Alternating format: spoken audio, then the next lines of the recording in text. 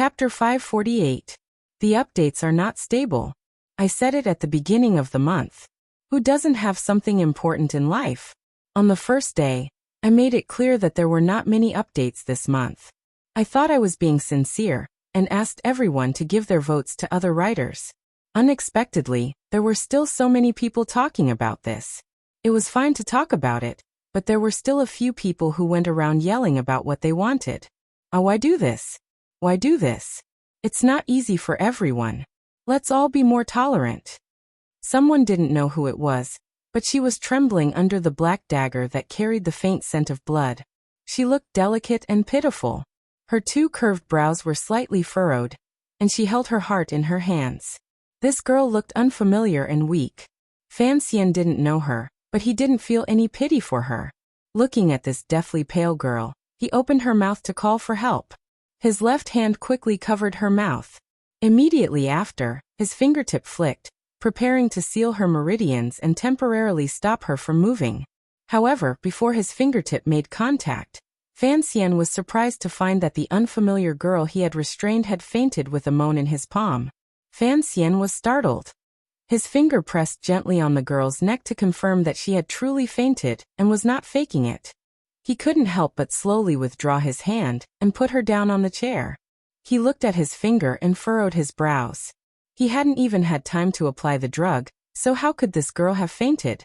The wrinkles between his brows had not disappeared because Fan Xian had been listening attentively to the shouts outside the manor. He listened quietly, ready at any moment for the people chasing him to enter the manor to carry out the next step.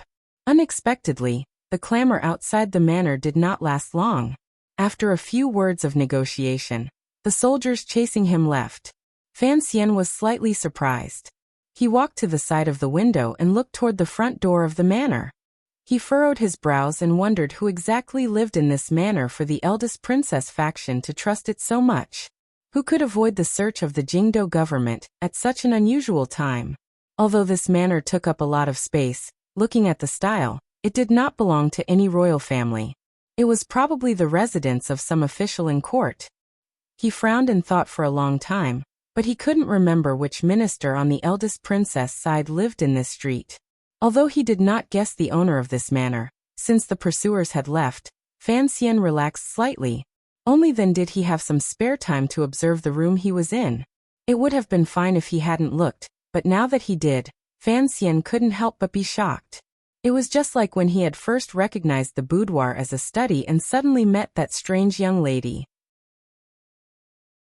This was because this boudoir was filled with bookshelves full of books. It did not look like the boudoir of a young lady at all. There wasn't even a bit of needlework. What's more, on the two pillars on either side of the desk were two very familiar couplets. The tender cold locks one's dreams because of the cold spring, and the fragrant wine covers one's body. Fan Xian narrowed his eyes and couldn't help but look at the unconscious young lady in the chair. He thought to himself that this was not appropriate. This couplet was written by Qin Guan, a scholar of the Song dynasty in that world. And the reason it appeared in this world, in this young lady's boudoir, was because of Fan Xian's handwritten copy of Dream of the Red Chamber. This couplet had once appeared in Qin Keqing's room in the book. The reason Fan Xian thought it was not appropriate was because Qin Keqing was such a charming and romantic person. A person whose spring dreams were scattered like clouds. This couplet in the room matched her character. This couplet, the young lady in the chair, and the scholarly atmosphere of the boudoir did not match well. The bookshelves were densely packed with books, which was the second reason for Fan Xian's shock. There were no female biographies on the shelves, no schoolwork for the girls' school, and no poems and biographies of the world's most widely circulated poems. What was on display was the Banxian's High Poetry Collection.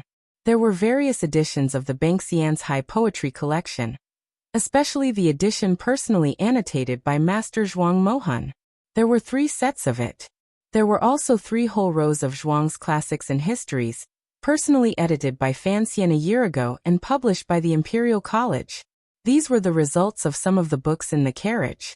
And on the bookshelves was Dream of the Red Chamber, or Story of the Stone. There were various editions of Story of the Stone, some long, some short, some exquisite, some crude.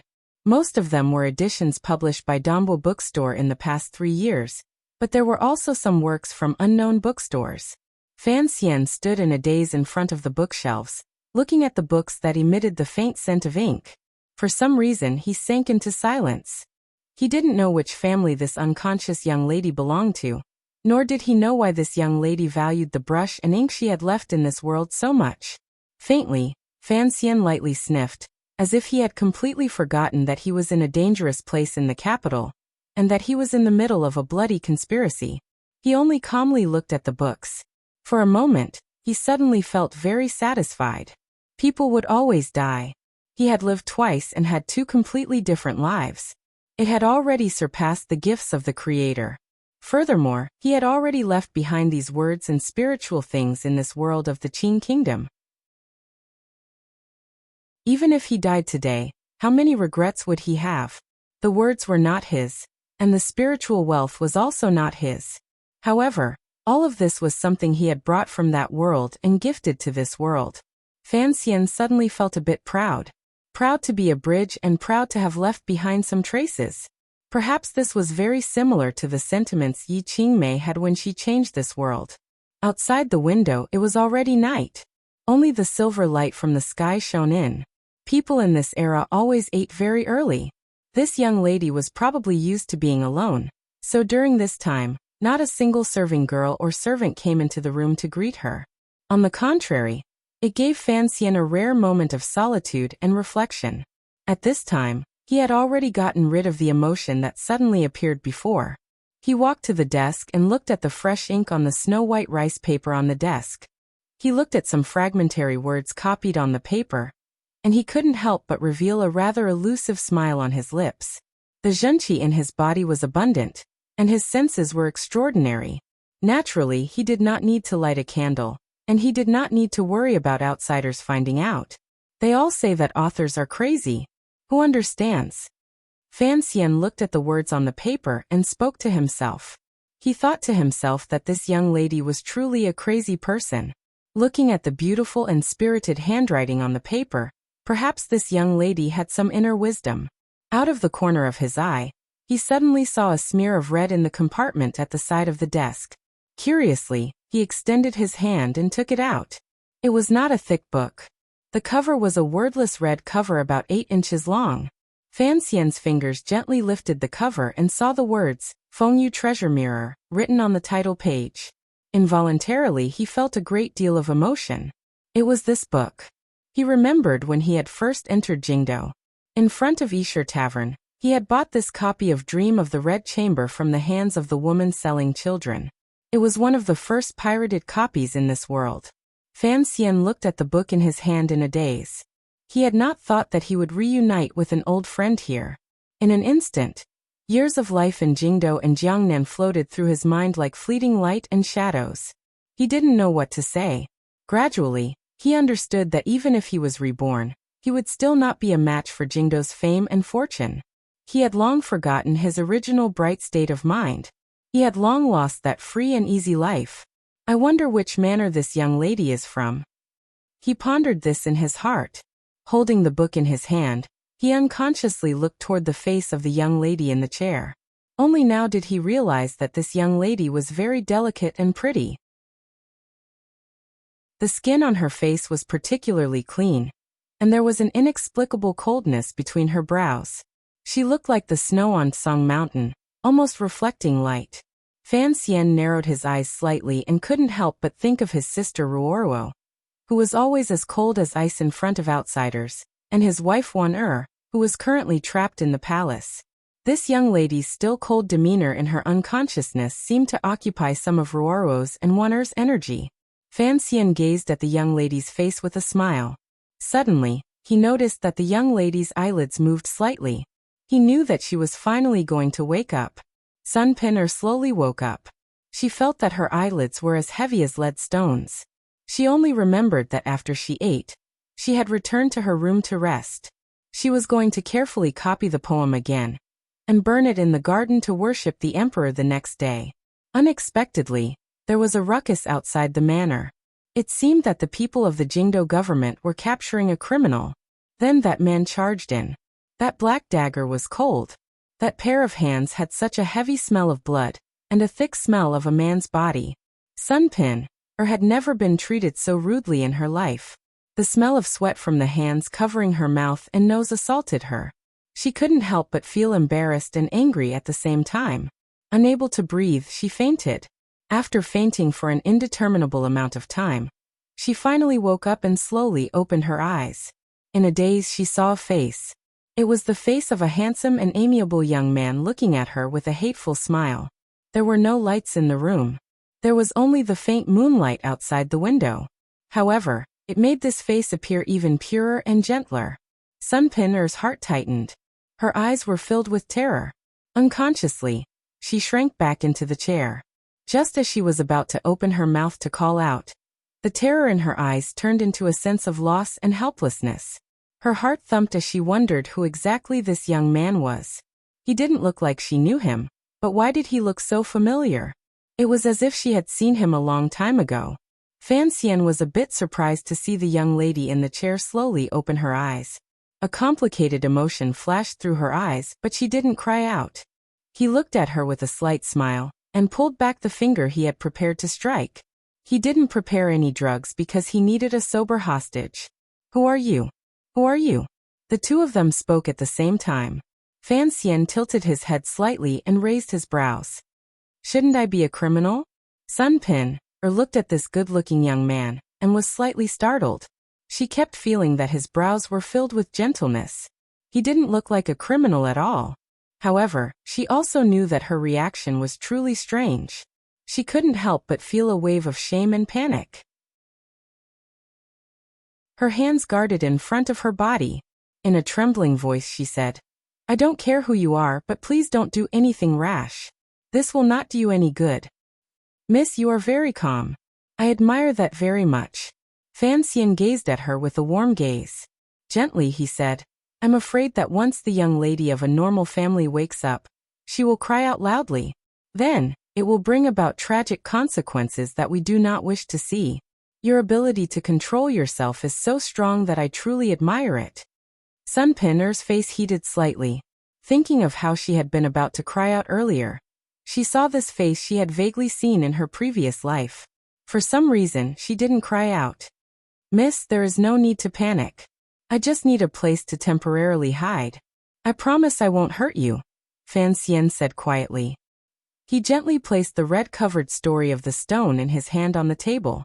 He could have drugged this young lady, but he had a premonition in the depths of his heart that talking more with this young lady might bring him great benefits. "Hide." Sunpin lowered her head in fear and glanced at the intruder's clothing out of the corner of her eye.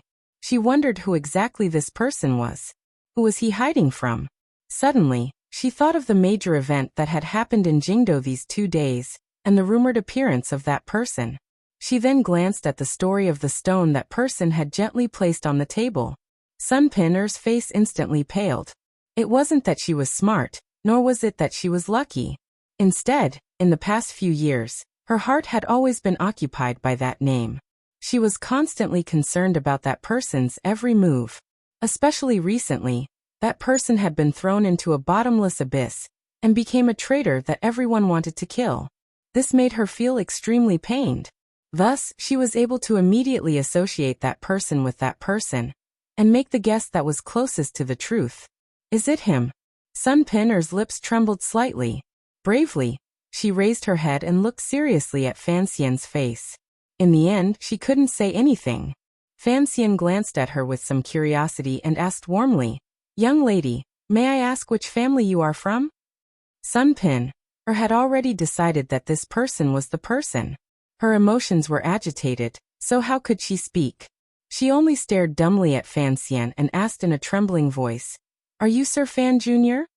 Thus it was Fan Xian's turn to be dumbfounded. Although his disguise was not too exaggerated, he firmly believed that people who did not know him well would not be able to recognize him. So, how had this young lady recognized him at a glance and called out his name? Fan Xian's heart tightened. His gaze became cold. Seeing that he did not deny it, Sunpin panicked even more.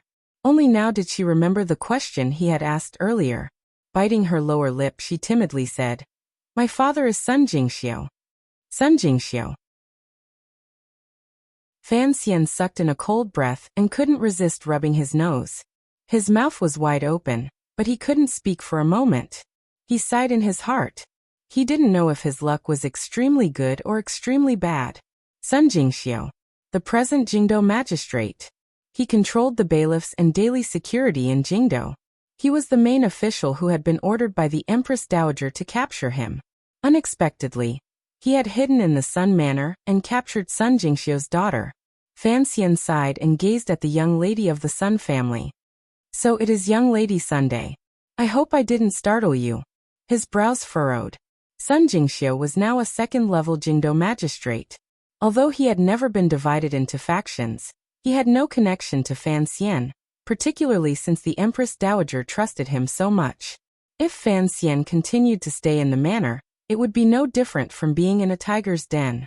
For safety's sake, it was best for him to leave early. Glancing at the young lady of the Sun family, Fan Xian secretly extended a finger and picked up the fragrance that had once enchanted Sea Lily, Xiao En and Yin Bingyun. He prepared to enchant the young lady of the Sun family, and then quietly leave. Are you Sir Fan Jr.? Sun Pin, bit her lower lip and persistently asked. Fan Xian stood in front of her with a mysterious smile on his face. Curious, he asked. How did you recognize me at a glance? Sun Pin, heard his disguised acknowledgement, and covered her mouth in disbelief. For some reason, 2 drops of tears slid down from the corners of her eyes. Fan Xian shook his head in confusion. Sun Pin, saw that he was preparing to leave, and immediately sat up from the chair. Throwing herself at him, she hugged him tightly in her arms. Feeling the soft fragrance fill his body, Fan Xian was truly dumbstruck. Was this young lady of the Sun family a patriotic young woman who was prepared to risk her life to capture him? A criminal who had assassinated the emperor? No, the girl in his arms was crying. It didn't seem like she was going to capture him. Then what exactly did she want to do? Fan Xian circulated his zhenqi to his hands. He didn't pull on her shoulders. He only felt the twitching of her shoulders and couldn't help but feel puzzled. This seemed to have sunk into some kind of problem between a man and a woman. Fan Xian's memory was astonishing. He had never owed a woman named Sun in his life. In reality, he had never seen her before. Baoyu. Sun Pin sobbed in Fan Xian's arms. Suddenly, she said the word as if she was sleep-talking. Fan Xian's heart jumped, and he pushed her away from his arms. In a quiet voice he said, Miss, wake up. After waking up, Sun Pin woke up. With a cry, she immediately retreated, thinking of how she had so shamelessly thrown herself into the arms of a strange man. She couldn't help feeling happy, shocked, embarrassed, and angry. She sat on the chair and began to sob. Fan Xian looked at this scene and couldn't help furrowing his brows. He seemed to have faintly caught on to something. The Jingdou magistrate? The young lady of the Sun family? The room full of Dream of the Red Chamber? The Bangxian's High Poetry Anthology? The young lady's unintentional call of Baoyu earlier? In a flash, Fan Xian finally remembered something from long ago. It was a story that had once caused much discussion in Jingdou. You're the one who burned my Baoyu. Fan Xian looked at the young lady of the Sun family and spoke in shock. Sun Pin, was recognized by Fan Xian and couldn't help being surprised. She lowered her head and glanced at him shyly. This was a story Fan Xizha had told Fan Xian 3.5 years ago. At the time, the 2 brothers were preparing to start the Dombo bookstore and sell Fan Xian's handwritten copy of Dream of the Red Chamber. Fan Xian was worried about the sales of Story of the Stone. Fan Xizha told him not to worry because Story of the Stone had long become popular in Jingdou and had harmed many young ladies of large families. Among these young ladies, the most famous was the young lady of the Jingdou magistrate's family. Because she had read Dream of the Red Chamber, she had lost her appetite and was in a daze. In the end, the madam of the magistrate's family burned the manuscript. The young lady cried out in pain. Burned my Baoyu. She became seriously ill and lingered on the bed for a long time. This matter had been sung about for a long time in Jingdou. Back then, it had been a bright spot in Fan Xian's unparalleled reputation. Fan Xian looked at the young lady of the Sun family sitting on the chair with her head lowered shyly. He couldn't resist sighing and shaking his head. He thought to himself, no wonder this young lady had been so excited after learning of his identity and decorated her room like this. She was his #1 fan in the world. No, it should be said that she was a girl with the dream of the Red Chamber syndrome. A pitiful person who had been enchanted by Baoyu. He gazed at the young lady of the Sun family and gently said, "Didn't you burn the manuscript?" Sun Pin raised her head shyly and glanced at the red-covered copy of the Story of the Stone on the desk. In a mosquito-like voice she said, "Later, I bought a copy and got better." The Jingdo magistrate. Sir Sun is now the Jingdo magistrate. It is difficult for me to make the connection, Fan Xian said with a slight smile. In his heart, he thought that although the magistrate was only 2 ranks below the magistrate, the difference in power was like heaven and earth, particularly in such an important place as the Jingdo government. It was difficult for a typical magistrate to climb to the position of magistrate. Furthermore, it had only been 3 years. Sun Pin glanced at him and quietly said, "I still have to thank Sir Fan Jr. for this." "Thank me?" "Yes." After talking for a while, only then did Fan Xian understand that ever since he entered the capital, countless things had happened. Back then, the Jingdo magistrate, Mei Zhili, had been forced to leave the capital because of Fan Xian's lawsuit with the son of the Minister of Rights, Guiyu. Now it was said that he had a carefree position in Yanjing. The Jingdo magistrate who had taken over had been involved in a murder to silence witnesses because of the power struggle between Fan Xian and the second prince and had been investigated.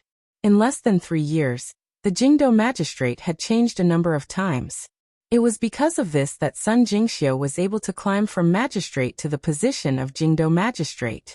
Thus, it was not wrong for Lady Sun to say that all of this was because of Fan Xian. Fan Xian looked calmly at the young lady of the Sun family. His mind spun quickly. The Jingdo government's position was very special. He had suddenly and coincidentally met this young lady. Was the heavens helping him in some way? "Lady Sun, do you trust me?" Fan Xian looked at Sun Pin, with an incomparably pure and sincere gaze. "You can call me Pin Sun Pin said with her head lowered. Pin Fan Xian's heart jumped. He knew that he had a bit more confidence in this matter. Warmly he said, "Right now I am the court's." "I don't believe you." Sun Pin raised her head in panic and spoke first. "I'm a bad." "You're not." Sun Pin bit her lip and looked at Fan Xian's face, which was very close to her. She didn't know that this was the effect of Fan Xian's disguise. She only felt that the dream she had for 3 years seemed to have become reality in an instant. The man in her dream had come to her like this. She could see him, hear his voice, and even smell the sweat on his palm earlier. A wave of panic and joy bloomed in her heart. In Sun Pin's heart. How could Sir Fan Jr. be a bad person who plotted to assassinate the emperor? She had never thought of it like this. Having spoken to this point, there was nothing to worry about. Fan Xian looked at her warmly and said each word gently and shamelessly. "Pin, there is something I need your help with."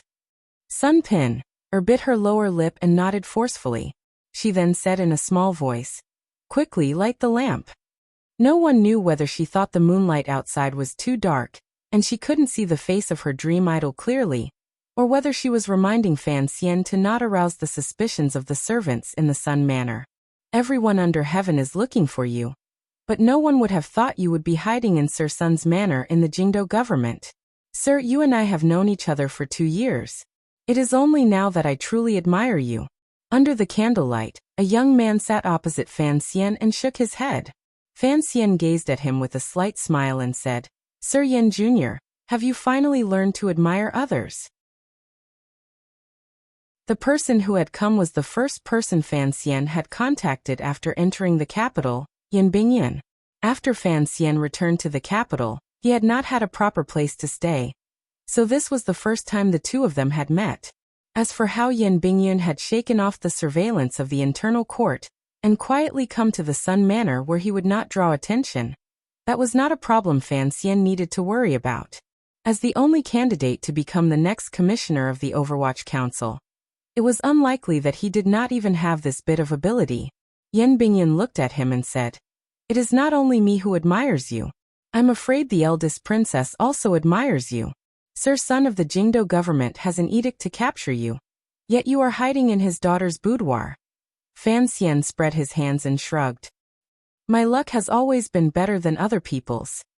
After a slight pause, he said in a more serious tone. Perhaps this is not luck. After all, this is a benefit that my past has brought me. Yan Bingyun moved closer to the chair and crossed his hands in front of his legs. Rubbing them together, he glanced at the large bed in the back of the boudoir and furrowed his brows. With important matters at hand, let's not bother with trifles. However, how are you going to use this girl? His voice was very low. He was not worried that the young lady of the Sun family would hear. Fan Xian calmly said, I need a central point of communication. If there was no Sun manor, it would be impossible for me to speak to you so calmly. It would also be difficult for the orders I want to pass on to be successfully passed on. The Sun manor is where the Jingdo matter started. Yan Bingyun looked at him and shook his head a moment later. He sighed and said, Only you could do such a thing. That's right. No one would suspect that you would hide in the Jingdo government. Lady Sun is willing to help me, Fan Xian calmly said. The city gates are basically half open to me. I don't think a young lady can have that much influence over her father. This is a problem I need to consider. What you need to do is to arrange it. Fan Xian stared into Yan Bingyun's eyes. You need to arrange for the people entering the capital to be evenly distributed outside the manors. Once you act, you need to strike like lightning and not give them any chance to retaliate. Yan Bingyun paused and then said, But there is a problem right now. A month ago, all of my authority in the council was taken by Director Chen. Fan Xian's pupils constricted slightly. In a low voice he said, What is this? Has Chen Pingping gone mad? Yan Bingyun fell silent and said, We'll talk about this later. I only care about one thing. He stared into Fan Xian's eyes and said each word clearly. Is the emperor dead or not? After a deathly silence, Fan Xian slowly opened his mouth and said, In the entire Great Dong Mountain, only I escaped. Although I didn't personally see it, I'm guessing the odds are against me. Otherwise, the eldest princess wouldn't be so confident. What exactly happened on Dong Mountain? Fan Xian didn't have much time to go into the details. He only said, Ku He Sigujian and Yi Luyan should have all arrived. Hearing this, Yan Bingyun's face became ashen. He knew that the emperor would never be able to return to Jingdo. He gradually clenched his fists tightly and asked, Where are your 500 black knights? They are hidden outside the capital. I have a way to contact them, but it would be difficult to quietly transport them into the capital. Presently, you have the Jingdo government's cover. You should have a way to transport these people in. Yan Bingyun's words made clear Fan Xian's plans. Correct. The 500 black knights outside the capital are no match for the Jingdo garrison. If they let loose and went on a killing spree in the capital, with the help of the Great Prince's imperial army, I think they would have a terrifying effect. There are still 1,400 people in the council in Jingdo, Fan Xian said. This is the power you and I can control. We must move it in Jingdo before the eldest princess controls the 13 city gate guards. There is something I must remind you of. Yan Bingyun was silent for a moment. He then suddenly said in a hoarse voice, If my predictions are correct, regarding the assassination of the emperor, Director Chen should have known about it beforehand and even secretly cooperated with the eldest princess's actions. Fan Xian's pupils constricted. He couldn't speak for a long time. The strange situation in the Overwatch Council fell into his eyes, but he still could not believe that Chen Pingping would play such a role in this matter. Probably not, he said with his head lowered. The Qin family's army has already surrounded Chen Garden. This is the truth. A cold light flashed through Yan Bingyun's eyes as he stared at him. I don't care what relationship you have with the director. Since you are going to carry out the posthumous edict on behalf of the emperor, you must pay attention to this matter. I don't want you to be killed before you even do anything. Fan Xian said, Relax, I always have faith in human nature. The director will not harm me. He took out the commissioner token and solemnly handed it to Yan Bingyun. I don't know how many people this token can move in the council, but your authority has been taken away. If you want to stop this matter, it's best if you use this token to try. Yan Bingyun accepted the token without a word and unconsciously glanced at the figure of the young lady in the inner room. He shook his head and said, "It will definitely be useful. I am also beginning to believe in such things as luck now." Fan Xian smiled and said, "I once heard a saying that men conquer the world, and women conquer the world by conquering men."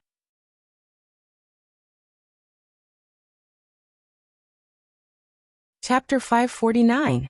Before Yan Bingyan left, he was stopped by Fan Xian. Fan Xian was silent for a moment. He then asked in a low voice, "Is there any news of Hong Chongqing and the Qinian unit?" After escaping from Dong Mountain, Fan Xian had charged straight toward Danzhou. The trusted aides on the white sailboat had all been scattered in that chase. Although Yan Xiaoyi had died to Fan Xian's assault rifle, Fan Xian had been worried about the lives of Qinghua and his trusted subordinates.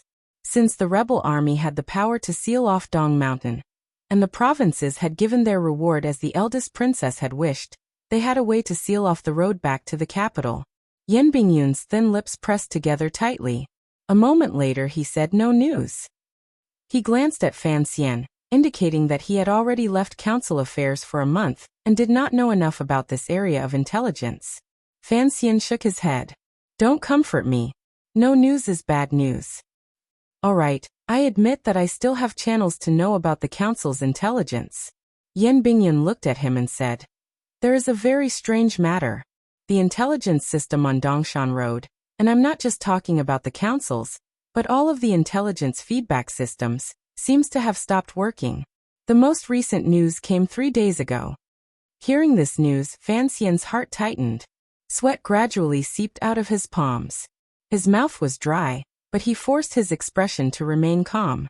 Forcing a smile, he said, "For now we can't worry about other places. Let's first settle the Jingdo matter." Yan Bingyun brushed away the dust on his light robe and lowered his head. "You've given me the token, which is the same as giving me the authority to command over 1,000 people. Do you want to give me a strategy?" Fan Xian lowered his head and was silent for a moment. He then said, "Follow the established plan." Yan Bingyun glanced at him and furrowed his brows. "A lot of people will die. I don't want to die myself."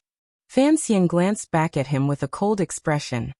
"I want you to control the 13 city gate guards. This is the crux of the problem." Yan Bingyun did not show his loyalty. He only shook his head straightforwardly and said, "The Overwatch Council alone cannot control the 13 city gate guards. The Empress Dowager controls the city gate guards. She will not allow the Qin and Yi families' armies to enter the capital," Fan Xian said as he looked at Yan Bingyun. Fan Xian looked at Yan Bingyun and said, "He doesn't want Jingdo to sink into the flames of war. What we need to do is help the palace control it." The 13 city gate guards were actually just a yamen that controlled the 9 city gates inside and outside Jingdo. If the eldest princess's side had continued to infiltrate the 13 city gate guards, they would have already taken control of the city gate guards from the Empress Dowager's hands. Yan Bingyun shook his head. "Betting one life on one door. This is a very foolish plan." Fan Xian smiled bitterly and said, "There's nothing I can do. I only have the imperial army at hand, which I can't fully rely on. I don't dare to clash head-on with the Qin and Yi families in Jingdo. Everyone says that Yi Zhong has returned to Dingzhou, but who would believe that? What if the 13 city gate guards can't hold the fort?" Yan Bingyun said with slight mockery. "As for cultivating trusted aides in the court, you and I are no match for those of the older generation. The eldest princess must have people in the city gate guards." Fan Xian smiled self-mockingly. Standing up, he patted Yan Bingyun's shoulder. "Even if we can't stop the Qin family's army from entering the capital, at least you can find out when the Qin family will arrive, how many people will arrive, and how they will arrive." Yan Bingyun's shoulder felt cold. He looked at Fan Xian with a slightly shocked gaze. Fan Xian gazed at him calmly. "You said before that the older generation loves to play this kind of betrayal and death trap. I know there are people under the old cripple who are preparing to kill the old Qin family's death trap."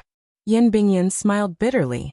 "If I guess correctly, your father is the chess piece the director has buried on the old Qin master's side for decades," Fan Xian said with a slight smile. Fan Xian smiled slightly and said, Thus, whatever the Qin family's army wants to do will be within our grasp. It should be possible to fight for a perfect time difference. Yan Bingyun sighed, bowed, and silently left the Sun Manor. After Yan Bingyun left, Fan Xian sat in Sun Pin's boudoir and began to count his fingers. He wasn't calculating how much silver he had earned after his rebirth. Rather, he was calculating time, calculating the power he could control in his hands, and what kind of ripples he could create in Jingdo. After thinking it over and over again, he had to admit that if the Qin and Yi family's army entered the capital, he could only fight guerrilla warfare. Thus, before the army entered the capital, he had to launch a thunderous attack on the powers in the royal palace. One Lady Ning Iguipin, and the third prince, whose state of mind was unknown, were the people he had to save. As long as he could save these people, he was not afraid of anything. Holding a sniper rifle and fighting guerrilla warfare, Fan Xian could not imagine who could do anything to him. However, he still felt a bit sullen. At least, he was unable to have a head-on confrontation with the eldest princess's side on the battlefield. He had no choice but to choose to strike and retreat. Thinking of this, he couldn't help but shake his head. He wondered if the emperor knew that the Qin kingdom had fallen to such a state. Would he regret forbidding him from having any contact with the military? There were 7 roads of elite soldiers under heaven. None of them could be used by him. Fan Xian smiled bitterly and was speechless. However, Fan Xian was still full of confidence. He stood up and walked to the window. Glancing at the gradually extinguishing lights outside, his expression was calm. He began to have some optimistic judgments about this matter. His confidence in some of the elders also grew. Sir Fan Jr. Seeing Yan Bingyun leave, the young lady of the Sun family, who had been sitting quietly in her room, walked out slowly. She was no longer as excited and terrified as she was earlier. She had recovered the pride and restraint that a lady of a noble family should have. It was only the occasional glance she gave Fan Xian that revealed the complicated emotions in her heart. "You can call me Nji." Fan Xian returned the bow warmly. Sun Pin's heart was filled with emotion. She also faintly guessed what Sir Fan Jr. had been discussing with the famous Sir Yan Jr. earlier. She couldn't help but feel afraid. She also felt excited because she could help Sir Fan Jr. She lowered her head and quietly said, "Sir Fan Jr., I am only a girl. I don't know exactly what has happened in court, but She raised her face and looked bravely at Fan Xian. "But I trust you. So if you need me to do anything, please speak frankly." Fan Xian was silent for a moment. He then smiled and said, "Traitors are currently in power in the court. The ruler is not a ruler, the officials are not officials, the sons are not sons, and the country is not a country. Even if I have to give up this body of flesh and blood, I will try to pull down those traitors and evil sons from the dragon chair in the palace. If you are willing to help me, you don't need to do much. You just need to let me stay here for a few days." Sun Pin'er was slightly surprised. She hadn't expected Sir Fan Jr. to ask for so little. She was faintly disappointed. Pressing her lips together, she summoned up her courage and said, "Sir, my father should be able to help you." Fan Xian smiled and didn't explain anything. Right now, having the Sun Manor as a middle ground had already helped him greatly. At least from now on he could easily contact his subordinates in Jingdo through Yan Bingyun. The beginning of the entire plan would begin in this young lady's boudoir. "If there is a chance, I will indeed need you to introduce me to your father. There are many things that I will need Sir Sun's help with." Fan Xian did not completely believe that a girl could persuade the Jingdo magistrate to change his stance. However, with Sun Pin'er acting as a bridge, as long as the opportunity changed and Fan Xian's side held the advantage, Sir Sun might be able to add some flourishing flowers, and Fan Xian would not refuse. The shame on Sun Pin'er's face grew stronger. A moment later she bit her lower lip and said, "Actually, Pin'er is truly unfilial. Sir Fan Jr., please be more tolerant of my father." Sir Sun had followed the Empress Dowager's edict to capture Fan Xian, but Sun Pin'er had hidden him in her boudoir. Once Fan Xian truly turned the tables, who knew how he would deal with the people who had once harmed him? Sun Pin'er knew just how bloody the battle for royal power was. Her impulsive actions would probably harm her father greatly in the future, which was why she said she was unfilial. Fan Xian sighed and looked tenderly at this weak girl. Involuntarily, a slight sense of guilt welled up in his heart. Comfortingly, he said, "Don't worry if the court's righteousness is restored. And Ji promises that at least your father's life will not be in danger. If he is willing to suddenly repent, then he will be a meritorious official."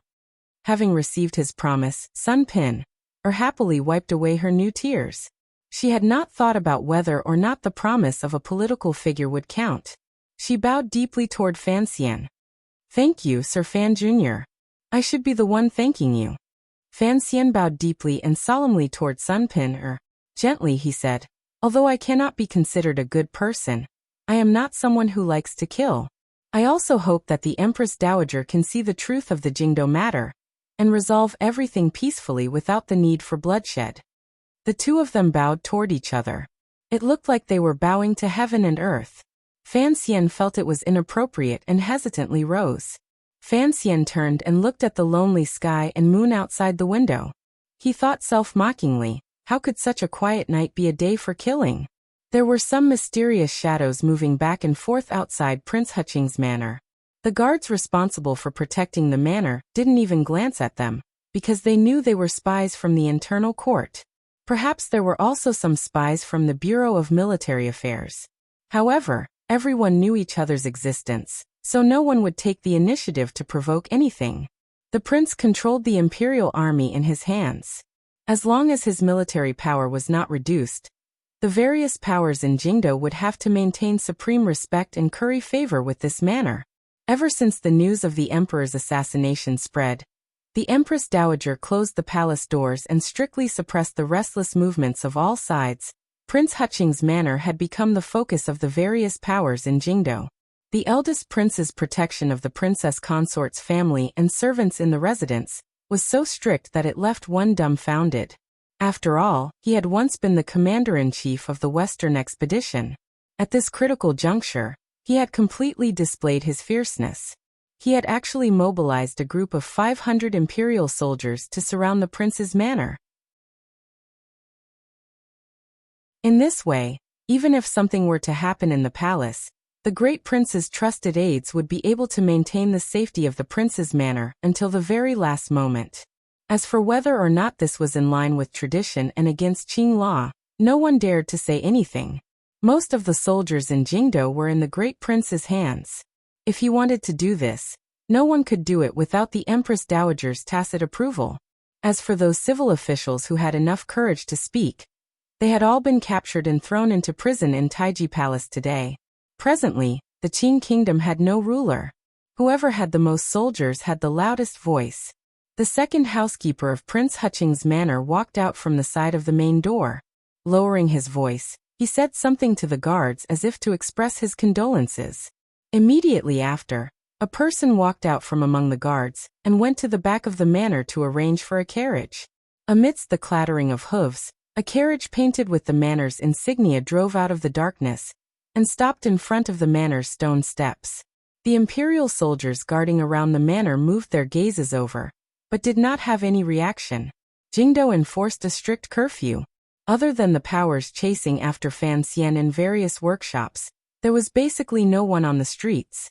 Logically speaking, no one was allowed to go out in the middle of the night. However, the person who was about to get into the carriage was the second housekeeper of the great prince's manor. The imperial soldiers pretended not to see him. The second steward warmly greeted the imperial army officer. Standing on the stone steps, he narrowed his eyes and looked into the darkness at the end of the street. He knew that in the darkness, there were countless people secretly watching his movements. However, he was not worried about anything. He was going to see the strategist in the eldest princess's residence and arrange the next steps for both sides. This second housekeeper was the head spy the Northern Qi Emperor had sent to Jingdo. He was the person who had secretly sold Fan Xian's movements in Yangtsong Alley to the eldest princess behind Wang Fei's back. The second housekeeper's brows gradually relaxed. He was under the emperor's orders, so he did not think much of Wang Fei's anger. There were many things that had to be done first and reported later. Although the great prince had sent the imperial soldiers here, he was forced to stay in the palace. It was impossible for him to know exactly what had happened in the manor. Fan Xian had been betrayed by someone in his manner. He smiled slightly and raised his foot to walk down the steps, preparing to climb into the carriage. His steady right hand slowly lifted the curtain of the carriage. The second housekeeper's pupils constricted nervously. There were a few black-clothed people looking coldly at him in the supposedly empty carriage. The second housekeeper felt a bone-piercing coldness follow the numerous holes in his body and invade his brain. After the coldness, there was a boundless pain. He opened his mouth wide, but he couldn't shout out a single word. He could only gasp with difficulty and lower his head. Finally, he saw clearly the 3 metal drills that had suddenly appeared on his body. The ice-cold metal drills pierced mercilessly into his body and skewered him like an innocent chick waiting to be slaughtered. Warm blood flowed out along the grooves on the metal drills. The 5th Bureau. In the instant before his death, the second housekeeper finally recognized the identity of the assassins. He knew that they were his famous colleagues in the south, and accepted his fate in despair. He had betrayed Fan Xian, so he should have known that he would face the Overwatch Council's endless attacks. However, he had not thought that in just a few hours, the Overwatch Council, which had been like a plate of loose sand, would once again have such a powerful ability to move. There was no time to think. The second housekeeper's hands grasped the metal drill in his chest weakly and fell off the carriage. With a thud, he fell to the ground. Fresh blood flowed everywhere. There was no sign of life. The first to discover the assassination in front of the manor door were, of course, the manor guards nearby. They were shocked by the bloody scene and didn't react for a moment. They could only watch as the second housekeeper, who had been trusted by Wang Fei, was viciously stabbed to death by 3 metal drills. He fell into a pool of blood and twitched endlessly. The carriage had already started moving in a very short time. It rolled over the second housekeeper's body and charged into the darkness. The spies watching this scene from the dark corners couldn't help but be dumbstruck. They had never thought that someone would be able to kill the housekeeper-like figure in front of the heavily guarded door of Prince Hutching's manor. They didn't know how those people had hidden in the manor's own carriage without leaving a trace. Naturally, these spies would not rush forward to surround the assassins in the carriage. Instead, they opened their eyes excitedly and watched the show. They all guessed who had made the first move, and what they should report to their masters when they returned in a moment. Kill.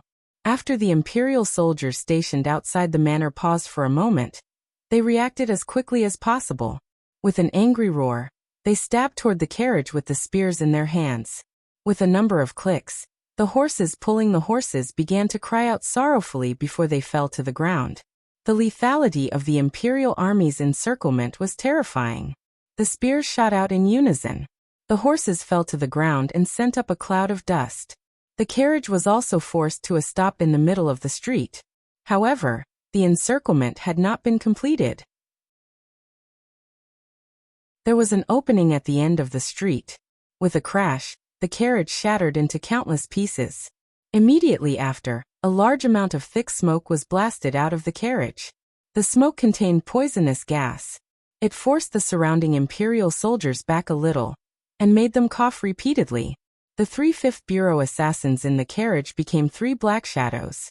Using the cover of the poisonous smoke, they charged out of the opening and disappeared into the darkness of Jingdo before the Imperial army could close in. They only left behind a sinister and cold announcement. This is the result of betraying Duke Fan. At the entrance of the manor, the poisonous smoke had dissipated. The housekeeper had died, and the Imperial soldiers were being treated for poisoning. It was a sorrowful and tense scene. In everyone's hearts, the last words the assassin had left echoed. Other than the terrifying professional assassins of the Overwatch Council, who had the ability and courage to carry out an assassination at the front door of Prince Hutching's manor. After the Emperor passed, Director Chun was poisoned by a master from Dongyi, and Commissioner Fan became a wanted criminal of the court. In just one day, the Overwatch Council, which used to have a sinister and intimidating reputation, suddenly became a plate of loose sand. It completely lost its magic. This sinister and brave assassination, and the announcement finally told all the powers in Jingdo that Sir Fan Jr. was still alive. The Overwatch Council was still here. Those who betrayed him and those who tried to kill him would slowly welcome the Overwatch Council's endless vengeance. How long would the murders and poison soak this city in the darkness last? How many people would die?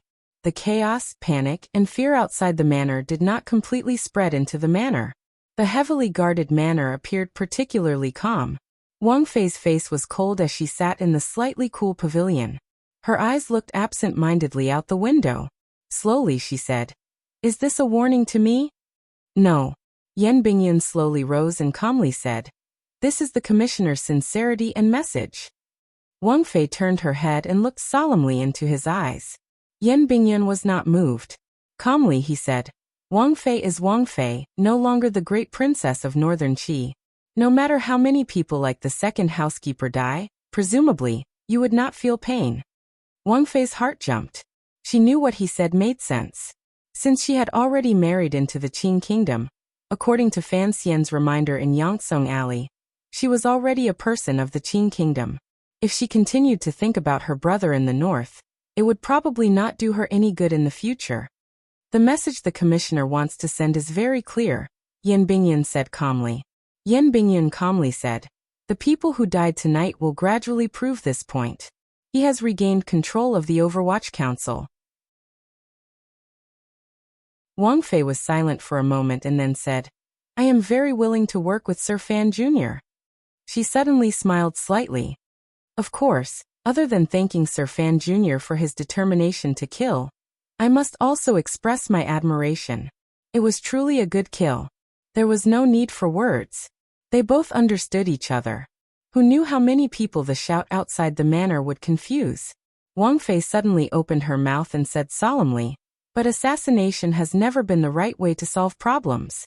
I hope Sir Yan will be careful." She knew that Fan Xian was still being pursued.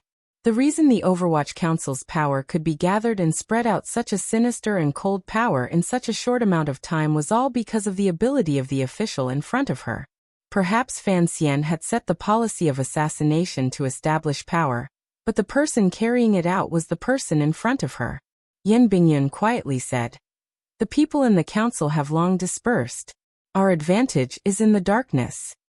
He bowed to Wang Fei and slowly said, using the commissioner's words, "We don't draw our swords, we only kill. As for the specific consequences and how the Empress Dowager will react, that is something the commissioner needs to consider." "How many people will die tonight?" Wang Fei asked worriedly. If Fan Xian truly raised a storm of blood in Jingdo, was he really not worried that the Empress Dowager would retaliate with bloody methods? What about the people in the palace?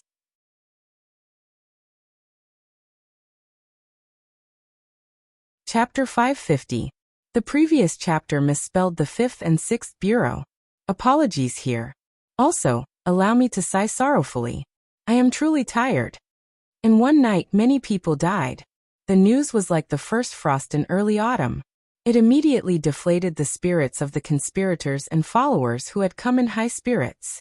After the civil officials battled to the death in Taiji Palace, the deaths that followed in the dark finally made these people understand that there was no such thing as a gentle end to a battle that involved the state. Furthermore, Sir Fan Jr. held the posthumous edict in his hand, and had the Overwatch Council's black water under his feet. As long as such a person was not captured, no one could think of living their days of glory and wealth. The Empress Dowager and Crown Prince in the palace understood that this was the attitude Fan Xian, who was hidden in the darkness, was expressing to them. Faced with this attitude, the Empress Dowager and Crown Prince were unusually angry. This attitude was the same as Fan Xian standing in front of them and saying, "I have the power to kill anyone I want to kill. I am threatening you." This was a very immoral method of terrorism. It was threatening the Empress Dowager and Crown Prince to temporarily not act rashly, not touch the Fan family, and not touch the dozens of officials in the celestial prison. Otherwise, if they truly acted rashly, who could kill who? From a certain point of view, Fan Xian's method of intensifying the conflict was very likely a stupid choice. How could the people in the palace be threatened by an official? If the Empress Dowager truly wanted to play a game where both sides suffered, and led troops into the capital, what could Fan Xian do? The Overwatch Council could only use its magic in the darkness. Once it encountered a truly powerful army, it could only retreat. For some reason, the Empress Dowager and Crown Prince temporarily chose to be silent, and did not carry out their most powerful counterattack. In the following 2 days, the eldest princess's faction gathered together and continued to search the streets and alleys of Jingdo for traces of Fan Xian. Such a powerful force of action. In the end, they only destroyed a few of the Overwatch Council's spies and killed 7 swordsmen of the 6th Bureau. They still did not capture Fan Xian. The Jingdo government and part of the garrison stationed in the city immediately surrounded the Yen manor. After killing their way into the manor, they only captured a few servants in the manor and did not capture Yen Ruohai. They didn't even see the shadow of Lady Shen, much less Sir Yen Jr., who had helped Fan Xian secretly contact the old Overwatch Council members in Jingdo. The army had yet to enter the capital. The other side could only surround the square building by Tianhe Avenue from a distance and monitor it. They did not dare or have the ability to kill their way into the headquarters of the Overwatch Council. They were only ensuring that Fan Xian and Yan Bingyun had no way of entering the Overwatch Council. The surveillance of King Jing's manor was tightened, but no one dared to lead soldiers into the manor. Everyone was afraid of Fan Xian's eyes hiding in the dark. In just one night, most of the secret agents of the Overwatch Council received secret orders from above and did not return to the Yamen to do their work. They disappeared into the sea of people in Jingdo, hiding their power and protecting their own safety. They returned to the darkness they were most used to. A total of 600 people disappeared just like that. The disappearance of these Overwatch Council officials was the most direct threat to the nobles in the royal palace. There was suddenly no follow-up news from the rumored crown prince's ascension ceremony. Although the palace kept a tight watch on the news, how could such a shocking matter continue to be hidden after arresting over 40 officials and throwing them into prison? Gradually, the people of Jingdo began to discover the truth of the matter and knew that a big mess had occurred in the royal palace. The people did not have the power to change history. At least, they did not have the courage right now. They could only be forced to calmly face all of this. They closed their shops, stocked up on enough fine food, and returned to their own homes. Crawling into their blankets, they pressed their palms together and prayed to the heavens to quickly resolve this matter. It didn't matter who became emperor, but there had to be someone to be emperor. The streets of Jingdo appeared unprecedentedly solemn and desolate. Even though there was only a curfew, not many people dared to go out during the day. Originally, according to the eldest princess plan, the crown prince, who should have become the new emperor of Qing Kingdom, had already felt waves of unease among the people. The cause of the chaos was only accumulating within Jingdo. Once it spread out of Jingdo and extended to the provinces, then Qing Kingdom would truly fall into chaos. Thus, he had to stabilize all of this in the shortest amount of time. In order to stabilize it, he had to find Fan Xian and kill him. The crown prince looked at the mountainous pile of memorials beside him and smiled bitterly. He couldn't speak for a moment. In just 3 days, the number of memorials that had been submitted by the various provinces of Qing Kingdom had already reached 1,700. Usually, these memorials were taken by a few scholars of the Hall of Governmental Affairs. The important matters were given to the emperor to decide, and the small matters were distributed to various departments to deal with.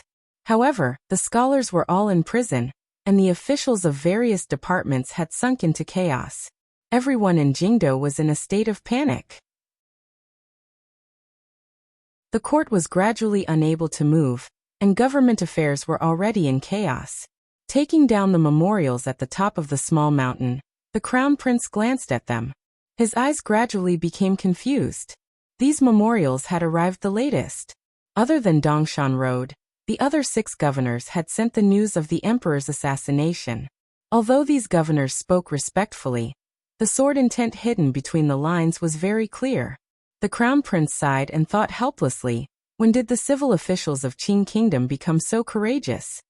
He suddenly thought of the dozens of officials in the celestial prison, led by the scholars Hu and Shu, who had endured 2 days and 3 nights in prison. Yet not one of them had relented. The palace could not wait any longer. Since yesterday, they had used torture. However, they still had not worn down the officials' bones. He had even heard that starting at noon, Shu the scholar had taken the lead in a hunger strike. The crown prince rubbed his temples and felt a headache coming on. Did he really have to follow his aunt's intentions and kill all these officials? But what if he killed them all? Who would handle court affairs? Did he really want to be a loner? Eunuch Ho suddenly walked into the royal study with a face full of panic, without being sent in. The crown prince raised his head and glanced at him. He narrowed his eyes slightly. He knew that Eunuch Ho was his aunt's trusted aide, and a trustworthy person. Eunuch Ho moved closer to his ear, and said a few words. His face was slightly pale. The crown prince suddenly jumped and slammed his palm on the desk, sending the memorials to the ground. Gritting his teeth, he said darkly, "The third prince has been assassinated. Who gave you the guts to do so?" Eunuch Ho's body shook. He hurriedly lowered his body and said sorrowfully, "It has nothing to do with me. It has nothing to do with me." Unrelated. The crown prince stared coldly into his eyes. "Right now you are in charge of the palace. Without your hand, how could an assassin have run to the Qin corridor? It really has nothing to do with this servant." Eunuch Ho quickly begged for mercy and said in a low voice. The crown prince only calmed his angry emotions a moment later. With a wave of his sleeve, he walked toward the back of the palace. Yes, he wanted to be the emperor. He wanted to kill Fan Xian. He knew that his third brother was Fan Xian's student, and the greatest enemy of his throne. But he still had not thought of killing the third prince. In his eyes, the third prince was still a child. If something really did happen to the third prince, who knew how crazy the already chaotic royal palace and Jingdo would become? As he walked towards the back of the palace, the crown prince's face was ashen as he thought to himself, "Who was it that wanted to kill my third brother? Was his aunt using his third son's death to force him to be even more ruthless? Did second brother use third brother's death to intensify the conflict between him and the world?" However, he knew that no matter what, old third couldn't die. The crown prince prayed in his heart. Li Qingping was the third prince. His life and death had a great effect, so he had to be careful. However, the officials in Jingdo did not have such good treatment. Putting aside the important officials who were currently locked up in the celestial prison by the internal court and suffering torture, some of the officials who still persisted in working in the 6 ministries were also living wretched lives.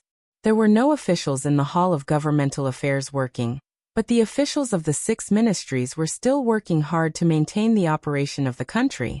Although the memorials the crown prince temporarily approved in the palace had not gone through the royal seal, most of the officials tacitly acknowledged the crown prince's authority. The Minister of Revenue, Fan Jian, was hiding in King Jing's manor. The Minister of Appointments, Yin Hangshu, was busy arranging new officials into the various ministries to lay the foundation for the crown prince's ascension. The other 4 ministries were handling official affairs in a state of panic. As for the officials whose positions were not stable or who had innate problems, they had already been ostracized. The people who had the deepest connections to Fan Xian's faction had been cleanly stripped of their official positions and detained in a prison to await trial. The celestial prison could no longer hold them. It had been filled by the loyal followers Fan Xian's father-in-law had left behind. Minister Fan's connections in court were rather secretive, and had not been completely dug out by the eldest princess. Fan Xian himself did not have much help in court. Logically speaking, it should not be a big problem. Even the 4 disciples of Fan Xian's that everyone knew. Ho Jichang still shouldered a dangerous life, and was watching the movements of the navy in Jiaozhou. He secretly communicated with Su Maokai, and was ready to act at any moment. Cheng Jialin had been arranged by Fan Xian and Suzhou to control the palace treasury with Su Wenmao. Yang Wanli had already been building the dikes in the south for a year. Shi Chanli should be in the Song Kingdom, continuing his journey as the greatest pimp in the world. Even if the eldest princess wanted to act against Fan Xian's 4 students, with the current situation in Jingdo unsettled, the crown prince unable to ascend to the throne, and the attitudes of the governors of the 6 roads unclear, she could not extend her hand that far. Unfortunately, it was the beginning of autumn, just after the summer floods. After the water transport governor's yamen finished building the dikes, as usual, they had to send someone back to the capital to ask for silver. This year, the person sent back to the capital to ask for silver was none other than Yang Wanli. He had been placed by Fan Xian into the Clearwater Department of Officials. He had done his best in the matter of repairing the dikes, and had been praised by everyone in the water transport yamen. Additionally, they knew of his family connection to the Minister of Revenue, so they naturally sent him back to the capital. They had thought it would be an easy matter for Yang Wanli to return to the capital and ask for silver from the court. Unexpectedly, the emperor had been assassinated and Yang Wanli's teacher, Fan Xian, had been accused of plotting to assassinate the emperor. Thus, the moment Yang Wanli entered the Ministry of Works, he asked for himself. He had already been locked up in a dark room in a side alley for 2 days. During these 2 days, he had been tortured countless times. His body was covered in wounds. However, the people from the Ministry of Justice were unable to pry open his mouth and obtain a confession regarding Fan Xian. Of course, Yang Wanli was innocent. He did not believe that his teacher would do such an evil thing that angered both man and God. Furthermore, he had no way of knowing where Fan Xian was. At dusk, the internal court sent someone to detain him. Although his rank was far from enough to enjoy the celestial prison, the Empress Dowager gave him this honor on account of his teacher-student relationship with Fan Xian. Yang Wanli narrowed his blurry eyes and held his waist like an old farmer as he walked out of the dark room. He felt that there was not a place on his body that did not hurt. The bloody scabs on his fingers had healed and broken, and were beginning to seep blood again. His heart was filled with despair. He knew that once he was taken into the celestial prison, it would probably be difficult for him to see the light of day again. 2 internal court guards held him and cursed as they walked outside. Along the way, the officials from the Ministry of Works saw this wretched sight, but did not dare to look. They only turned their heads and pretended not to see. The officials all knew what had happened in Taiji Palace 2 days ago, so they were not at all surprised by the palace's bloody and ruthless punishment. If the crown prince wanted to ascend to the throne, he had to have these officials lower their heads and submit. Until the last step, the crown prince was unwilling to kill all of the officials. However, in 2 more days, the crown prince could not wait any longer. Walking out of the Ministry of Works yamen and onto the prison carriage, they passed a corner of the street. The prison carriage suddenly stopped. A guard furrowed his brows and stretched his head out to look. His head had just poked out the curtain of the carriage when it fell down with a thud. His entire head fell down. Looking at the headless body in front of him and the fresh blood gushing out of the cavity, Yang Wanli's face suddenly paled. His empty stomach was uncomfortable. Acid rose up and made him want to vomit. The other guard beside him was shocked and wanted to call for help, but a metal rod pierced into the outside of the carriage sealed his voice. The curtain of the carriage was lifted, revealing Fan Xian's always calm and handsome face. Fan Xian looked at the still shaken Yang Wanli and smiled. "Do you want to come out?" Yang Wanli's tears flowed freely.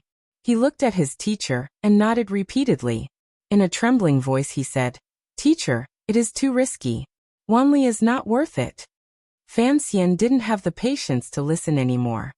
He pulled him down and climbed into the Overwatch Council's special carriage. In a moment, they had disappeared into the quiet streets of Jingdo and arrived at a secret meeting point. "Recuperate. I didn't come to save you. I was just passing by." Fan Xian looked at the heavily injured Yang Wanli and sighed.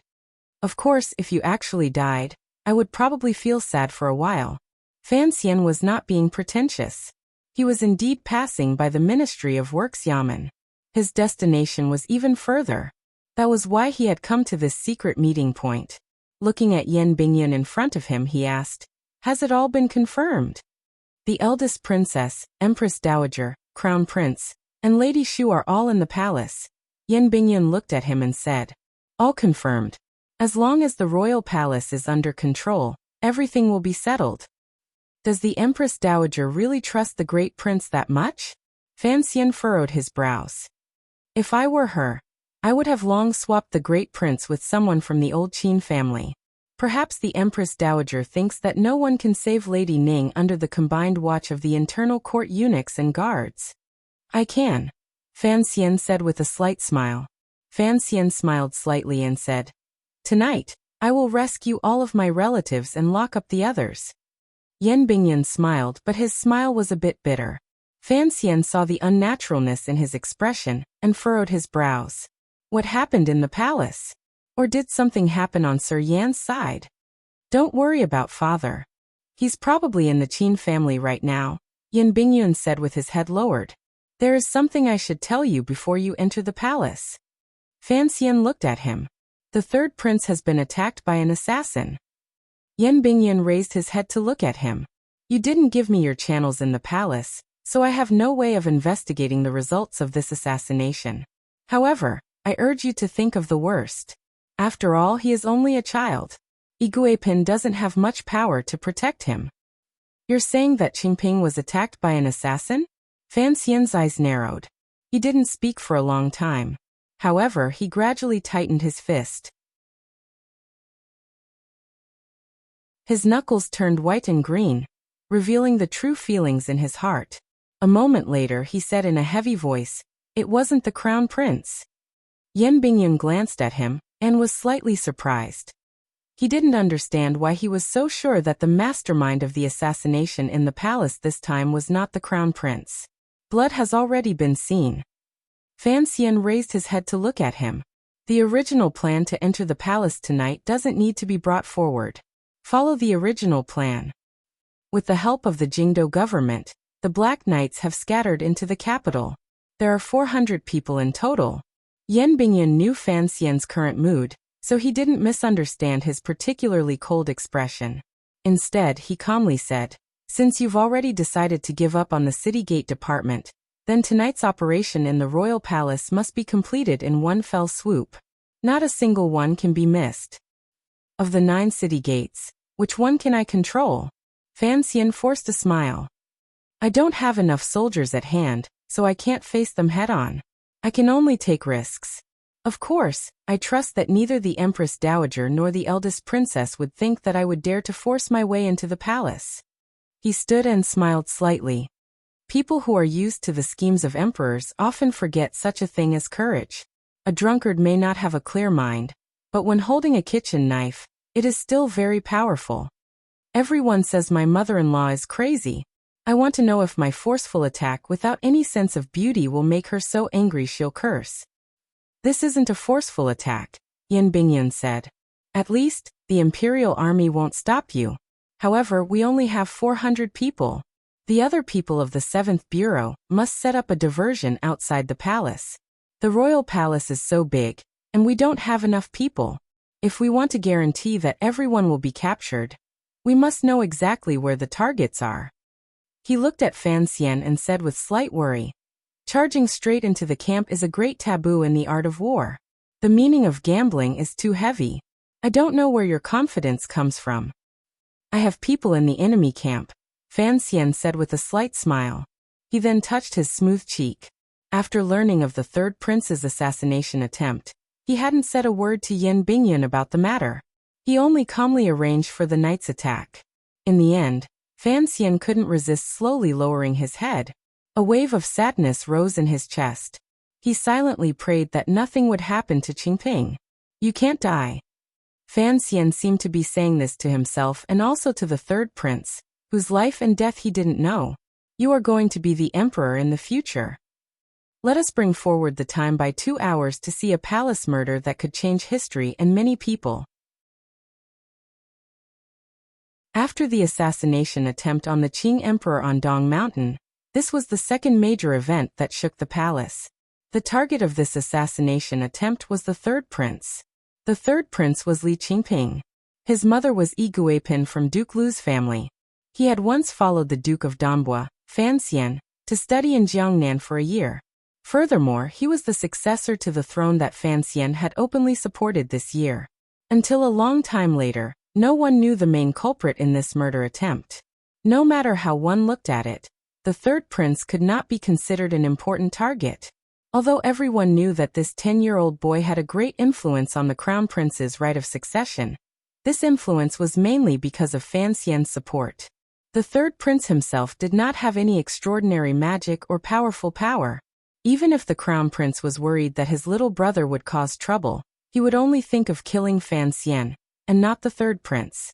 The third prince's death would not benefit the crown prince at all, other than making the opposition of the court officials a little fiercer, and making Fan Xian's rebellion a little crazier. Most importantly, With Fan Xian as the scapegoat, the Dong Mountain matter could forever be hidden behind the truth. If Li Qingping died in the royal palace, how would the present master of the royal palace, the crown prince, convince this little girl in history? The crown prince was like his father. They were both people who cared deeply about their reputation in history. Thus, he would waver between killing or not killing officials. Thus, he would not order his subordinates to kill the third prince. This was also why Fan Xian determined that the main culprit was not him. Then who wanted to kill Li Qingping? In the Qin corridor of the royal palace, the young Li Qingping's face was full of shock. He ran wildly as he also thought of this question. Unfortunately, this was not Hongguang Palace. The Empress Dowager had no way to protect his life. He called for help, but the Qin corridor was too quiet. No one heard his cry for help. Li Qingping felt hopeless. He thought that if he had stayed obediently in Hongguang Palace, he would certainly not have died. He shouldn't have fallen for the trick earlier and run to the Qin corridor. However, the other party had said that his teacher had something to tell him and had shown him a keepsake. Thus, he had fallen for the trick and secretly hid it from his mother and the eunuchs and serving girls in Hongguang Palace to come to the Qin corridor alone. Run as fast as you can, child. How could a child outrun an adult? Panting, Li Qingping fell to the ground. Looking at the two eunuchs closing in on him step by step, his face was deathly pale. He gritted his teeth forcefully. These two eunuchs were not martial artists, but it was clear that they had received some kind of training to kill. Against a child without the strength to truss a chicken, it was too easy. It was so easy that the two eunuchs already treated Li Qingping as a dead person. One foot stepped on him to the ground, and one hand reached into their clothes to take out a knife.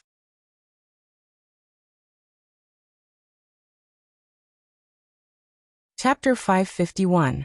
The next update will be on the 20th or 21st. I am truly sorry because I am about to embark on my journey home, and the journey will take 3 days and 2 nights. Our great motherland is truly too big, vast. Sometimes it is truly a kind of torture.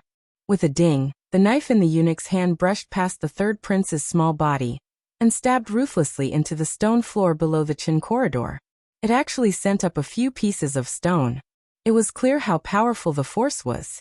The third prince twisted his body and screamed wildly. His feet kicked blindly and just happened to dodge the knife. The dagger in his trembling hand waved wildly a few times. With 2 slashing sounds, the lower robes of the 2 eunuchs were cut open, revealing 2 holes.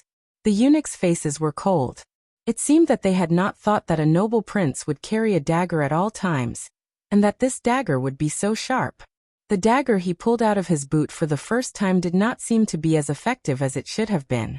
Although the dagger was sharp, it was held in the hands of a 12-year-old boy.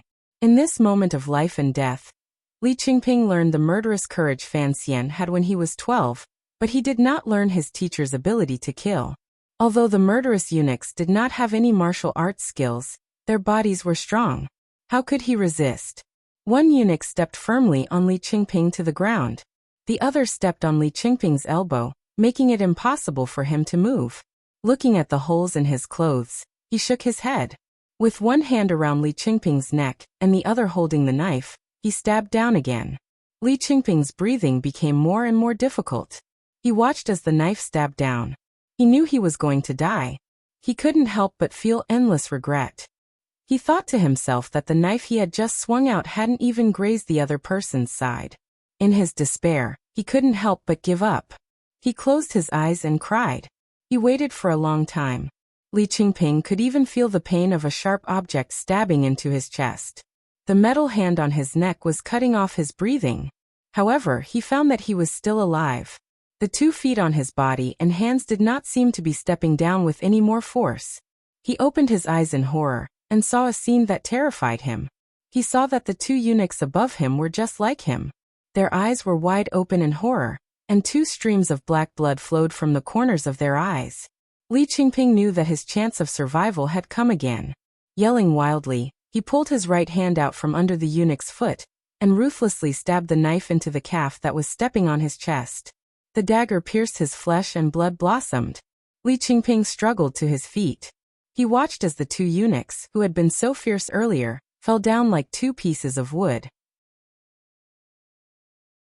He couldn't help but feel a wave of fear.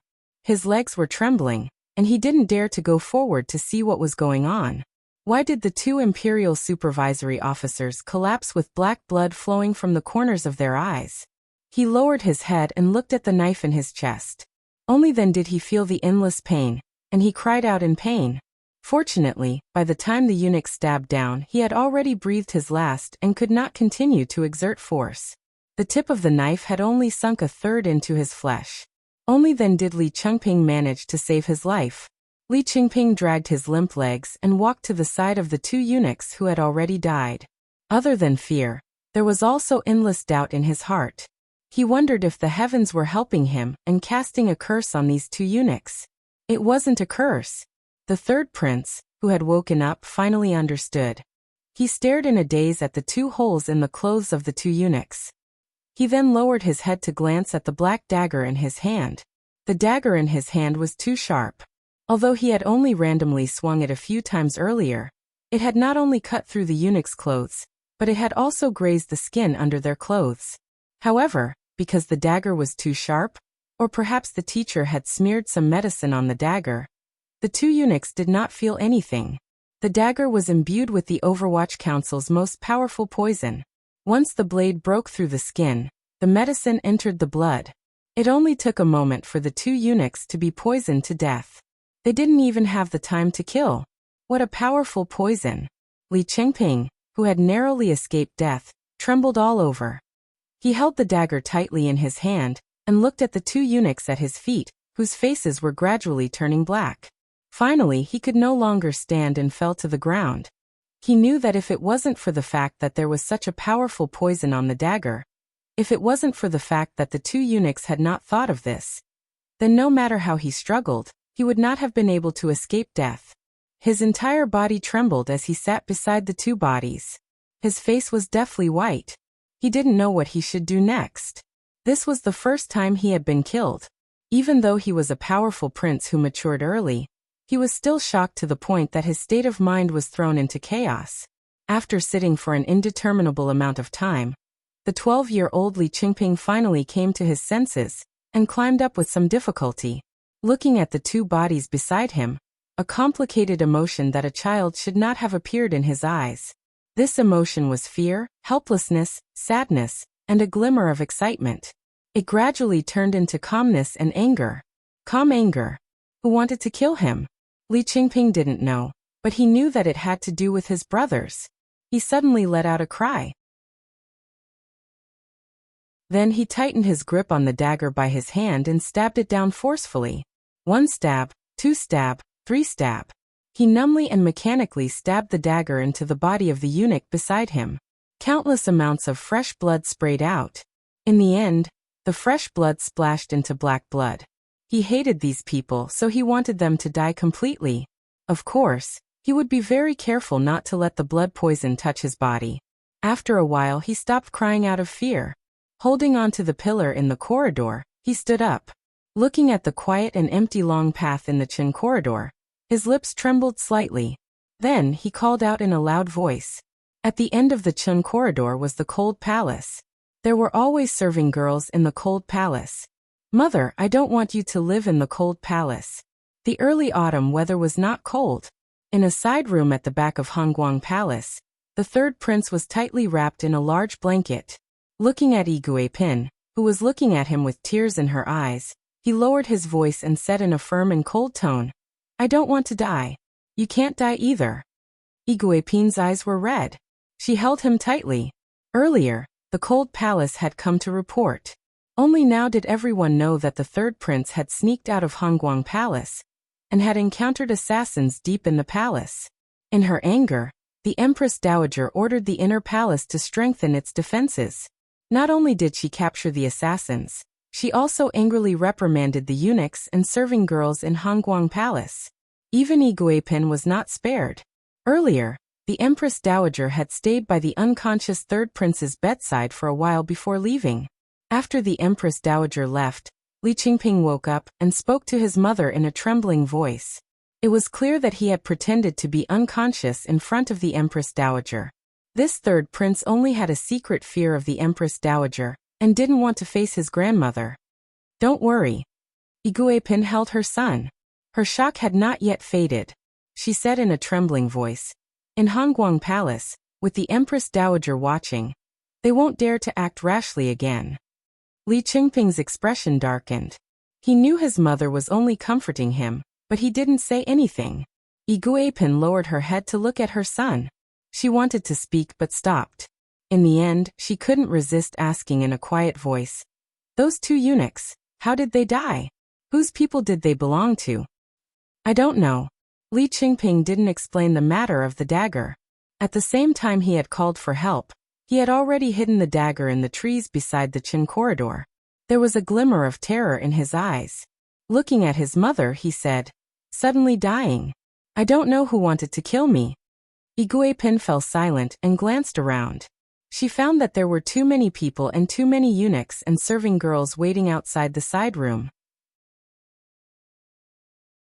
It was indeed not convenient to say too much, so she hesitantly closed her mouth.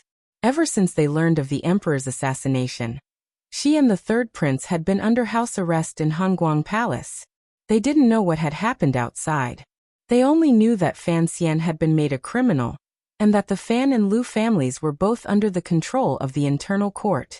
The Empress Dowager's gaze toward her grew colder and colder. Looking at this palace, Iguipin felt a bone-chilling coldness. She thought to herself, this Hongguang Palace doesn't seem to be very safe. A middle-aged woman walked in from outside the room. It was the great prince's birth mother, Ning the Talented. Iguipin quickly stood and bowed. The two mothers met each other's eyes and sighed endlessly. The crown prince had also come to visit and comforted his brother. He also promised that he would find out who the true killer was. These words were said with great sincerity, but Iguipin didn't hear them.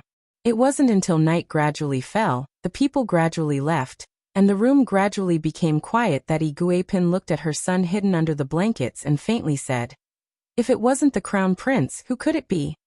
The third prince had been stabbed to death. For the various powers in Jingdo, who would benefit the most? Iguipin involuntarily thought of a person's name, but didn't dare say it. Li Qingping looked at his mother's thoughtful expression and felt a chill in his heart. He knew who his mother was suspecting. Resolutely he shook his head and said, it wasn't my teacher. Iguipin was suspecting Fan Xian because there was a large group of civil officials standing firmly by Fan Xian's side. They were using the so-called posthumous edict and the name of righteousness to attack the crown prince. If the third prince had truly died in the royal palace, the crown prince would not be able to clear his name no matter what. In terms of public opinion, he would be at a disadvantage.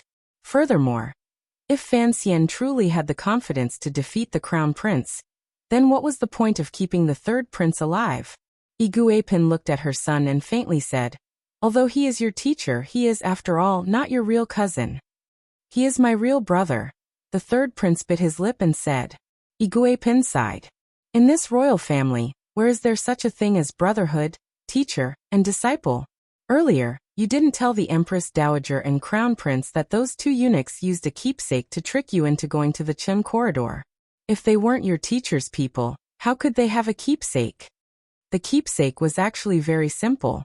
It was just a page from one of the third prince's favorite books in the Pring Manor by West Lake in Jiangnan. Li Qingping lowered his head. I won't suspect teacher. Furthermore, I believe in his abilities.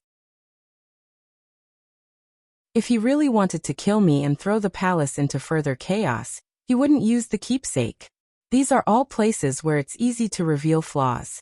As for Master, he would never reveal so many flaws. Iguipin forced a smile and didn't say anything more. Looking at her emotions and the current dangerous situation, she was willing to believe her son's judgment of Fan Xian. Other than Fan Xian, she and her son had no one else to rely on. Yes, but I don't know when Sir Fan Jr. will be able to rescue us. Iguipin thought to herself. Iguipin thought that if Fan Xian truly forced the Crown Prince into a situation where he could not retreat, the Crown Prince could only risk the condemnation of the world, and use bloody methods to subdue the hearts of the officials. At that time, she and her son would probably not be able to survive. In the front of Hongguang Palace, everyone was silent. The entire palace was enveloped in an oppressive and tense atmosphere. The crown prince and empress sat on either side of the empress dowager and gently massaged the old woman's back. This mother and son situation was much more relaxed than Igwe Pein's. They also knew that nothing could happen to this old woman under their fists. "Aunt." The empress glanced at the empress dowager and timidly said, "The third prince's life is very fortunate." She glanced again. To be able to survive like this, it looks like Fan Xian, that traitor, has taught him many things. The crown prince furrowed his brows and saw the skin on his grandmother's temple tighten slightly. He knew that his mother's words had stupidly angered the empress dowager.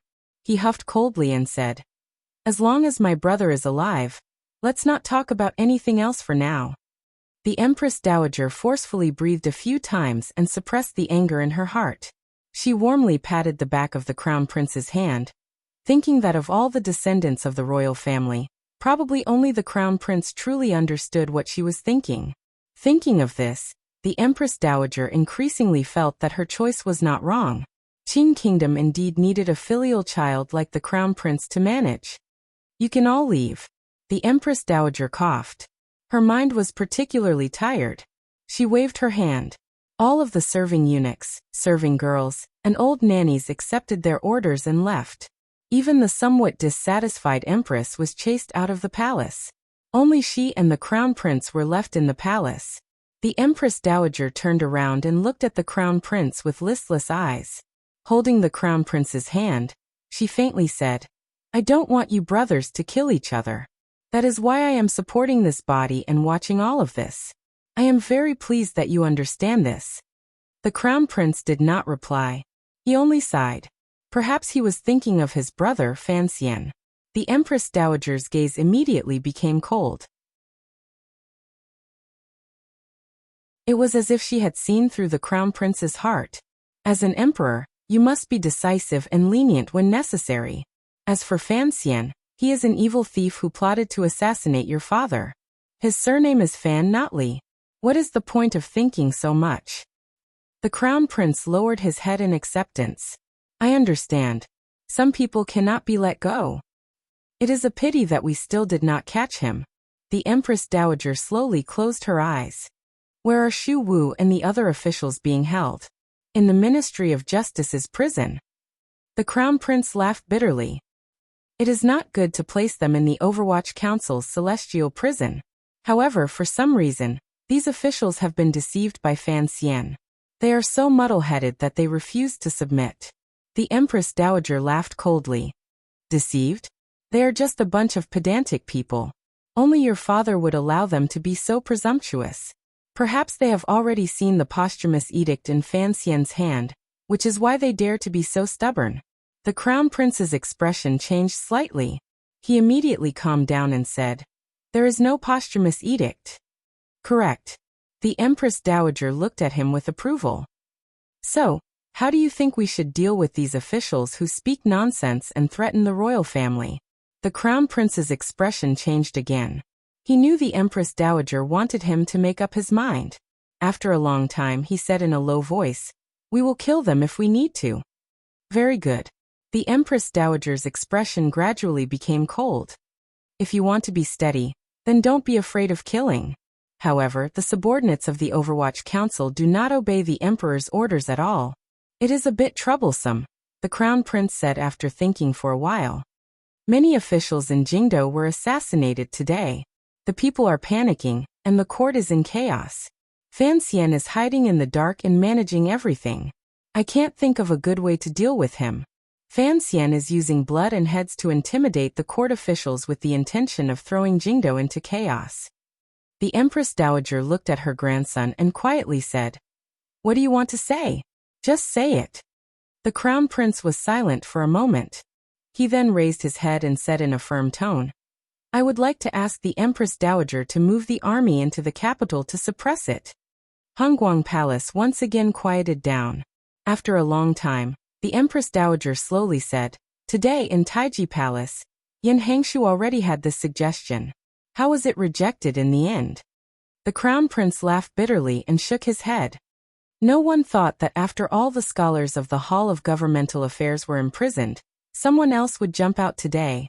The person who jumped out in court today did not have a high position, but his identity was special. He was the imperial censor of the left of the imperial censorate, He Zongwei.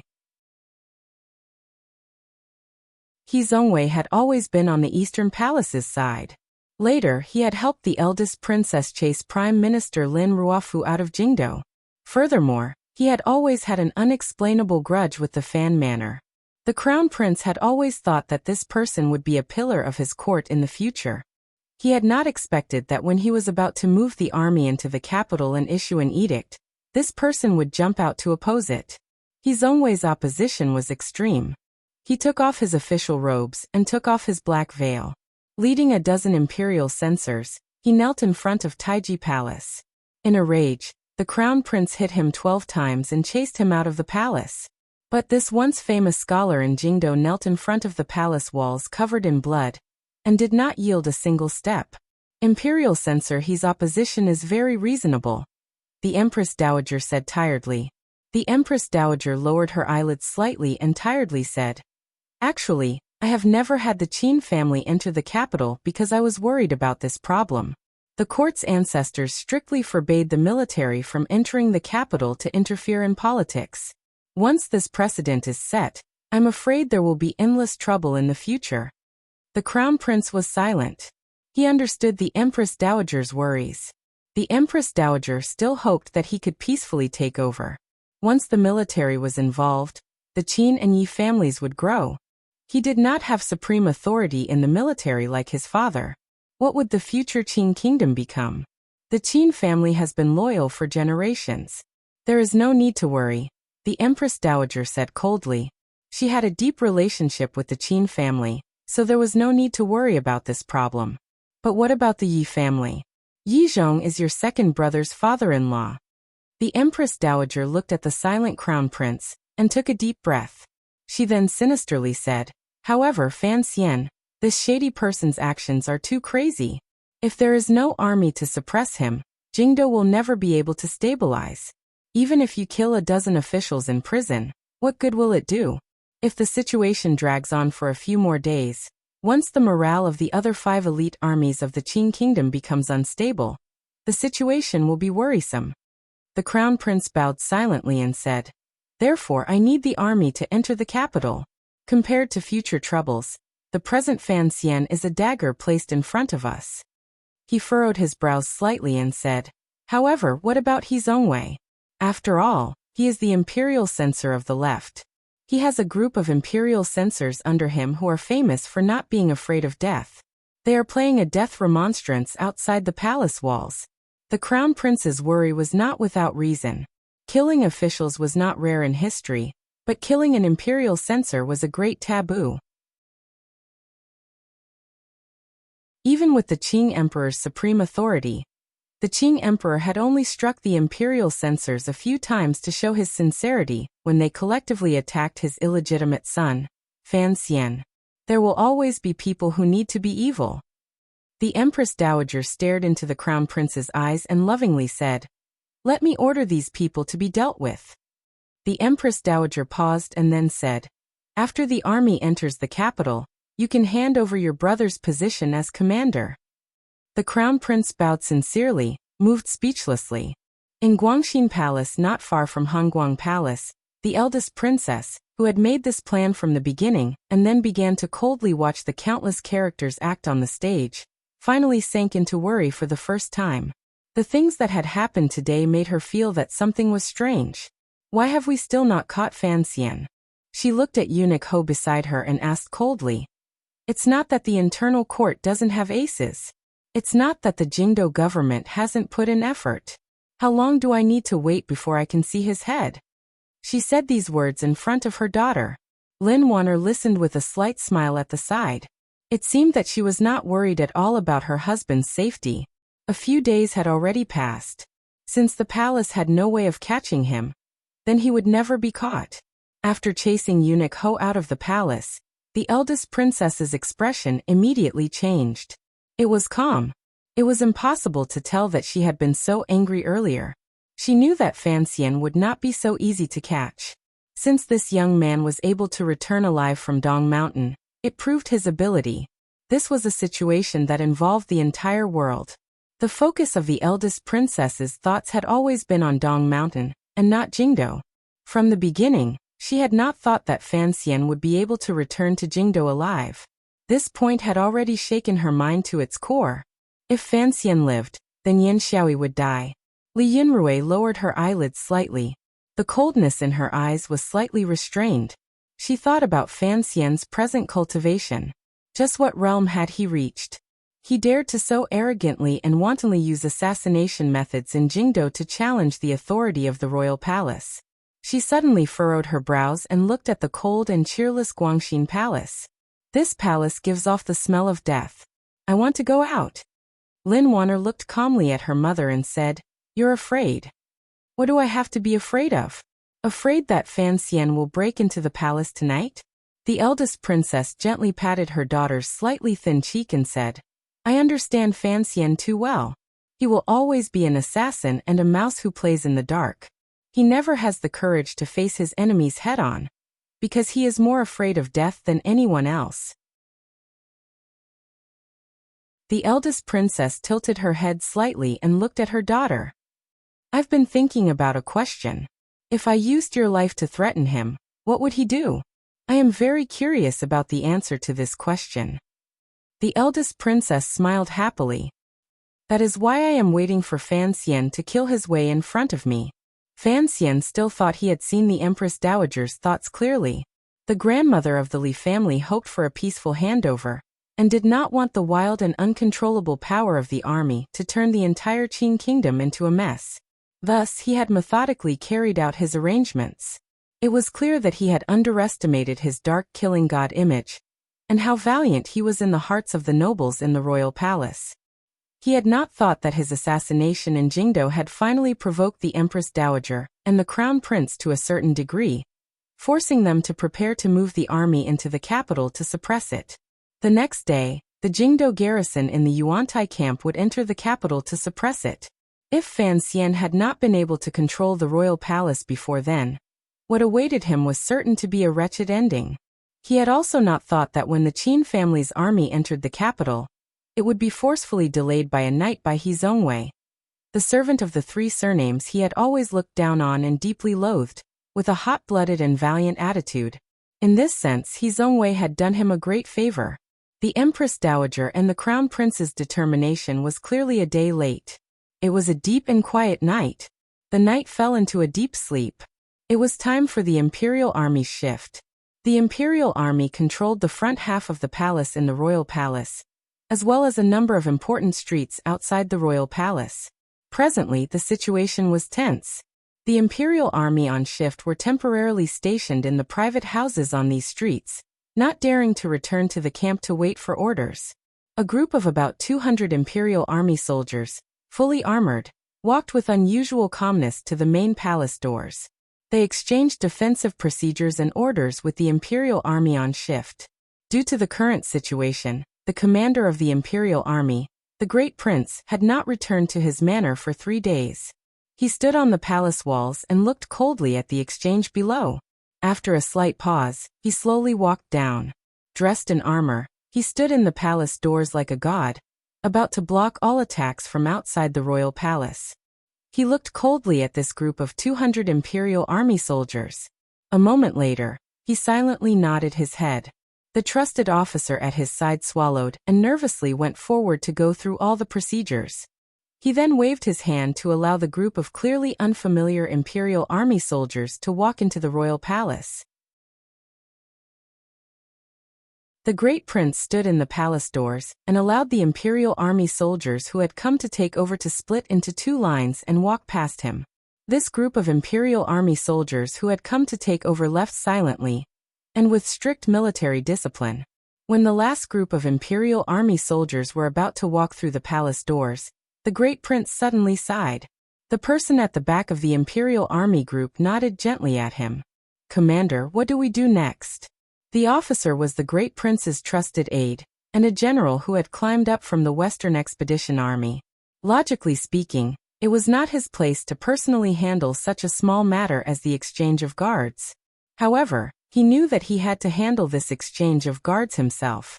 Seeing the imperial army soldiers gradually disappear on the thick palace walls, the officer swallowed and forcefully suppressed the fear in his heart. He asked for instructions in a trembling voice. The great prince slowly tightened his grip on the sword at his waist. Facing the night wind, the lines of his face appeared particularly hard. Have everyone wake up. An emergency military meeting. The moment he said this, a thick killing intent appeared around him. Although the great prince was not a martial expert, he had fought on the battlefield all year round. Countless souls had died under his sword. Since he had made up his mind tonight, the first thing he had to do was take care of the restless factor within the imperial army. The officer knew that the commander was going to kill tonight. The trusted aides of Yan Xiaoyi's faction in the imperial army were probably going to be completely slaughtered. However, he was no longer afraid. Boundless excitement rose from the bottom of his heart. He immediately began to pass on the orders. The front wall of the imperial palace was extremely wide, and 4 horses could run side by side on it. It was completely made of green bricks, and naturally exuded an austere aura. A row of imperial guards was arranged in formation. Looking at the square below the imperial city, they were on guard, seemingly ready to receive an attack from outside the imperial palace at any time. However, one of the imperial guards looked into the palace with a profound gaze. Fan Xian gently tidied up the imperial soldiers' clothing and looked at the familiar palace. It was pitch black inside. He didn't know where his family was or where his enemies were. He knew that if he led 200 people into the palace, he would face the internal guards and internal court eunuch aces. No one knew what the chances of success were for such a risk. It was because he could not determine whether the first prince would be able to completely control the imperial guards when the sounds of killing rang out. He could not rely on the strength of the imperial army. Never do what the enemy wants you to do. The reason is very simple, because the enemy wants you to do that. Fan Xian said to Jingge, the deputy commander of the Black Knights beside him. That's what a man called Napoleon said. The doors to the royal palace have already opened, but the doors to the rear palace are still closed. They didn't think we would dare to use so few people to attack the royal palace. He still did not know the eldest princess' evaluation of him. If this had been the commissioner Fan of the past, the immortal poet, he would indeed not have chosen such a direct and brave attack.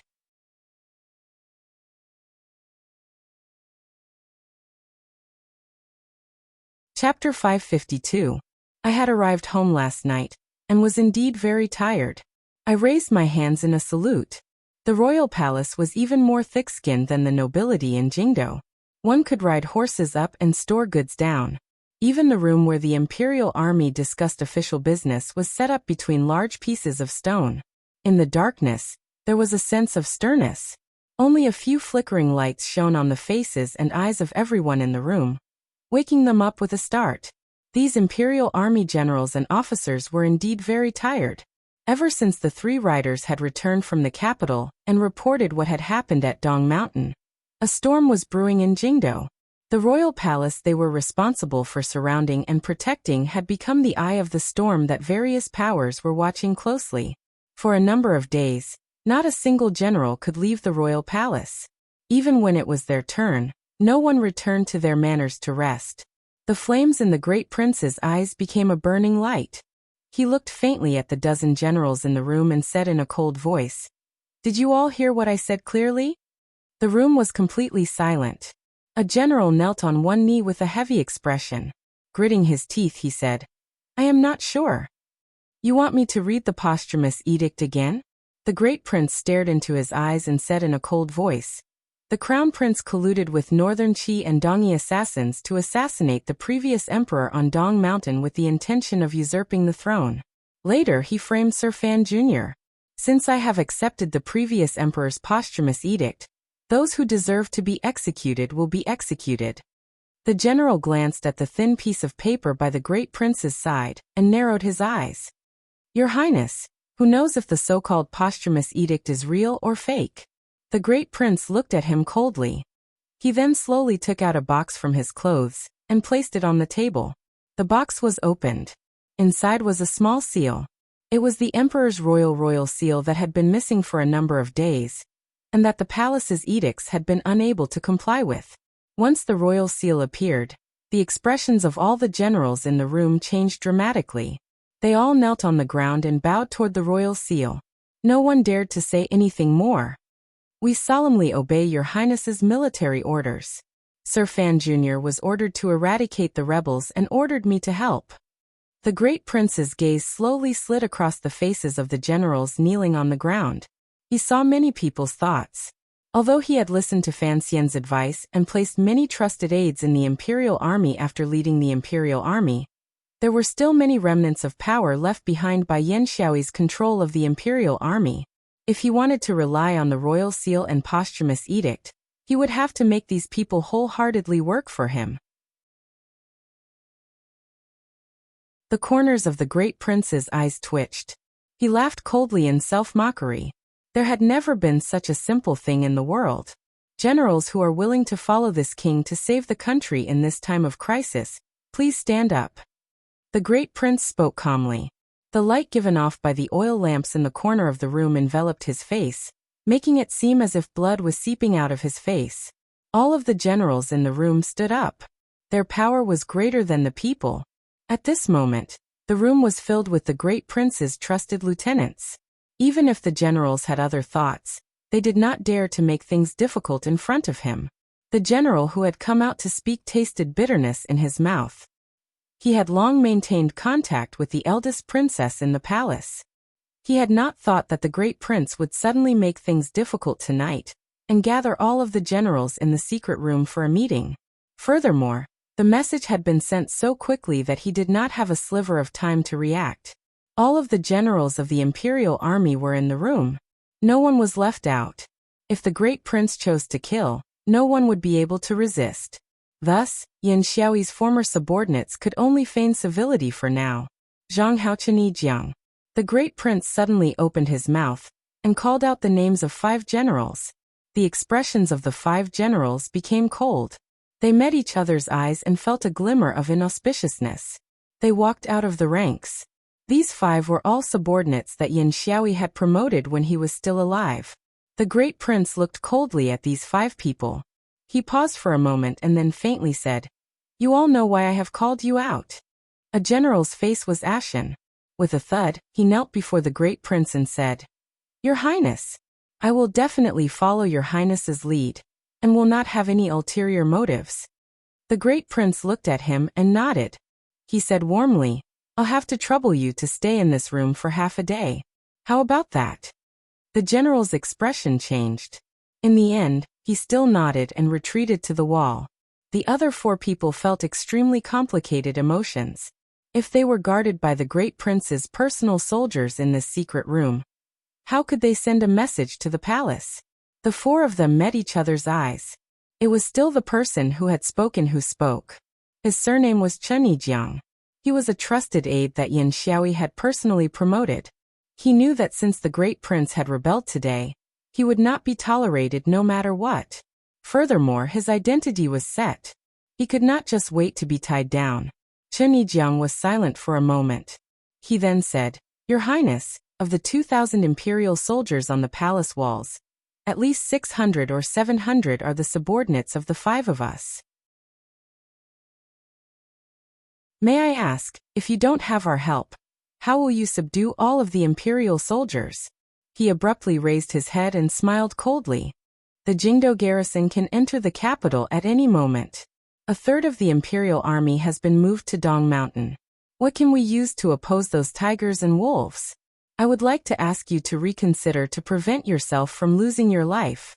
Although these words were harsh, the silent officers in the room all knew that this was Chen Yijiang's final struggle to put on a brave front but weak heart. "I never need to think about things that I have already thought about." The great prince looked coldly at Chen Yijiang. A murderous intent gradually rose in his eyes. It was a cold murderous intent that had been honed while fighting against the Hu people in the west. Chen Yijiang's heart trembled. Hot blood rushed to his head. With an angry roar, his hand gripped the knife at his waist. With a clang, he pulled it out of its sheath and charged toward the great prince. The angry roar stopped in the middle. The knife also fell to the ground. 3 long spears pierced Chen Yijiang's body with unusual coldness and brutality, piercing through his body and leaving him suspended in midair.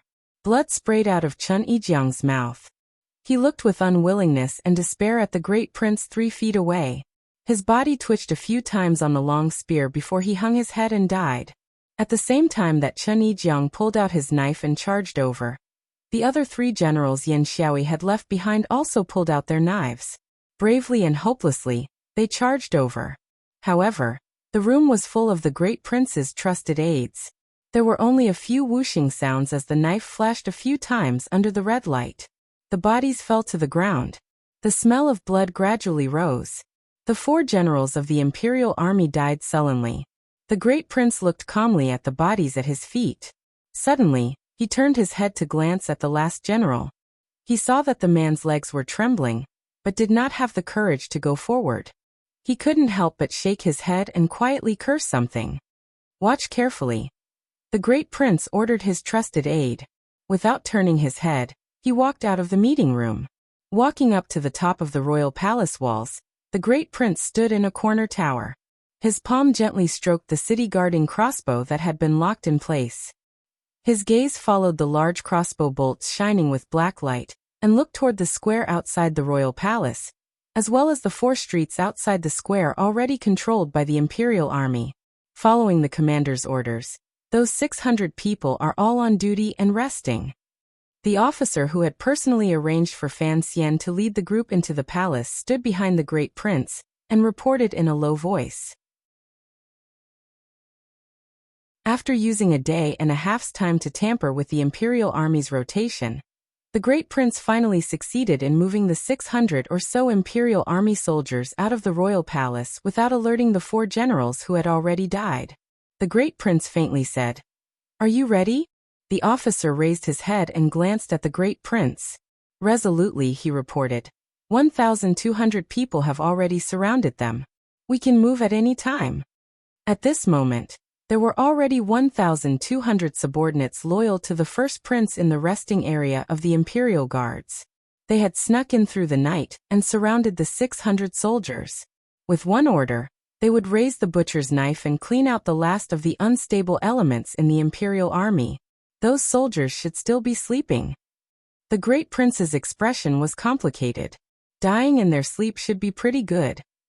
Back then, the great prince had personally led tens of thousands of troops on an expedition to the west, and achieved great feats by the side of Shihu. What was most praised about him, as well as his virtue of having the soldiers die for him, was that he always loved his soldiers like they were his children. However, kindness did not lead an army, particularly when it came to matters concerning the future of the Qing kingdom. The great prince's heart was like stone. We await the commander's orders. The trusted aide did not know what the great prince was thinking and felt a bit anxious. He thought to himself that Sir Fan Jr. had already entered the palace. If the great prince suddenly became soft-hearted, no one knew what would happen in the morning. Thus, he had set such a reminder and carefully urged him. The great prince smiled self-mockingly, and pulled his gaze back from the private residences in the dark night. He turned his head to look at the royal palace shrouded in darkness. He looked for a long time and still did not give the order because the rear palace was still very calm. When to act is not up to me to decide. The great prince gently patted the heavy city-guarding crossbow under his palm. If we act first, we'll probably startle the people in the palace. Fan Xian will decide when to act. He looked at the quiet depths of the palace, and couldn't help but shake his head. He was actually very similar to the city-guarding crossbows on the palace walls. Although they were powerful, their hands and feet were bound by something tangible or intangible. They could only point the tips of the arrows outside the palace, and could not bear to point them inside. The entire royal palace was divided into 3 areas. At the very back was the little building in the cold palace, Autumn Garden. There were no nobles living there. It was basically a forgotten corner. The area surrounded by the walls of the royal palace in Junlin Square was a group of stately buildings, including Taiji Palace. The Qing emperor and his officials discussed and decided all of the Qing kingdom's matters in these buildings. The place where the nobles lived was behind Taiji Palace. It was made up of countless palaces. Internal guards and internal court eunuchs were responsible for managing and guarding it. It was commonly referred to as the rear palace. Many people thought that once they entered the royal palace, they would be able to smoothly enter the rear palace. They seemed to have forgotten how much the emperor, a different kind of male creature, cared about his territory and his female. The emperors of each dynasty had always kept a close eye on this matter, because they had too many women. No matter how talented they were, it was inevitable that they would be neglected too much. Naturally, they became the most easily cuckolded masters in the world. In order to not be cuckolded, the emperors invented eunuchs. They built high walls in the middle of the rear palace and the front palace, and scattered a large number of guards they trusted. Thus, in history, the perverts who had something to do with the concubines in the rear palace could not escape the three types of people: guards, doctors, and eunuchs. Although the high walls of the rear palace could not stop the affairs of the palace from reaching out, they successfully stopped many people who wanted to rebel. History had long proven this point. 100 years ago, during the Wei Kingdom, there was once a civil official who took advantage of the emperor's inspection tour to deliberately plot a rebellion. Like Fan Xian tonight, he only brought 1,000 people to attack the royal palace. Mysteriously, he passed through the imperial army's defenses and was about to succeed.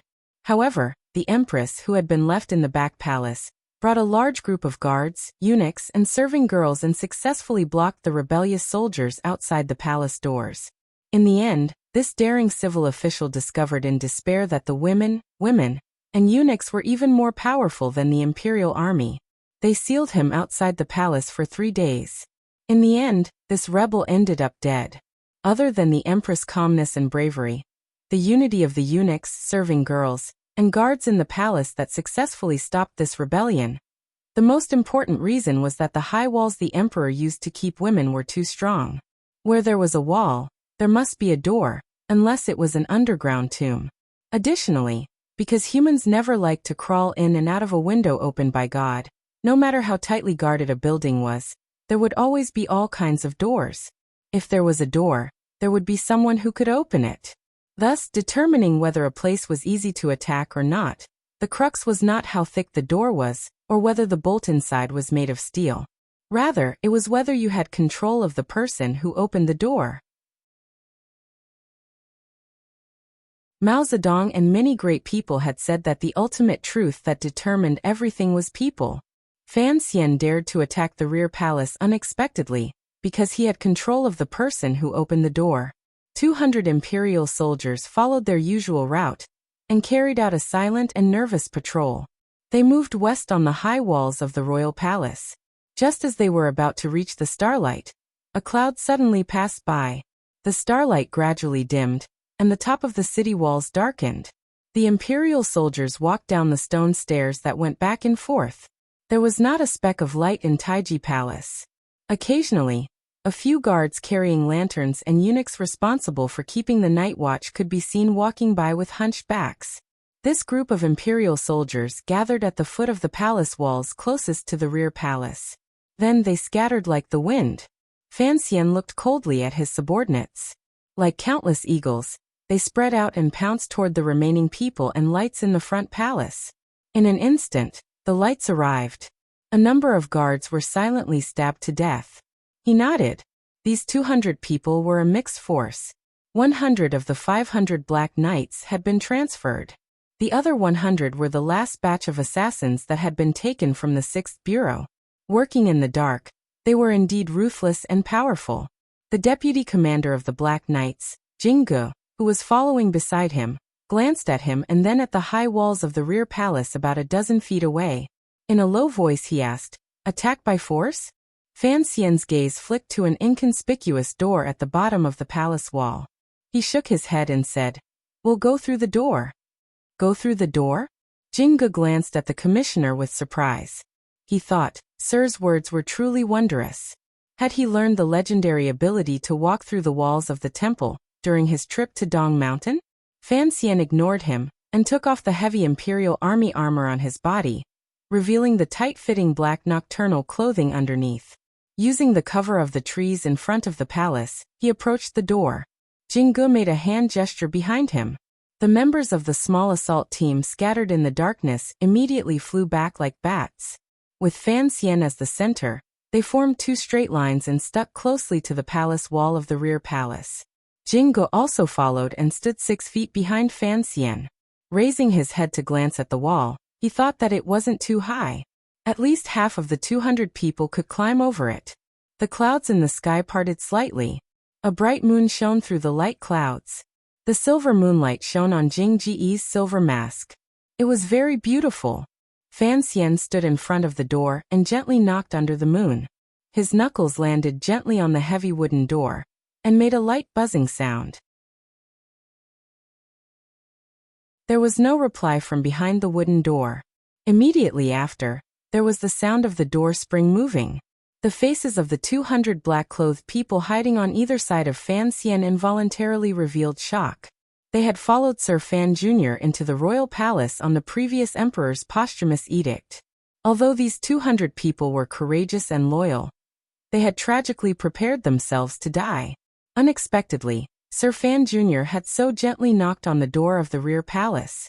In this instant, all of the subordinates who had killed their way into the royal palace immediately felt a boundless respect for Fan Xian in their hearts. Their confidence in the success or failure of the night also multiplied. The wooden door of the rear palace was very thick. It was clear that the traitor inside was struggling to open the door. Fan Xian closed his eyes and pressed his palm against the wooden door. Suddenly he furrowed his brows.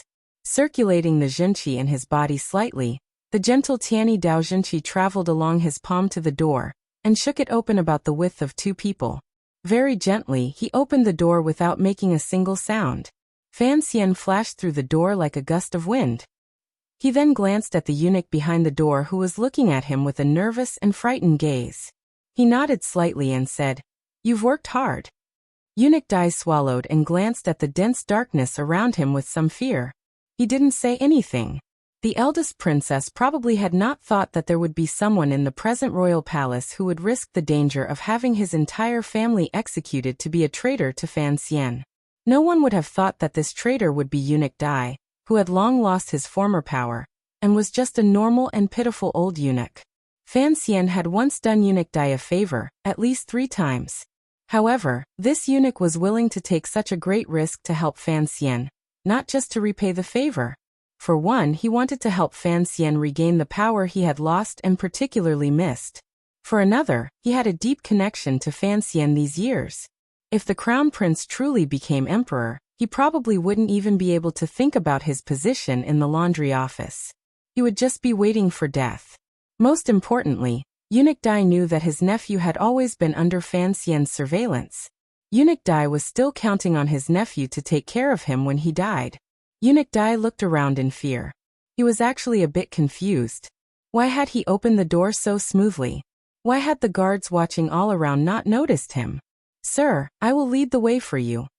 Opening the palace door that was wide enough for 2 people, black-clothed people occasionally floated in. These black-clothed people moved very quickly. In a moment, they had all charged into the rear palace, and each chose a place to hide themselves. Eunuch Dai looked at this scene and felt his heart tremble. He knew that these were the subordinates Sir Fan Jr. was using to cause chaos in the palace. However, it seemed that there were too few people. "Find a place to pretend to be dead," Fan Xian said quietly to Eunuch Dai. The determination in his eyes gradually grew stronger. His familiarity with the geography of the royal palace was something no one could imagine. From the first time he had entered Hongguang Palace to steal the key, he had calculated countless times in his manner about the sudden attack and retreat routes in the palace. Opportunities were always given to those who were prepared. Hearing this, Eunuch Dai quickly bent his body and disappeared into the darkness. Listening to Sir Fan Jr.'s words, he found a place that would not attract attention, and pretended to be dead. On this side, the 200 nightwalkers had already made their final preparations. Fan Xian glanced at Jingge. His thin lips opened slightly and spat out an incomparably cold word: "Attack!" The mission had long been arranged before they entered the palace. He had spies in the palace that no one could guess. He also had all sorts of channels to help Fan Xian understand. He was very clear about the arrangements in the palace. He had divided these 200 people into 4 small groups. The most important were the 2 groups he and Jingge would lead. Fan Xian would lead the 6th Bureau assassins and swordsmen straight into Hongguang Palace. They had to rescue Lady Ning, Yi Guipin, and the 3rd prince from the Empress Dowager's personal watch before the people in the palace could react. This was the most important thing. The great prince dared to lead the imperial army in rebellion because he believed Fan Xian could rescue his mother. Fan Xian could not disappoint his brother, who trusted him so much. Jingge mainly led the lone aces of the Black Knights. They had to charge straight for Guangxin Palace with the momentum of a sudden attack, hoping to strike in one blow. Because the eldest princess was in Guangxin Palace, if he didn't kill this woman, Fan Xian would always feel that there was a poisonous snake watching him. Fan Xian had already found out that Wan and De Bao were in Guangxin Palace. However, he didn't personally go to Guangxin Palace. For one, Hongguang Palace was more important.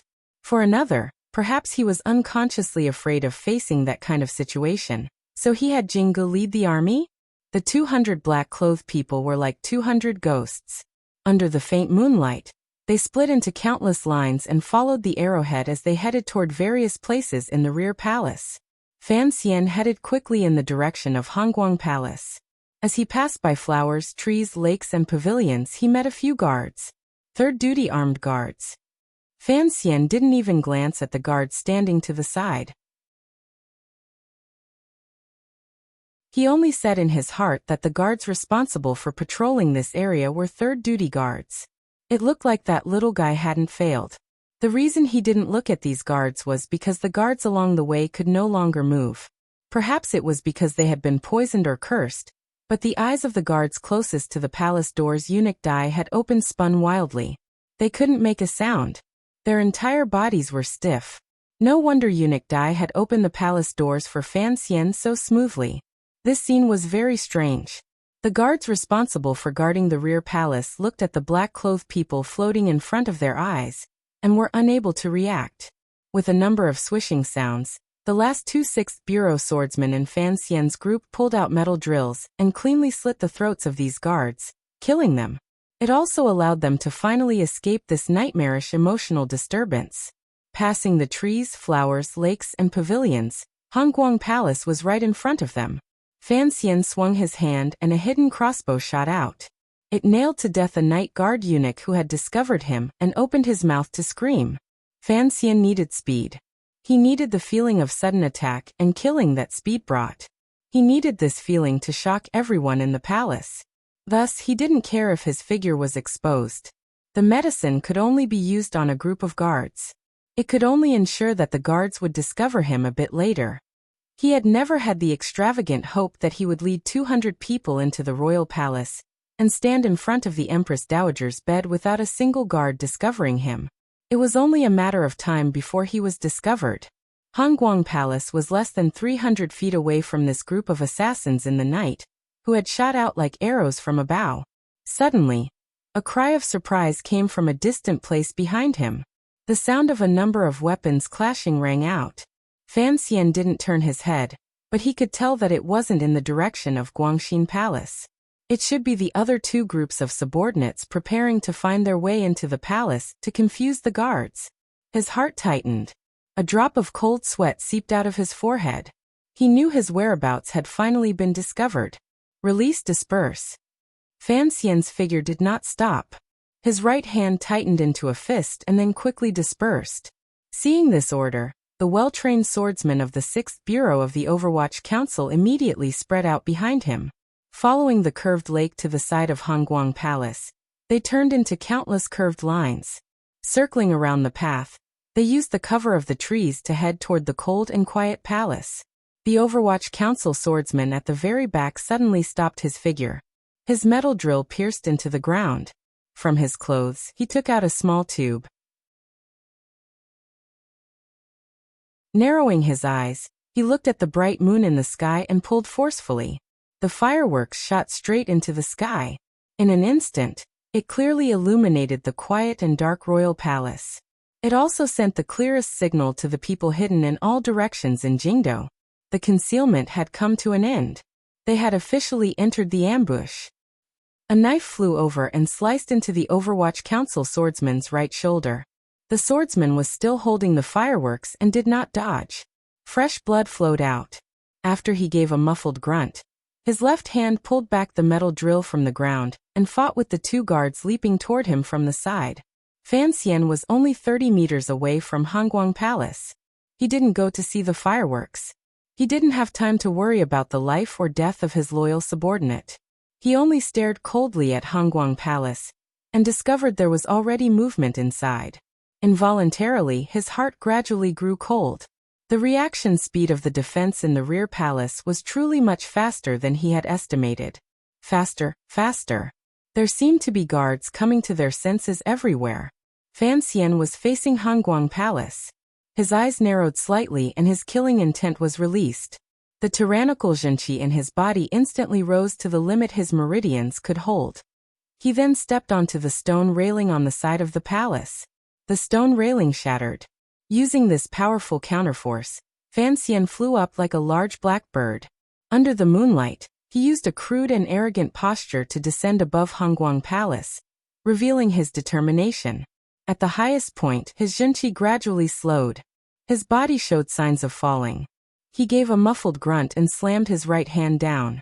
Using the power of the coffin in the wall, he moved his body a few centimeters to the side and slammed it into the glazed tiles of Hongguang Palace.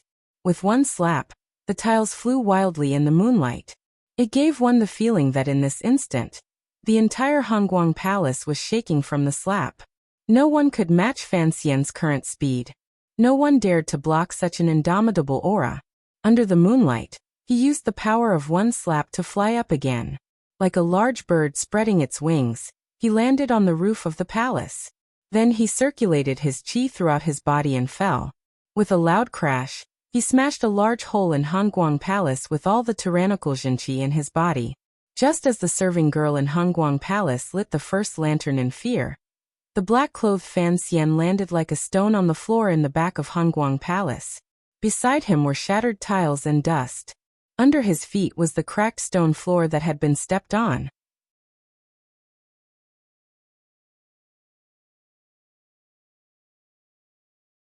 Chapter 553. The dim light illuminated the side room of Hongguang Palace for the first time.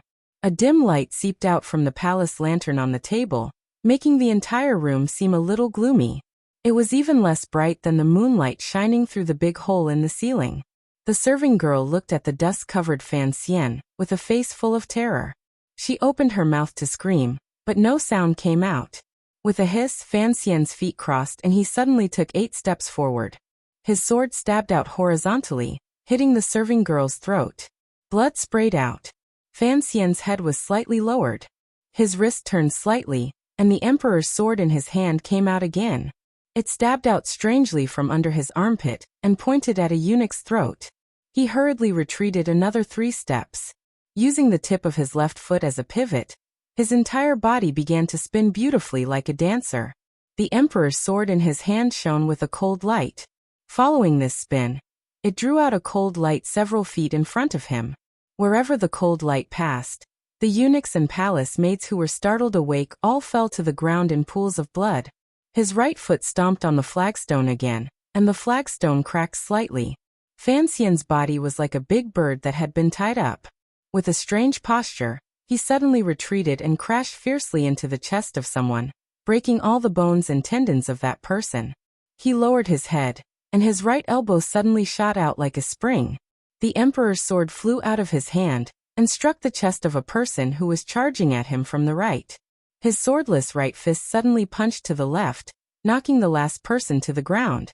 With a thud, that person did not even have time to react, and fell heavily to the ground. His head was shattered like a watermelon. In the blink of an eye, he had killed 8 people.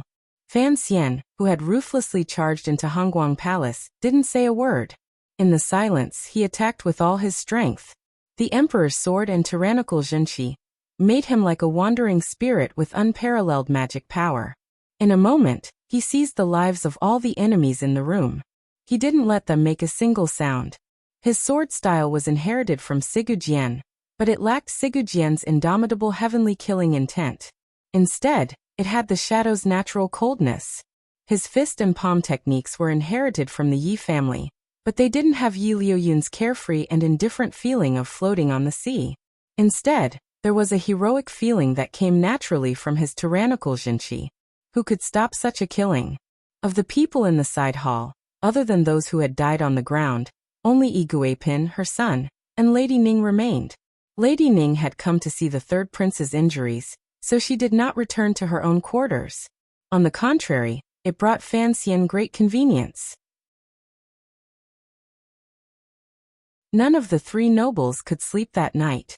When Fan Xian crashed into the palace like a god, they reacted at the first instant. Separated by a thin veil, they watched Fan Xian's every move nervously. No matter how much confidence they had in Fan Xian, they had not thought that Sir Fan Jr. would use such a violent method to kill off all the internal court personnel watching and protecting him in such a short time. Lifting the curtain, the three of them walked down and looked at Fan Xian. The expressions on their faces were all different, but they all had a glimmer of shock. They felt that the Fan Xian in front of them seemed to be different from the Fan Xian before Dong Mountain.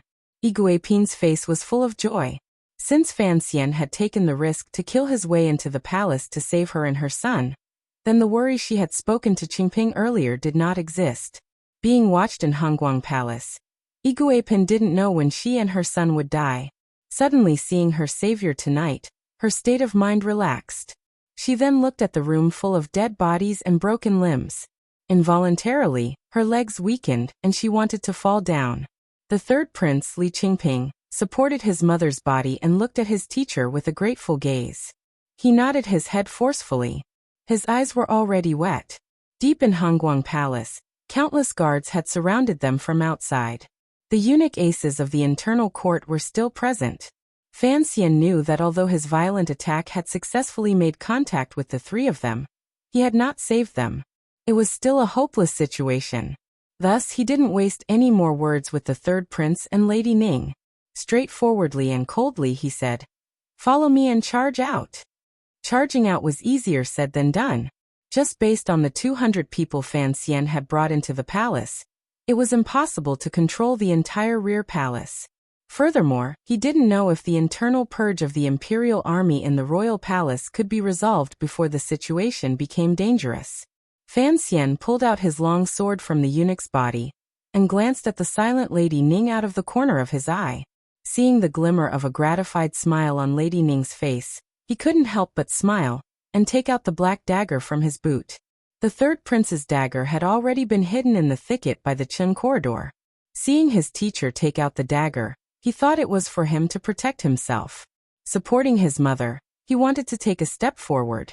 Unexpectedly, Fan Xian turned the dagger around and handed it to Lady Ning. Lady Ning held the slender black dagger. A heroic spirit immediately surged out of her. After all, she was a female slave who had survived the northern expedition. She had not forgotten the matter of iron and blood these years. Fan Xian didn't look at the three people again. Without wasting a moment, he walked directly toward the door of the side hall.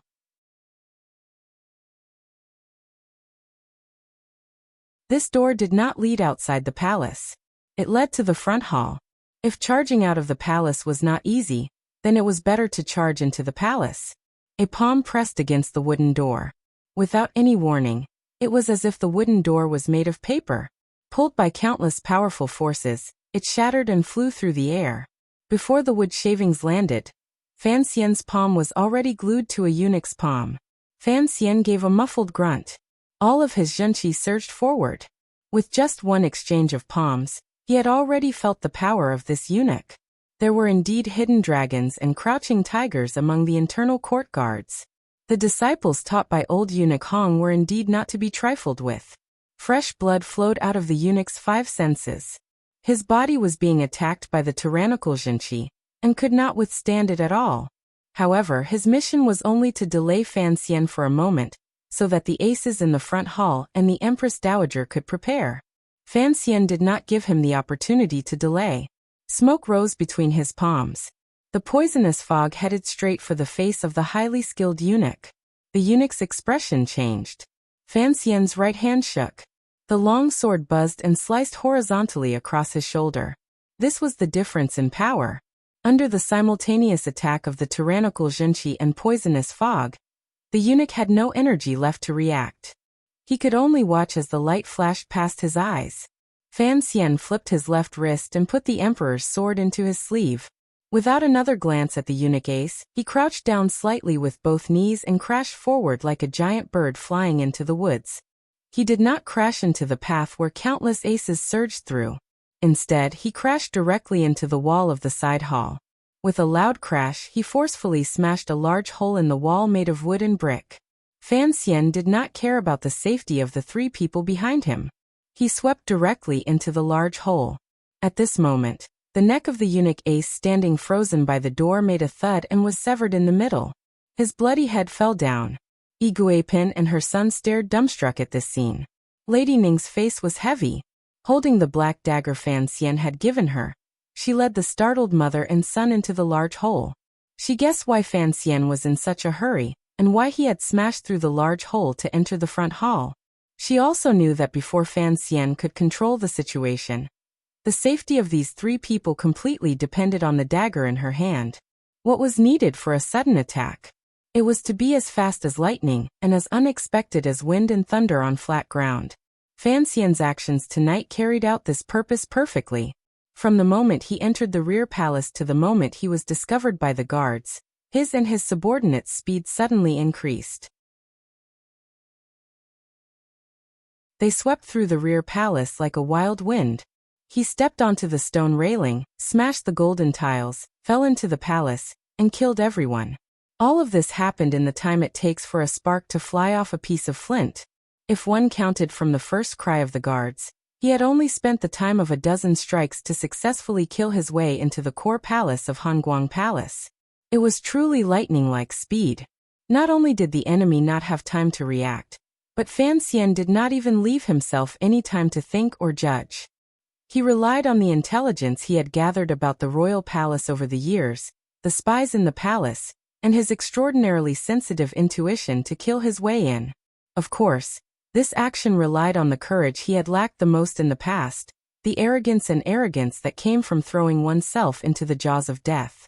When Fan Xian killed his way into Hongguang Palace at the fastest speed, the 50 or 66 bureau swordsmen following him also spread out in a fan shape in the darkness and surrounded Hongguang Palace. However, these people had purposely suppressed their speed. At this moment, they just happened to arrive at the outskirts of Hongguang Palace. Fan Xian's calculations were very accurate. Although he had somewhat underestimated the reaction speed of the rear palace guards, these 50 or 66 bureau swordsmen just happened to block the palace guards who were rushing over at a very fast speed. The Overwatch Council swordsmen were skilled in killing people in the dark. The palace guards were the elites of the Qing Kingdom's individual martial power. Although they were far from the tiger guards Fan Jian had secretly trained for the royal family, their martial power was still very powerful. Outside Hongguang Palace, killing broke out everywhere. In an instant, knives and swords clashed. Countless people were killed and blood sprayed out. In just a few breaths, the circle formed by dozens of black-clothed swordsmen was forced back a considerable distance toward Hongguang Palace. If one looked closely, one could see that these swordsmen's retreat was not passive. Rather, it was an active choice. Although it looked like they were being pushed back step by the guards, they had also pulled back the circle and tightly surrounded the main hall of Hongguang Palace. The smaller the defensive circle, the greater the rebound. Many people had already fallen. The black-clothed assassins had blocked the main door of Hongguang Palace. If the people inside wanted to escape, it would be very difficult. Furthermore, it should not be forgotten that Hongguang Palace was not calm at this moment. This was the tactic Fan Xian had drawn up. Surrounded by chaos on all sides and blossoming in the center, the loyal subordinates of the Overwatch Council relied on the darkness to contend with the increasing number of palace guards. In the center of the royal palace, Hongguang Palace, a bright and vicious flower was about to bloom. This flower had to be pinched between Fan Xian's fingers. At the beginning of the chaos in the palace, the guards and internal court aces reacted quickly.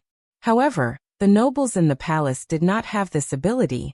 The old nannies in Hongguang Palace opened their dazed eyes and silently cursed. They didn't know what had happened outside. A little serving girl with nimble legs heard the coughing on the bed, and quickly climbed out to help up the mistress of the Qin kingdom. The Empress Dowager had been having a headache these days. There was a yellow thread tied around her forehead. She leaned tiredly in the arms of a serving girl. A glimmer of confusion flashed through her eyes. The old woman's hearing was not good, so she didn't hear the loud crash when Fan Xian crashed through the roof of the side hall. She also didn't hear the sound of Fan Xian killing 8 people in a flash. This old woman had lived in the palace for many years, and had seen countless wild winds and waves. Her immersion in politics and conspiracies immediately alerted her. A cold light flashed through her eyes. She abruptly sat up from the serving girl's arms and shouted in a stern voice, "Close the palace doors. Everyone retreat in." The Empress Dowager's reaction could not be said to be slow. Since she guessed that there was chaos in the palace, the first thing she did was to gather all of her martial power and surround herself. She knew her weight. Since the enemy had entered the palace, she was the first target. Such a reaction was the same as the first time she had heard of her son's death. It was simple and precise. One had to admire it.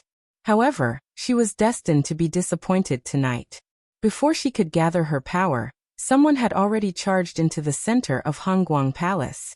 Just as the first clash between the guards outside the palace and the swordsmen of the 6th Bureau rang out, a loud sound suddenly came from the wall behind Hongguang Palace. Bricks and wood flew everywhere, and a hole suddenly appeared. A black figure flew out from this hole, like an azure dragon walking in the night. In an instant, it flew across the sky, heading straight for the Empress Dowager's phoenix bed. The closest distance between the rooms was not the distance between the doors. Rather, it was the wall. 2 rooms appeared to be very far away. Sometimes, they were only separated by a half-foot thick wall. As long as one passed through the wall, the end of the world would be within reach. How many people in this world could be like Fan Xian, able to circulate the tyrannical Zhenqi throughout his body, and use the pure heart of Tianyi Dao to protect his heart and meridians to prevent the tyrannical Zhenqi's backlash? Thus, he could turn himself into a large metal hammer and smash through the thick wall. Fan Xian, dressed in black, leaped toward the Empress Dowager with the power of wind and thunder. Along the way, the air gave out a wretched cry. One could imagine how terrifying his speed had been raised. From the hole in the wall to the bed the Empress Dowager sat on was a distance of 12 meters. On this path, the old nannies and serving girls who had only brushed against the edge of Fan Xian's clothes were all knocked to the ground by the tyrannical Zhenqi contained in every part of his body. Their clothes were disheveled, and they were knocked to the ground by blood. The eunuch aces, who had remained in the Empress Dowager's palace, finally moved. For roars rang out. For withered hands grabbed toward the rapidly advancing Fan Xian's body, like an old tree blooming. They wanted to capture the giant dragon in the forest. Who knew how many years of pure Zhenqi could be cultivated in the 4 withered and old hands? The Empress Dowager sat peacefully in the palace. If she didn't have her own powerful martial power to protect her, how could she use Lady Ning's life to threaten the great prince, who held a large number of troops? After hearing the sound of the wall being torn apart like paper, the Empress Dowager had already turned her head and happened to see this scene. Her gaze was icy and full of confidence. It was as if Fan Xian, who was like a god right now, would become a corpse in the next moment. Contrary to everyone's expectations, Fan Xian did not slow down. However, the aura on his body suddenly disappeared in an instant. It was as if his entire person had suddenly disappeared in midair. His body was still flying, but the tyrannical Zhenqi aura on his body had been completely withdrawn. His entire person appeared gentle, calm and serene. Extremely tyrannical and extremely gentle, these 2 completely different kinds of Zhenqi appeared at the same time on one person's body in an instant. The pupils of the 4 powerful eunuch aces constricted slightly. They felt shocked in their hearts.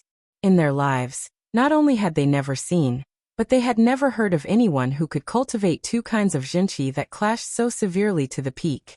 Furthermore, these 2 kinds of Zhenqi methods were clearly the best martial arts in the world. Although they were shocked, their hands did not slow down. They also did not lose their confidence. These were the 4 powerful internal court aces that Eunuch Hong led. They had always thought they were responsible for protecting the Empress Dowager's safety. They thought that no matter how powerful Fan Xian was, he would not be able to ignore the combined attack of the four of them. Fan Xian was not a great grandmaster, but he was the second fastest person in the world. Back then on the meadow, not even the tip of Haitong's sword could pierce through his tumbling body. Now his nature had changed and he had gradually merged the two kinds of Jinqi. There was only one Wu Zhu in this world. Fan Xian's body suddenly curled up in midair. He raised his left knee and twisted his right shoulder. His body trembled. Unable to borrow any strength in midair, he miraculously turned his body. He trembled for a moment and deviated slightly. The first withered hand grabbed Fan Xian's right shoulder. It was as if it had grabbed a ball of cloud, and did not put any strength into it. The second withered hand grabbed Fan Xian's left arm. It grabbed the blade of the sword he had sinisterly hidden in his sleeve. The blade of the sword tore through the sleeve, and cut a long wound on the palm that contained pure Jinqi, revealing the white bone inside. Fresh blood was stimulated by the Jinqi and sprayed out, drenching half of Fan Xian's body red. The third withered hand grabbed Fan Xian's right knee and tore off a piece of his clothing. The fourth withered hand missed. It only grabbed one of Fan Xian's shoes. Looking at this scene, a glimmer of coldness flashed through the Empress Dowager's eyes. Before the coldness retreated, a cold light flashed. Like a gust of wind, the sword in Fan Xian's left hand was already resting on the Empress Dowager's neck. Fresh blood dripped down from Fan Xian's torn sleeve, and onto the Empress Dowager's clothes and face.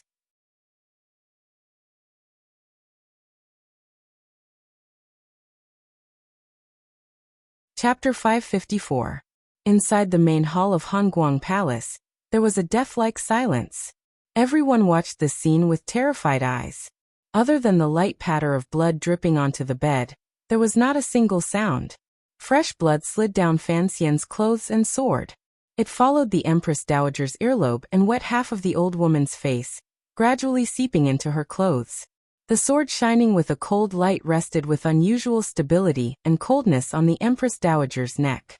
This was the first time since the founding of the Qing Kingdom that an assassin had been able to kill his way into the depths of the royal palace and place the blade of a sword on the Empress Dowager's neck. Everyone, including the eunuch's aces, was stunned. They watched as Fan Xian held the Empress Dowager hostage and didn't know what to do. All of this happened too quickly. From the time the alarm sounded outside the hall to Fan Xian descending like a god of death, charging straight into the phoenix bed and controlling the Empress Dowager, only a few breaths had passed. Earlier, in the side hall, Fan Xian had not crashed into the wall. Instead, he had first chosen the wooden door and exchanged a blow with the eunuch ace. He had beheaded him with one strike, successfully making the aces of the internal court turn their attention to the long corridor that led from the side hall to the main hall. However, he had crashed directly into it from behind the wall. Only in such an unexpected and dangerous manner, and forcefully withstanding the attacks of four old eunuchs had he succeeded. To be able to react so quickly and make such a decision in such a short amount of time. It had to be said that Fan Xian's actions tonight were truly valiant. Furthermore, for the people watching this scene in shock, for some reason, a chill rose from the bottom of their hearts. It was as if Fan Xian would pull back his sword at any moment and send the Empress Dowager to her death. Fan Xian's expression was too calm and cold. It was as if the person under his sword was a normal person, and not the Empress Dowager, who could affect the situation of the world. Send an order for the guards outside to stop. The inside of the hall was deathly silent. It served to make the wretched cries of killing outside grow louder. The 6th Bureau swordsmen who had broken into the palace were still fighting with the internal guards. After Fan Xian had the Empress Dowager under his sword, he did not hesitate at all. He bent his right knee slightly and carefully hid his body behind the Empress Dowager's back. Flipping his sword around, he rested it on the Empress Dowager's shoulder and moved closer to the Empress Dowager's blood-stained face. His words were very calm, but they carried a power that did not allow anyone to refute him. Everyone felt that if the Empress Dowager did not order the guards outside and the eunuch aces in the hall to stop, Fan Xian might actually take action. However, the Empress Dowager was not an ordinary person. When this Empress Dowager of the Qing Kingdom was still Qingcheng, she had experienced many years of precarious days. Her personality was sincere and steady. She was not an ordinary old woman. Later on, she became the Empress and Empress Dowager for decades, living deep in the palace. She had a dignified and powerful confidence in her heart. The Empress Dowager turned her face and looked coldly at Fan Xian. Her white hair was slightly messy, but her eyebrows were furrowed together. She exuded an innate prestige and said in a cold voice, "You treacherous thing! How dare you threaten me?" Her voice was like cutting gold and breaking jade, shaking everyone in the palace. Fan Xian's heart trembled slightly. He had not thought that the Empress Dowager would be in such a wretched state. In such a dangerous situation, she would still be so unyielding. However, he knew that the Empress Dowager had to maintain her aura in order to obtain more benefits in the following matters. Something even more unexpected had yet to come. There was only a slap. The Empress Dowager had turned her hand and slapped Fan Xian across the face. A faint red palm print appeared on Fan Xian's face. The Empress Dowager did not seem to be afraid of the cold blade across her neck. Her eyes looking at Fan Xian were full of disdain and disdain. In a cold voice she said, "Do you dare to kill me?" Everyone in Hongguang Palace was shocked. They had not thought that the Empress Dowager would still dare to provoke him so forcefully while being controlled by Fan Xian's blade. Was she not afraid that Fan Xian would actually kill her? Seeing this scene, some of the nannies and serving girls fainted in fear. The Empress Dowager continued to look at Fan Xian coldly and valiantly. Fan Xian's eyes narrowed. Looking at the Empress Dowager's wrinkled face, he didn't say a word. He knew why this old woman was acting so valiantly. She knew that if Fan Xian wanted to control the royal palace, then he would not dare to kill her right now. Furthermore, she was, after all, the Empress Dowager and Fan Xian's blood-related grandmother. She had predicted that Fan Xian would not act in front of so many people. Even if she was wrong, she still had to maintain her aura. Only then would she have a chance to reverse the situation. Just as the Empress Dowager slapped Fan Xian with unusual forcefulness, a change suddenly occurred in Hongguang Palace. Eunuch Ho, who had been standing quietly at the side of the palace, suddenly floated up. He floated up with unusual speed, but he did not charge toward Fan Xian and the Empress Dowager. Instead, he charged toward the large hole Fan Xian had made. A strange light flashed through Fan Xian's eyes, but he did not leave the Empress Dowager's side. He could only watch as Eunuch Ho and a few other eunuch aces restrained a few people beside the hole. Eunuch Ho's hand gripped the third prince's throat tightly. Igui Pin was restrained by a eunuch. Lady Ning waved her black dagger, but was also surrounded by a few eunuchs. "Little Duke, don't be too rash," Eunuch Ho said respectfully with his hand around the third prince's throat with his head lowered. Fan Xian's hand held the sword with unusual steadiness. Looking at Eunuch Ho, a strange light flashed through his eyes. It was only now that he knew that this second-in-command eunuch ranked below eunuch, Yao also had such a high level of cultivation. The current situation was that Fan Xian controlled the Empress Dowager while Eunuch Ho and the other eunuchs controlled the three people Fan Xian cared about. How would the situation develop? Everyone was waiting for Fan Xian's decision. The Empress Dowager's expression was cold, but the blood that had seeped into her clothes was slightly cold. It made her fingers tremble slightly. Fan Xian lowered his head and looked at the Empress Dowager's fingers. He was not silent for long. He only took a deep breath. All of the eunuch aces became alert. They didn't know what he would do next. Fan Xian raised his face and furrowed his brows. He then raised his right hand and viciously slapped it down toward the Empress Dowager's old face. A crisp slap rang out. This sound was even louder than the slap the Empress Dowager had given Fan Xian earlier. The Empress Dowager covered her face in disbelief. A trickle of blood seeped out from the corner of her lips. The old woman's teeth had probably been knocked loose. Everyone in the hall looked at this scene dumbfounded. It was as if this slap had not only landed on the Empress Dowager's face, but also on their own faces and hearts. Who was the one Fan Xian had slapped? It was the Empress Dowager, the Emperor's birth mother, and Fan Xian's grandmother. Yet Fan Xian dared to slap her. This was a humiliation that could never be erased. Fan Xian had slapped the Empress Dowager. This proved that he had thrown caution to the wind. If he dared to slap you, he dared to kill you. Fan Xian stared at the Empress Dowager's half-swollen face and quietly said, "Let her go. Stop. I don't want to repeat myself a second time." The Empress Dowager was so angry that her entire body trembled. She also felt a glimmer of coldness that came from the depths of the earth. She knew that in the end, she had still underestimated this grandson whose surname was not Li. She had underestimated his coldness and valiant state of mind. She felt the sword on her neck tighten a little more. Perhaps it was only a moment, or perhaps a long time, but the Empress Dowager's gaze finally became a little desolate. She opened her mouth and said, "Do as he wishes. The Empress Dowager will call it personally." "Speak louder," Fan Xian said. The Empress Dowager stared angrily at Fan Xian. She had no choice but to use her old voice to call out to the outside of the hall. "Guards, listen up. All of you stop." For some reason, once the Empress Dowager's edict came out, everyone in the hall let out a breath. Perhaps Fan Xian's behavior had made these people too afraid. They were deathly afraid of witnessing the terrifying scene of a grandson killing his grandmother, and an official killing the Empress Dowager. Only Eunuch Ho, who had his hands around the third prince's throat, furrowed his brows slightly. No one knew what he was thinking. "It looks like Eunuch Ho wants you dead," Fan Xian said coldly to the Empress Dowager. The Empress Dowager glanced at Eunuch Ho. The four old eunuchs furrowed their brows and took a step toward Eunuch Ho.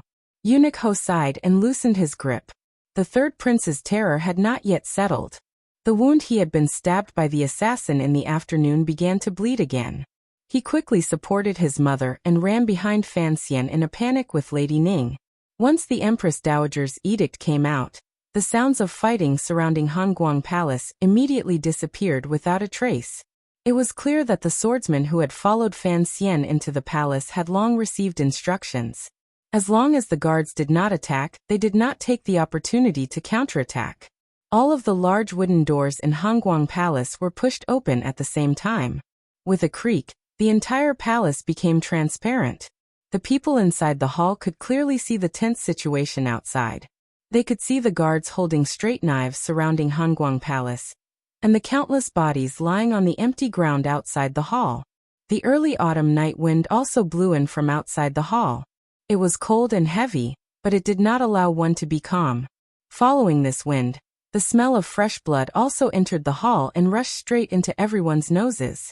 Dozens of black-clothed 6th Bureau swordsmen retreated into Hanguang Palace as quickly as possible and surrounded the eunuchs in the hall. A few powerful old eunuchs of the internal court had no choice but to accept this sullen reality, as they were shackled by the Overwatch Council's special metal fingers. The Empress Dowager was in Fan Xian's hands. Fan Xian had already proven that he dared to kill the Empress Dowager. Under such circumstances, how could these internal court aces resist? Even someone like Eunuch Ho, who wanted to resist, was forced by the situation and could not make too many unnecessary movements. Fan Xian looked at his subordinates covered in wounds. His brows twitched again. With a sweep of his gaze, he knew that although the time of the attack outside Hanguang Palace was very short, there were still a dozen loyal subordinates who had died just like that. It was impossible to break into the royal palace without people dying. To be able to temporarily control Hanguang Palace, by paying such a small price, was already an impossible mission. Fan Xian lowered his eyes and said to the Empress Dowager under his sword, "You know, I won't kill you. If I only wanted to kill you, I have countless ways to make you die without even knowing how you died." The Empress Dowager coughed violently and held her chest. Her neck had been scraped by Fan Xian's sword, leaving a bloody mark.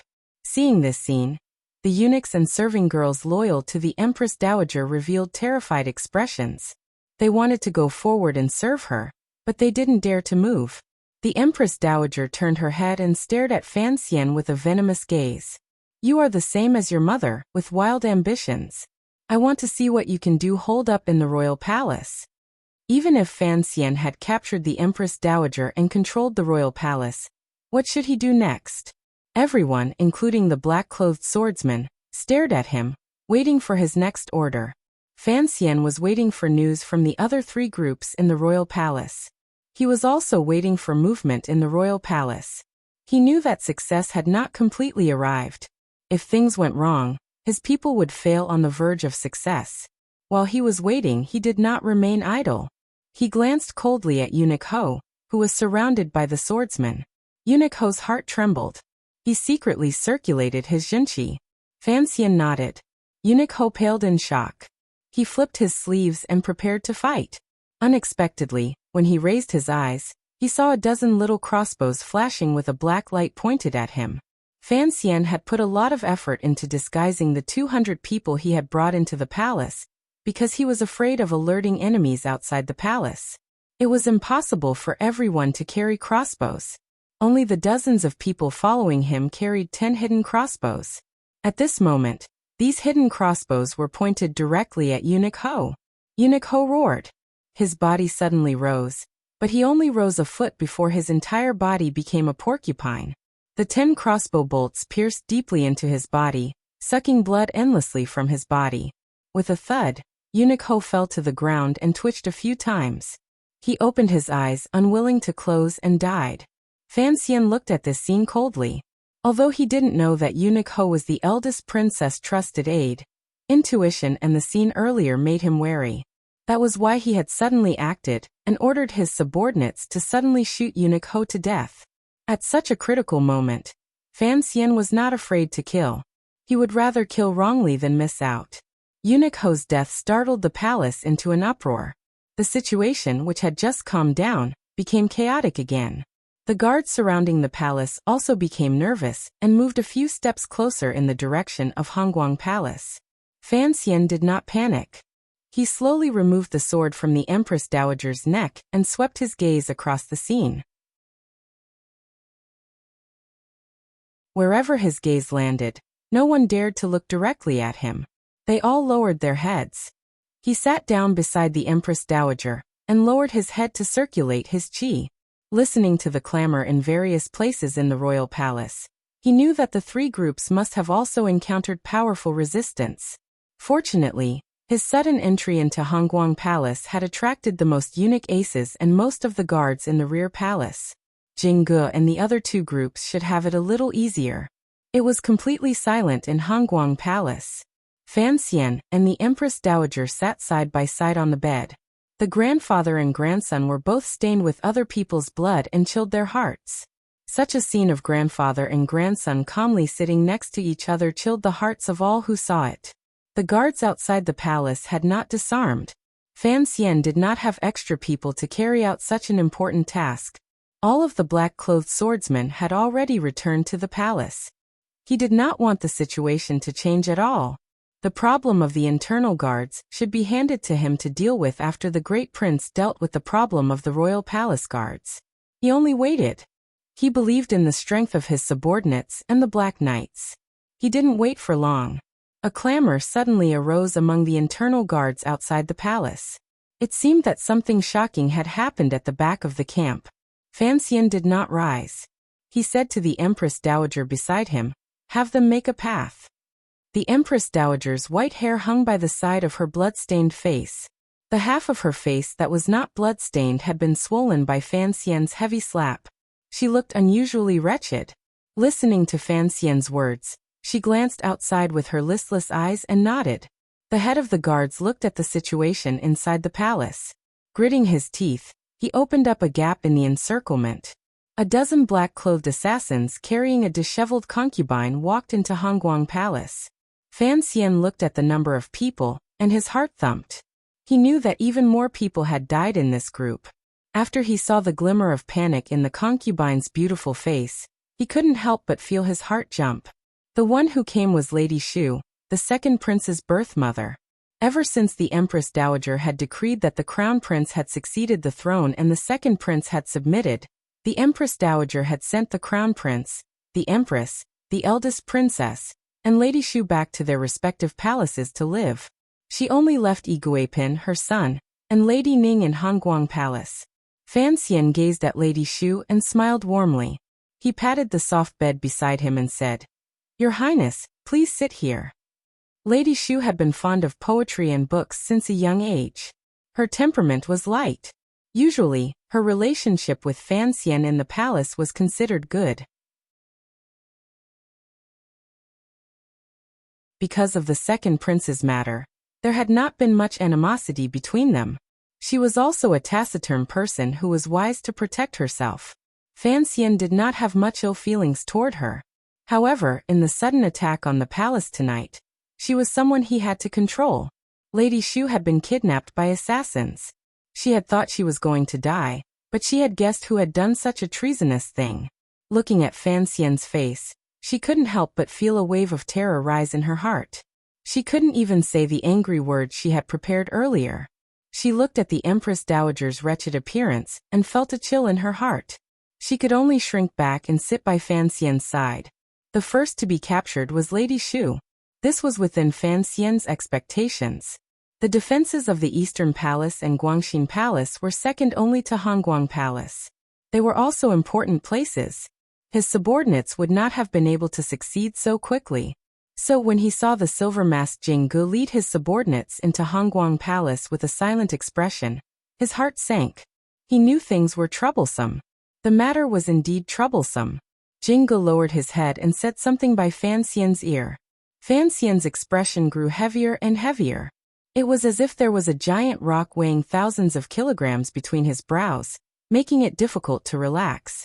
Another subordinate reported back. It was still bad news. Fan Xian furrowed his brows and rubbed them forcefully. It was as if he wanted to chase away the worry in his heart. A moment later, he sighed and quietly said something to the person on the bed. I had wanted to have a family reunion. Looks like that won't be possible. On the bed sat the Empress Dowager and Lady Shu. Behind him sat Yi Guipin, Lady Ning, and the third prince. Most of the people of the royal family were on this bed. Fan Xian controlled the life and death of the two people beside him in the most absolute close range, protecting the three people behind him. The so-called family was the emperor's family. Now that the Qing emperor had passed away, other than the 6 people on the bed, there was also the crown prince, the empress, and the eldest princess in Guangxin Palace. Fan Xian unconsciously excluded the gardener, because he felt that King Jing was much cleaner than everyone else in the family. The heavy rocks between Fan Xian's brows were the 3 members who had not come for the family reunion. The news Jinggu and the other group had reported was that the Eastern Palace and Guangxin Palace were completely empty. For some reason, the eldest princess and the crown prince seemed to have received the news ahead of time. Just a moment before Fan Xian's subordinates killed their way into the palace, they took advantage of the dark night and fled in the direction of the cold palace in the north. Jinggu and the hundreds of assassins did not catch up. Such a violent and wanton surprise attack had not captured the most important figures. Fan Xian's mood was unusually heavy, but his expression gradually warmed. Although he had not completely succeeded in breaking into the palace this time, he had, after all, captured the Empress Dowager and Lady Shu. There was never anything perfect in this world. He knew that his luck was not good enough to use 200 people to change the course of history. The Empress Dowager sitting by his side suddenly said in an old voice, I know what you want to do. However, my edict has long been sent down. It was clear that everything Jinggu said next to Fan Xian's ear had landed in the Empress Dowager's ears. A glimmer of mockery flashed through her eyes. Looking at Fan Xian, she said, Chengqian has left the palace with my edict.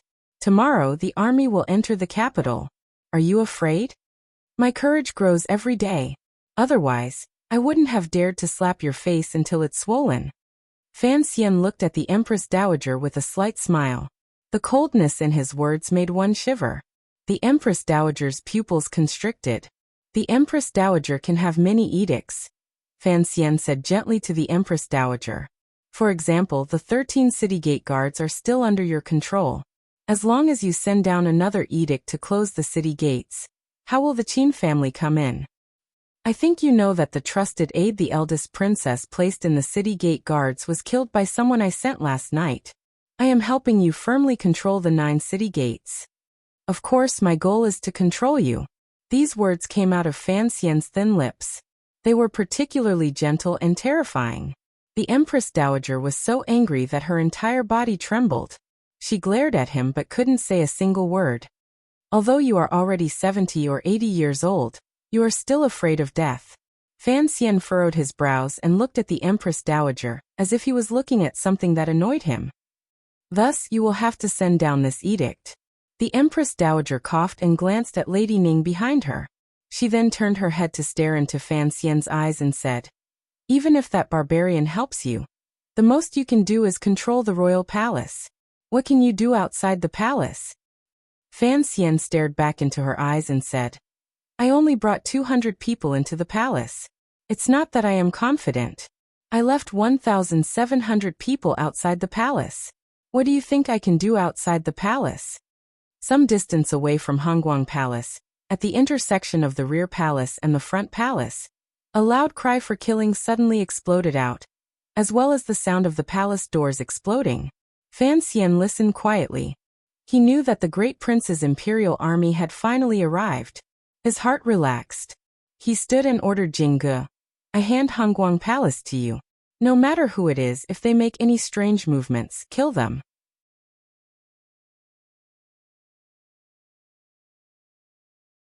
Jingge accepted the order without any objection.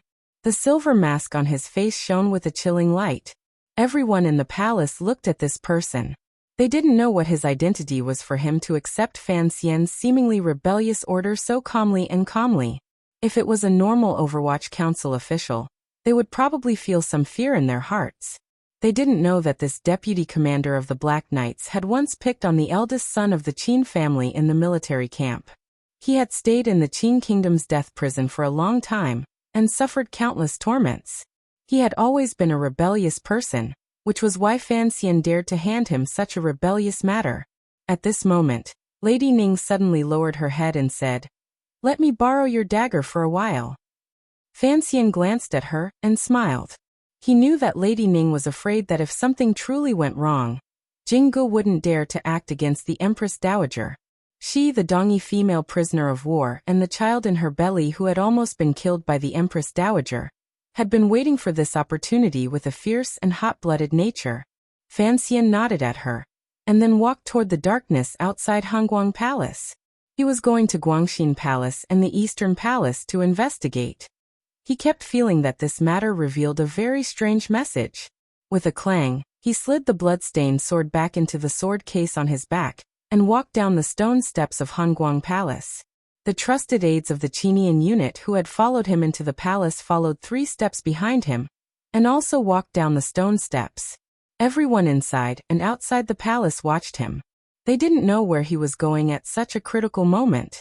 Leading a few subordinates, he calmly walked out of the palace. He walked past the internal guards holding weapons pointed at him, as if they were facing great chaos. He didn't even blink. The guards did not dare make a move. They could only watch as he disappeared into the black clothes outside Hongguang Palace. Although the Empress Dowager was in the palace, Fan Xian's calmness and bravery shocked the hearts of many people.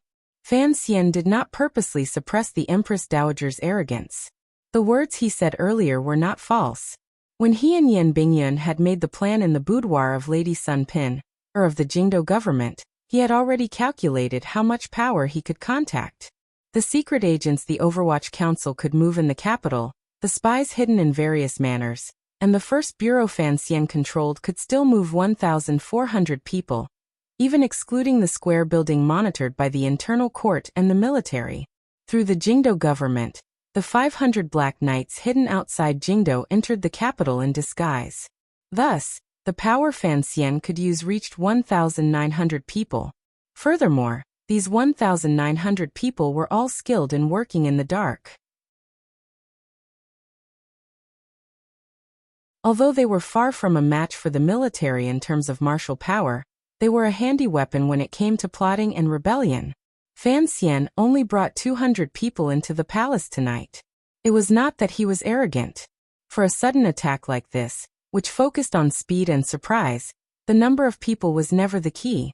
Furthermore, he had to leave a large portion of his power outside the palace. The remaining 1,700 people were doing all kinds of work under Yan Bingyun's orders. Jingdo was too big. Fan Xian had to take care of too many things. He handled the outside of the palace himself. Inside the palace, he had to rely on the thousands of imperial soldiers to control the situation. When the cries of killing came from the rear palace, he knew that the great prince had already taken control of the imperial army. The imperial army's actions were just as the great prince had said to his trusted officer. The timing of their attack depended on the progress of Fan Xian's advance into the palace. When Fan Xian's brave subordinate stopped his steps in the encirclement of guards, and sent out the signal arrow toward the night sky and bright moon, the imperial army moved. The signal arrow was bright. In an instant it lit up half of the royal palace. This kind of signal arrow used to send messages was not the kind the Jingdo garrison and Overwatch Council often used, but it already gave a clear signal. The great prince stood beside the city-guarding crossbow, and looked at the signal arrow slicing through the night sky. The lines on his face suddenly hardened. Raising his right hand, he chopped down like a knife. It chopped down into the empty night wind at the corner tower of the royal palace. A knife chopped down and directly cut the necks of 2 soldiers on the bed at the same time. Fresh blood sprayed onto the wall with a splash. Unusually bloody, the attack created 2 large flowers of blood. The knife-wielding imperial army general who attacked in the night pulled back his long knife and roared, "Kill!" In the dark night, countless people surged into the streets beside the square in front of the royal palace. Silently, they entered the large rooms and began a bloody massacre. A total of 600 imperial army soldiers who had been switched to rest were still asleep. Many of them had lost their lives just like that.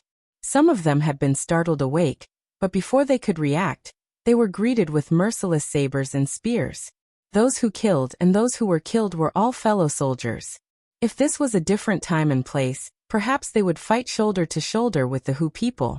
Drinking hot knives and rubbing their shiny knives, they would bravely kill their way into the enemy camp, blocking arrows and knives for each other. However, tonight was not like that.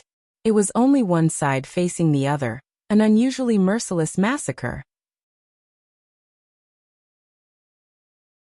Before long, the 2,000 imperial soldiers loyal to the great prince had cleaned up a large area in front of the royal palace. Countless corpses and fresh blood mixed together. The stench of blood rose to the sky. The expressions of the imperial soldiers were not good. They were usually part of the Western Expedition Army. This was the first time they had killed their own people. However, they also knew that these people were not on their side. What they had done tonight did not allow them to show the slightest bit of weakness. They had seen the royal seal sent by the commander and the emperor's posthumous edict, so they had hot blood and faith in their hearts. We are on the side of justice. Right now they were still alive. Who could say otherwise? After returning home, I have been writing for 3 consecutive days. I am really tired. Tomorrow, I will write less to rest. As for writing, please rest assured.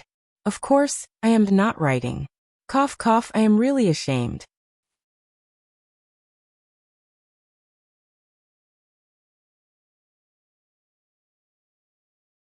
Chapter 555.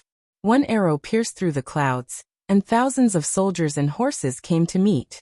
When that dazzling firework bloomed in Jingdo's silent night sky, although it was only for a moment, it shocked countless people.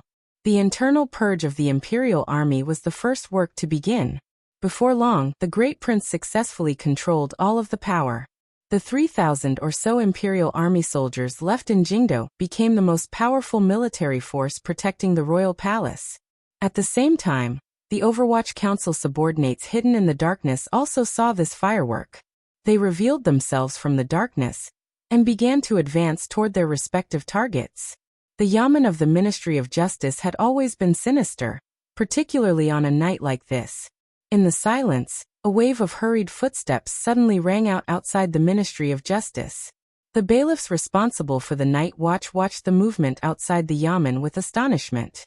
They then discovered with astonishment that a large group of people wearing black official robes were pressing toward the Ministry of Justice. The bailiffs' faces were deathly pale.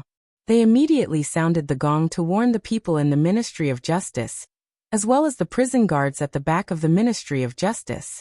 They immediately retreated toward the yamen of the Ministry of Justice, because they knew that these black official robes were from the Overwatch Council. They were not a match for them. The sound of the warning rang out. The subordinates of the Ministry of Justice all hurried to the back.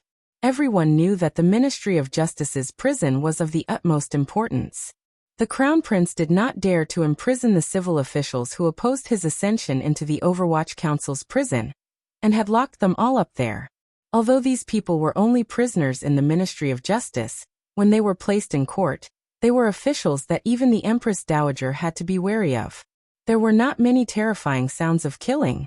After a few wretched cries and a wave of chaos, the Overwatch Council's 300 or so people entered the depths of the yamen of the Ministry of Justice and charged into the large square. The bailiffs of the Ministry of Justice and prison guards were surrounded in the center by Overwatch Council officials. The disheveled main official of the Ministry of Justice looked at this scene and couldn't help his heart becoming cold. The two sides had about the same number of people. It seemed that they had the power to fight. However, this minister, who was like the commander of the Imperial Army and did not dare to go home, and only guarded the prison in the Ministry of Justice, could not summon any thought of resistance. The black-clothed men held crossbows in their hands. They were the Overwatch Council officials that Qing officials feared the most. The minister knew that since the Overwatch Council dared to act so wildly, Sir Fan Jr. must have begun to stir up a bloody storm inside Jingdo. The remaining power of the Overwatch Council still existed, and Fan Xian's dark name intimidated everyone's hearts. Without the help of the eldest princess power, not many people dared to directly oppose this group. Moreover, he had also heard that a signal arrow had been fired from the palace. Then he woke up in a panic and clearly heard the heaven-shaking battle cries that soared into the sky from the Imperial City. He didn't know that it was the Imperial Army, but he knew that there was a change in the Imperial City. A number of corpses lay scattered on the field. The leading official of the Overwatch Council looked coldly at the surrounded Minister of Justice. Enunciating each word, he said, "I have come by the Empress Dowager's edict and Prince Huqing's military order to bring the old officials out of prison. I would have to trouble you, Minister, to hand them over." Hand them over? No, this was a prison break. The Minister of Justice trembled and didn't dare to speak or curse. Last night, one of his right-hand assistant ministers had died in this hall without anyone knowing. No one knew how the assistant minister had died. The minister didn't want to become a second wronged person. If he surrendered, would he have a chance to live? The light of the torch made the Minister of Justice's expression strange. Seeming to guess his thoughts, the leading Overwatch Council official stared into his eyes and said, "The Empress Dowager has said that all those who have rebelled will be forgiven if they truly repent." The Minister of Justice smiled bitterly. He had even brought up the Empress Dowager's edict. It looked like the Duke of Donbua had already taken control of the royal palace. There was still no news from the eldest princess side. Something had probably gone wrong. With such a situation, why should he bitterly hold on? In a flash, he suddenly thought that if the battle in the royal palace had not been resolved and Fan Xian had not gained the upper hand, if he surrendered so easily, how would he explain it to the crown prince and the eldest princess? The Minister of Justice gritted his teeth. His gaze changed endlessly.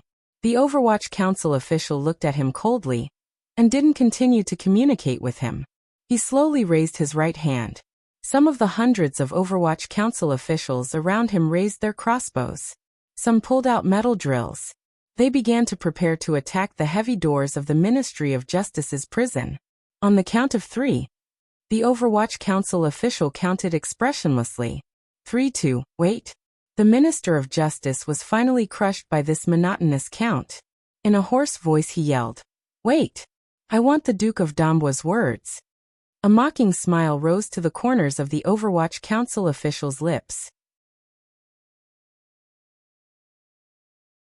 In such a dangerous situation, the Minister of Justice's courage had been crushed. He had not become stupid. He knew that the Empress Dowager's edict was only a piece of broken paper. What could truly save his life was the commissioner's will. He took out a document he had prepared a long time ago and tossed it over. The Minister of Justice picked it up from the ground. Using the dim light of the torch, he read the document again and confirmed that it was the decree personally written by Sir Fan Jr. No one knew when this decree had been written or prepared, but it clearly said that the eldest princess and the crown prince had conspired with Dongyi and northern Qi assassins to assassinate the emperor on Dong Mountain. Each crime was clear. At the back, it said that the governor of the northern expedition camp, Yin Xiaoi, was involved in the rebellion and had been personally executed by Fan Xian. The crime was not important.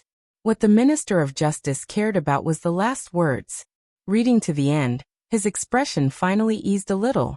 In this document, titled Summon the Imperial Edict to Punish the Traitors, there were about 400 words in total. In the last 100 words, it clearly said that the officials in court had been deceived by Li Chengqian. As long as they repented and performed meritorious deeds for the new throne, the past would be forgiven. The Minister of Justice's hand trembled as he held the decree. This decree did not have the Empress Dowager's seal, but it had the Emperor's royal seal. The most important thing was that Fan Xian had personally made his signature on it. The Minister of Justice knew that at a time like this, no royal seal would be more effective than Fan Xian's signature. Furthermore, he believed that Fan Xian was not someone who would go back on his word. His face grew increasingly pale. He glanced at the Ministry of Justice Yamen guards around him who were summoning up their courage, but had ashen faces. He lowered his head and knelt in front of the Overwatch Council official. In a wretched voice he said, "I plead guilty." Disarming, finger-binding, leashing. All of the Ministry of Justice's armed forces were brought under control in a very short amount of time. It was just that this group of people left some face for the minister, except for the official robe and the black gauze that he was not wearing properly. All kinds of knives, spears, and sticks were piled in the corner. All of the officials of the Ministry of Justice had their arms bound behind their backs with special steel finger cuffs made by the Overwatch Council. These finger cuffs were all tied together with sturdy hemp ropes. They were like grasshoppers strung together during a famine. All of these actions appeared particularly familiar and fast. From the day the Overwatch Council Yamen was born, they had used these methods to deal with the various Yamens of the Qing Kingdom's enormous state apparatus. It could not be said that the Minister of Justice was timid, or the Qing Kingdom's Yamen were useless. However, it had been many years. The terror of the Overwatch Council had been deeply rooted in the hearts of all Qing officials. Like a natural enemy, the officials faced this group of black-clothed people could not muster up any courage to resist. After the Qing Emperor died and Qin Pingping was poisoned, the Overwatch Council, this terrifying royal secret service, had become the sharpest blade in Fan Xian's hands. While dealing with the remaining affairs of the Ministry of Justice, the two heavy doors of the Ministry of Justice had long been opened. Overwatch Council officials entered and split off many people to help out 40 or 50 wretched-looking officials. These officials did not have time to remove their official robes, but they were already covered in wounds. From this, one could see how hurried and chaotic the Crown Prince had been when he had arrested these officials in Taiji Palace. Many of the officials had no strength to walk after being punished.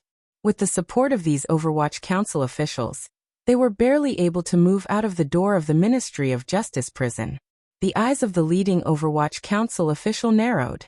He quickly walked forward and knelt on one knee in front of these officials. Making a heavy bow, he said in a low voice, "I am the head of the Second Bureau of the Overwatch Council, Morong Yen. On the Empress Dowager's orders, I have come to welcome you. Thank you for your hard work." The civil officials who had been helped out looked at this black-clothed Overwatch Council official and couldn't help but feel a mixture of emotions. They couldn't say anything. Morong Yen did not rise. Instead, he turned and bowed solemnly to the two leading officials. In a low voice he said, "The commissioner has ordered me to thank the two scholars on his behalf." These two officials were the two first-level officials who had courageously rebelled in Taiji Palace and forcefully stopped the Crown Prince's ascension. They were the heads of the Hall of Governmental Affairs, Hu the scholar and Sir Xu Wu. There were still wounds on Xu Wu's face. Looking at this official, he sighed. He did not feel much joy at having escaped. There was only a deep worry for the situation in Jingdo. He knew Fan Xian's personality. Since he had risked his life to break into the prison tonight, the royal palace would certainly be in chaos. The emperor, who knew how many of the emperor's relatives would die in this storm, who the scholar smiled and said, "The Duke of Dombois is wrong. I did not help him. Where is the word thanks? Morongyan was surprised by these words. There was no time to explain the situation in the palace in detail. 10 carriages had already arrived outside the Ministry of Justice. They took the injured officials into the carriages and headed toward the royal palace. The situation in Jingdo was still very dangerous. These officials who had just escaped prison could not return to their manors for now. Watching the carriages under the Overwatch Council's protection move along the long street toward the royal palace, Morongyan, standing outside the door of the Ministry of Justice, finally let out a big breath. Although there were still many things he needed to take care of in the Ministry of Justice Yamen behind him, his heart had already calmed down. He was the head registrar of the Second Bureau. Originally, he was responsible for gathering intelligence. In the Overwatch Council incident, he had been given the task of forcefully attacking the Ministry of Justice by Sir Yin Jr. Perhaps he had taken a liking to his calmness. It was not difficult to forcefully attack the Ministry of Justice. What was difficult was to rescue the officials in the prison unharmed. Morongyan knew this very well. Otherwise, the commissioner would not have given him hundreds of people when Jingdo had so few people. The specific mission had been given by Yan Bingyun, but the requirements had been personally drawn up by Fan Xian. Fan Xian had given a death order to the Ministry of Justice prison. He wanted to ensure the safety of the scholars Hu and Shu, as well as the civil officials. He knew that if these courageous civil officials had not risen up in Taiji Palace and forcefully delayed the crown prince's ascension, throwing court politics into chaos and Jingdo into chaos, it would have been difficult for him to find an opportunity to successfully break into the palace. These civil officials, who did not seem to have much power other than opening their mouths to remonstrate, were the true heroes of Fan Xian's mission. Fan Xian had borrowed the bones of these officials, so he had to ensure that their bones were unharmed. This was gratitude and a faint sense of guilt. When the Ministry of Justice prison was opened, the Jingdo government, which had seemed even more difficult to attack, had its main doors wide open and brightly lit. It appeared very strange.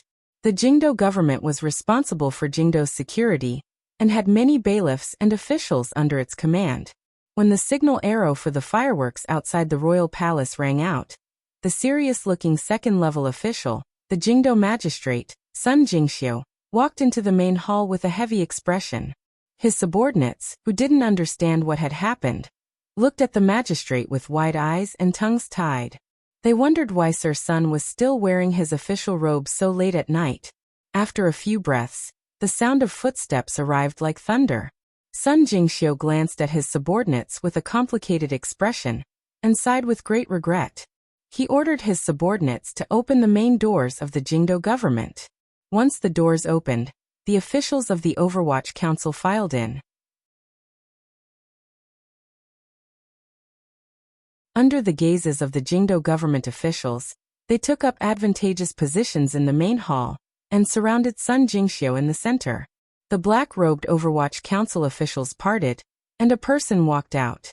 It was the head of the first bureau of the Overwatch Council, Mu Tai. This steel-faced official looked coldly at Sun Jingxiu and asked, "Sir, you have ordered me to ask you, have you thought it through?" Sun Jingxiu sighed again. After a moment of struggle, his legs seemed to suddenly lose strength.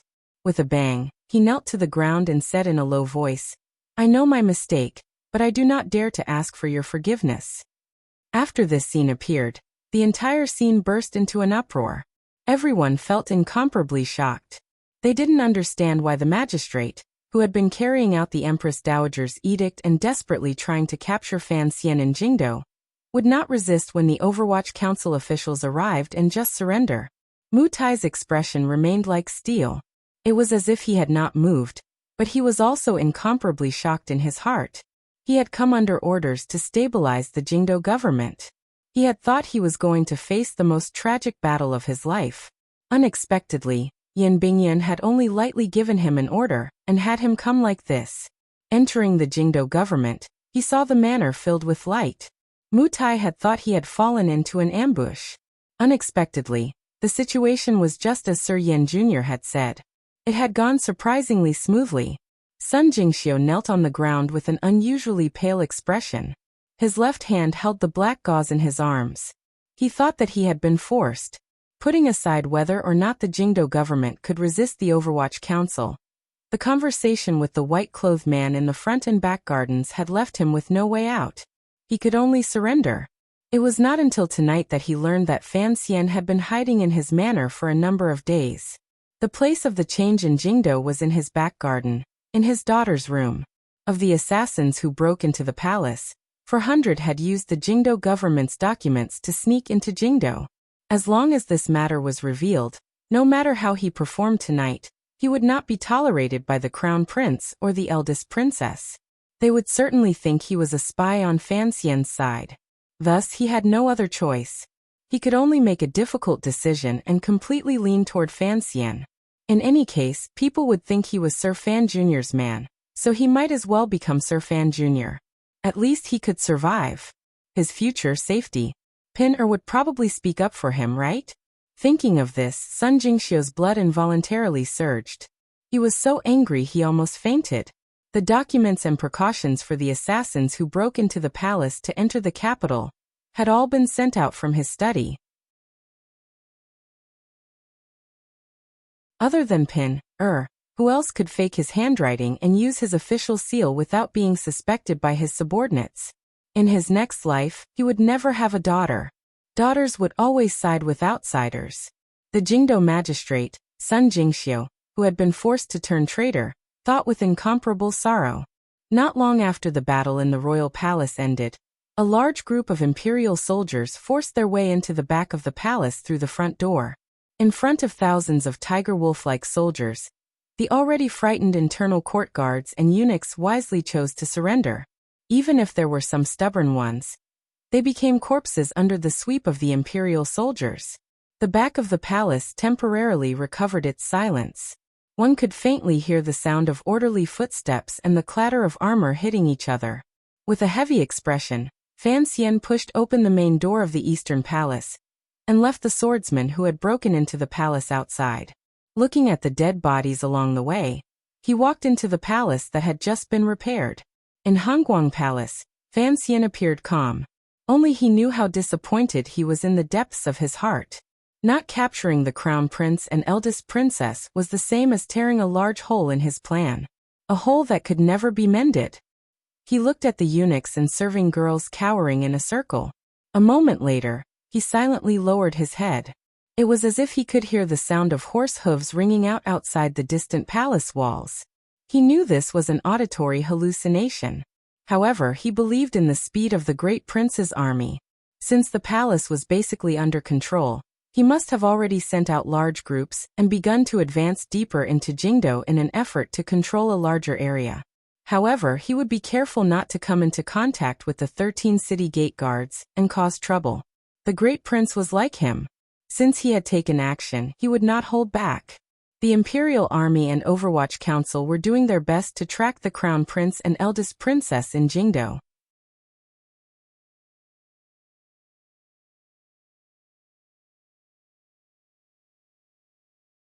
Chapter 556.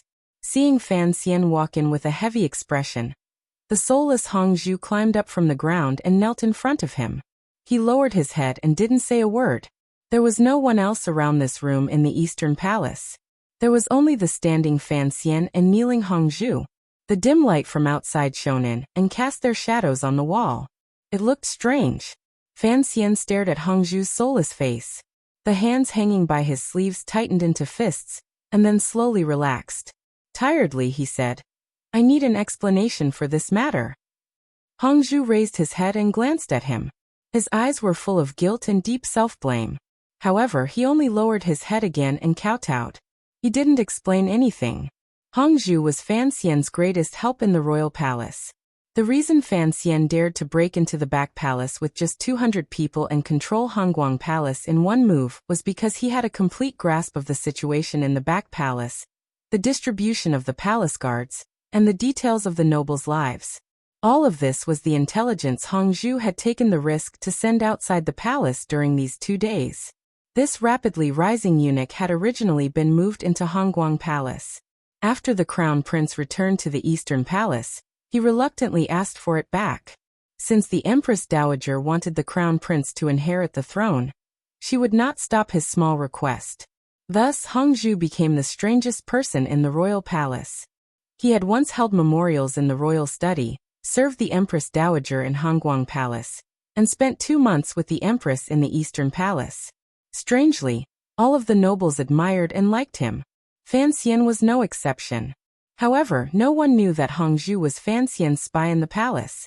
The reason the guards on duty on the way from the palace gates to Hongguang Palace were strangely poisoned and unable to give an early warning was all because of this eunuch.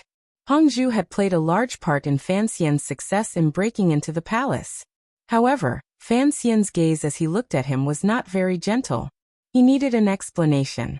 The Crown Prince and Empress were in the Eastern Palace, under Hongzhu's eyes. How could they react to such a thunderous attack on the palace and escape before Fan Xian's sharp sword arrived? Fan Xian's fists tightened. A gloomy voice seeped out from between his teeth. He smiled coldly and said, "Was it you who leaked the information?" Hongzhu didn't dare look at Fan Xian's cold eyes and nodded his head heavily. Fan Xian sucked in a cold breath and looked at him in disbelief. "Do you know what you're doing? We are rebelling, not playing house." In order to not let the people in the Eastern Palace hear, he did not raise his voice, but the emotions inside gradually became frantic. "What happened to you? Soft-hearted?" Fan Xian's brows were tightly furrowed. Using an extremely fast and cold voice he said, "Your soft-heartedness will harm the entire Qing kingdom." He spat on the ground next to his feet and cursed hatefully. "I went through untold hardships to get into the palace, but you played such a trick. It's fine if you don't want to live, but what about the people in the palace? You're forcing me to prepare to run before dawn." Fan Xian felt a rare sense of anger. He could not understand how such a meticulous plan, which mobilized the spies he had spent countless hours and effort hiding in the palace, had for reasons he could not understand, made such a big mistake. Why? Fan Xian stared at Hongzhu's face. A dark fire flashed through his eyes. "The Crown Prince treats me very well." Hongzhu knelt in front of Fan Xian and suddenly began to cry. Tears flowed down from the corners of his eyes and followed along his young face into his clothes. "The Empress is very pitiful. I thought and thought, but in the end I couldn't resist it." Hongzhu cried out loud. Snot and tears flowed down his face. "Sir, kill me. I don't want to live anymore. I killed Xiao myself. I don't know how many more people I will kill. It's all my fault, my fault." Fan Xian sucked in a cold breath. Although he had already cursed earlier, he had not thought that the reason Hongzhu let the Crown Prince and Empress go was actually because of his soft-heartedness. What happened in Guangxin Palace? "I don't know." The corners of Fan Xian's eyes twitched. His heart felt a glimmer of coldness. Looking at the eunuch kneeling in front of him, he suddenly opened his mouth and said, "Stand up." Hongzhu knelt on the ground, not daring to rise. "Stand up." Fan Xian roared in a low voice. Hongzhu timidly stood up but suddenly felt a pain in his crotch. He couldn't help but cry out in pain. Fan Xian slowly pulled his hand back. There was a complicated emotion on his face. Looking at Hongzhu, he didn't say a word. A moment later, he only shook his head and sighed. Hongzhu's face was deathly pale. He looked at Fan Xian with extreme terror. Immediately after, he thought that since he had secretly informed the Empress and Crown Prince to escape before it happened, his life was probably gone. Since things had reached this point, what was there to be afraid of? Thus, he straightened his body and looked at Fan Xian without saying a word. However, the thick sense of guilt in his eyes could not be shaken off. Unexpectedly, Fan Xian didn't say anything. He also didn't take out a sword in a rage to chop off his head. Fan Xian only sighed and waved his hand. Alone, he walked toward the outside of the Eastern Palace. His back appeared somewhat lonely and desolate. Hongzhu stared in a daze at Fan Xian's back. For some reason, he began to cry again. Fan Xian walked out of the front door of the Eastern Palace. He could no longer hear Hongzhu's cries. His anger, for no reason, lessened greatly. However, his heart was somewhat empty. He waved his hand to summon his subordinate and ordered him to escort all of the serving girls and eunuchs in the Eastern Palace and Guangxin Palace to the Cold Palace area in the Qin Corridor. Then he walked alone into the darkness of the royal palace. Hongzhu's temporary soft-heartedness had brought irreparable damage to his plan. In that instant, the angry Fan Xian indeed had the urge to kill. However, this urge immediately disappeared because he heard the words xiao. When he was in Hangzhou, he had thought about what kind of effect that serving girl's death would have on Hongzhu's state of mind. From the beginning, he knew that Hongzhu was not a normal eunuch. He was a loyal and affectionate eunuch. Otherwise, Fan Xian wouldn't have entrusted so many important matters to him. However, Fan Xian had not thought that Hongzhu would be so affectionate. How could he be soft-hearted in such an important matter as the change in the palace? From this, it could be seen that the crown prince was a generous and affectionate person. Furthermore, Hongzhu, who had secrets, had perhaps developed some different feelings for the pitiful empress in the Eastern Palace during the months the crown prince had been banished from Nanzhou. Hongzhu was an affectionate eunuch and had feelings for Fan Xian. That was why he had taken such a great risk to stir up chaos in the palace and help him enter the palace. He had feelings for the crown prince and for the empress. That was why he had let go at the last moment. Humans had always been complicated creatures, particularly a eunuch like Hongzhu who was more like a scholar than a scholar. Perhaps I am too heartless to think that people could be so affectionate, Fan Xian thought to himself. Involuntarily, he thought of Su Maokai of the Jiaozhou Navy. A self-mocking smile rose to the corners of his lips. Su Maokai and Hongzhu were the two deepest nails he had planted in the Qing court. It was during this world-shaking court chaos that these two nails had their own thoughts and brought great harm to Fan Xian's plan. If it wasn't for Su Maokai, Fan Xian would not have been able to escape from the deep sea under Dong Mountain. If it wasn't for Hongzhu, Fan Xian wouldn't even have been able to enter the back palace. Thus he knew he had no right to blame these trusted aides. He couldn't bear to kill Hongzhu and couldn't bear to blame Hongzhu. He only thought helplessly that in terms of moving people with emotions, the crown prince had already trained himself to be more powerful than him. The crown prince occasionally had true emotions, while he was a hypocrite to the end. With the help of the Overwatch Council subordinates, the imperial army had already purged the back palace. The internal guards had all been captured. They shouldn't be able to raise any more waves. Fan Xian returned to Hongguang Palace with a heavy expression. He didn't go in to see the Empress Dowager or comfort the third prince's family. He only gave a few orders in a low voice to Jing Ge, who was standing guard outside the palace. Jing Ji's expression changed slightly. It was as if he had not thought that the commissioner would be considering the problem of failure in the midst of such a great victory. However, he didn't ask anything. Stretching out his right palm, he pressed the silver mask on his face tightly and knelt on one knee to accept the order. He then led some of the Black Knight aces out of the palace. The safety control of Hongguang Palace was handed over to the imperial army. The two masterminds of the first palace chaos in the history of Qing Kingdom finally met on the tall palace walls about half an hour after the signal arrow shot into the sky. Fan Xian silently bowed to the fully armored Great Prince. The Great Prince's expression was heavy. Although he was wearing armor, he still solemnly returned the bow. The night wind suddenly arrived and made the Great Prince's large red cloak flap loudly in the wind. It made the black Overwatch Council robes on Fan Xian's body stiff, as if they had been washed. The nervous patrolling imperial soldiers on the palace walls looked at this scene and couldn't help but feel admiration. Suddenly, an indescribable confidence welled up in them. In the first year of the Qing calendar, the Great Prince had led an army on an expedition to the west. His reputation had gradually risen, and he had never tasted defeat. After Fan Xian took control of the Overwatch Council, he seemed to have become the second Qin Pingping. However, he was much more glamorous than Director Qin. These two princes were like the battle robes on their bodies, a blazing bright red and a cold pure black. With light and darkness working together, how many people in this world could stand up to them? Fan Xian and the Great Prince straightened their bodies and didn't say anything. They came to the outside of the corner tower and watched the calm square at the foot of the tall palace walls. The faint sounds of killing came from the distance, and a few eye-catching fires in the distance. The two of them didn't need to say anything. Accurately speaking, after the Dong Mountain incident, the two of them had never met or spoken. However, they had single-handedly brought about today's palace chaos. This relied on the trust and confidence the two of them had in each other. This kind of tacit understanding was not based on profit. Rather, it was based on history. In the emperor's family, these two princes had both been humiliated and neglected. Their mothers and elders had once fought side by side.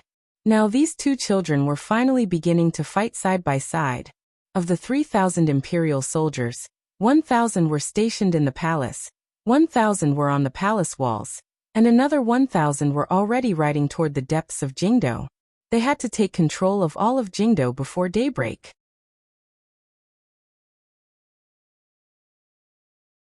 It was indeed too difficult for 1,000 people to take control of Jingdo. If they added on the 1,000 Overwatch Council officials Fan Xian had purposely left outside the palace as helpers, it would go much more smoothly. We have to capture them before daybreak, the great prince said coldly. The them in these words referred to the crown prince, his mother, and the eldest princess, Li Yunrui. Of the 1,000 imperial soldiers responsible for sweeping through the area, at least 3 small groups of riders were following the route of the laundry and desperately searching for the people who had escaped from the palace. Fan Xian was silent. The moment he learned that the crown prince and eldest princess had escaped the palace, he had already given the order. The secret agents and swordsmen of the Overwatch Council were also working hard in Jingdo. However, he knew that just like how it was difficult for the eldest princess to catch him when he was hiding in the vast sea of residences in Jingdo, it would also be difficult for him to catch them. This kind of thing required luck. What was disadvantageous to Fan Xian and the Great Prince was that they only had 6 hours before daybreak. Everything is fine in Hongguang Palace. Fan Xian didn't answer the Great Prince's question. His eyes looked at the soldiers below the palace walls and changed the subject. The Empress Dowager is fine. The Great Prince furrowed his brows and didn't say anything. The Great Prince had always been a rough and generous filial person, so it was impossible for him to do the things that Fan Xian could do. Even hearing the Empress Dowager's name made his mood drop a little. He felt a little uncomfortable. Fan Xian gazed at him with a slight smile. It was as if he could see through the shadow in his heart. He said, "The struggle for imperial power has always been a matter of life and death. We are only carrying out the emperor's posthumous edict. The history books will give you the evaluation you deserve." "I don't care about that." The Great Prince shook his head and faced the night wind high above the palace walls. In a quiet voice he said, "There's no need to say any more. Since Father has given you full authority to handle this matter in the posthumous edict, I believe you can handle it well. I have confidence in you." If he didn't have confidence, the always filial Great Prince would not risk Lady Ning's life and raise an army to rebel. "But can you give me confidence?" Fan Xian looked at the imperial soldiers that appeared sparse compared to the vast royal palace and sighed. There were only 1,000 soldiers around the royal palace. No matter what, it was not enough to give one a strong psychological support. The Great Prince understood what he was worried about. After a moment of silence, he said, "Father went to Dong Mountain and took away a group of imperial soldiers. Tonight, another group was lost. Don't worry, when used to defend a city, it is always 1 against 3, particularly in a place like the royal palace. 1 against 4 is fine. But the royal palace is very big. It is difficult to take care of it all." Fan Xian lowered his head and calculated. If the eldest princess and crown prince are actually allowed to escape Jingdo and meet with the Jingdo garrison, how many soldiers can the old Qin family move into the capital? 10,000 people of the Jingdo garrison. Since the Great Prince had raised an army, he had calculated the military power inside and outside Jingdo clearly. If we combine our forces, there will be 5,000 people. We should be able to hold them off. My people cannot be used to guard the palace. Fan Xian shook his head and raised his right arm to point at the dark sea of residences in Jingdo. They only have power in there. He turned his head to look at the side of the Great Prince's face and said with slight worry, "You've forgotten one thing. The second prince is not in the palace. He moved quickly and has probably already sneaked out of the city. Do you not need to consider Yi Zhong's subordinates? Furthermore, the army in the old Qin family's hands is not just the Jingdo garrison. The corners of the great prince's eyes twitched. If the Yi and Qin families truly joined hands to attack, even if the royal palace suddenly produced another 3,000 imperial soldiers, he would not have much confidence. Furthermore, the royal palace is an isolated palace. It is not like the large counties that have provisions. If the palace is surrounded by an army, how many days can you and I hold out? The great prince suddenly turned and stared into Fan Xian's eyes. What exactly do you want to say? Of course, I know the royal palace is not easy to defend, but why do we have to defend the palace and not the city? Defend the city? None of the 13 city gate guards have fallen into our hands. We have no idea which of the 9 city gates will be gently knocked open by the eldest princess, just like how I knocked open the door to the back palace. Don't hide it from me, the great prince said. You cannot give up on the city gate guards. Your people have already gone to the city gate guards. The spy the eldest princess buried in the city gate guards last night has already been killed by you. Fan Xian smiled self-mockingly and said, The Overwatch Council is not an immortal. It is impossible for them to dig out all of the eldest princess spies. Furthermore, we have to plan for the worst. If the Empress Dowager's edict is unable to subdue Commander Zhang of the city gate guards, you and I have to be prepared to be trapped by the army in the palace. I only want to know how many days it will take for the Qin family's army to enter the capital. Yi Zhong has received the edict to return to Dingzhou. Even if he stops halfway, it will still take some time for him to reach the capital.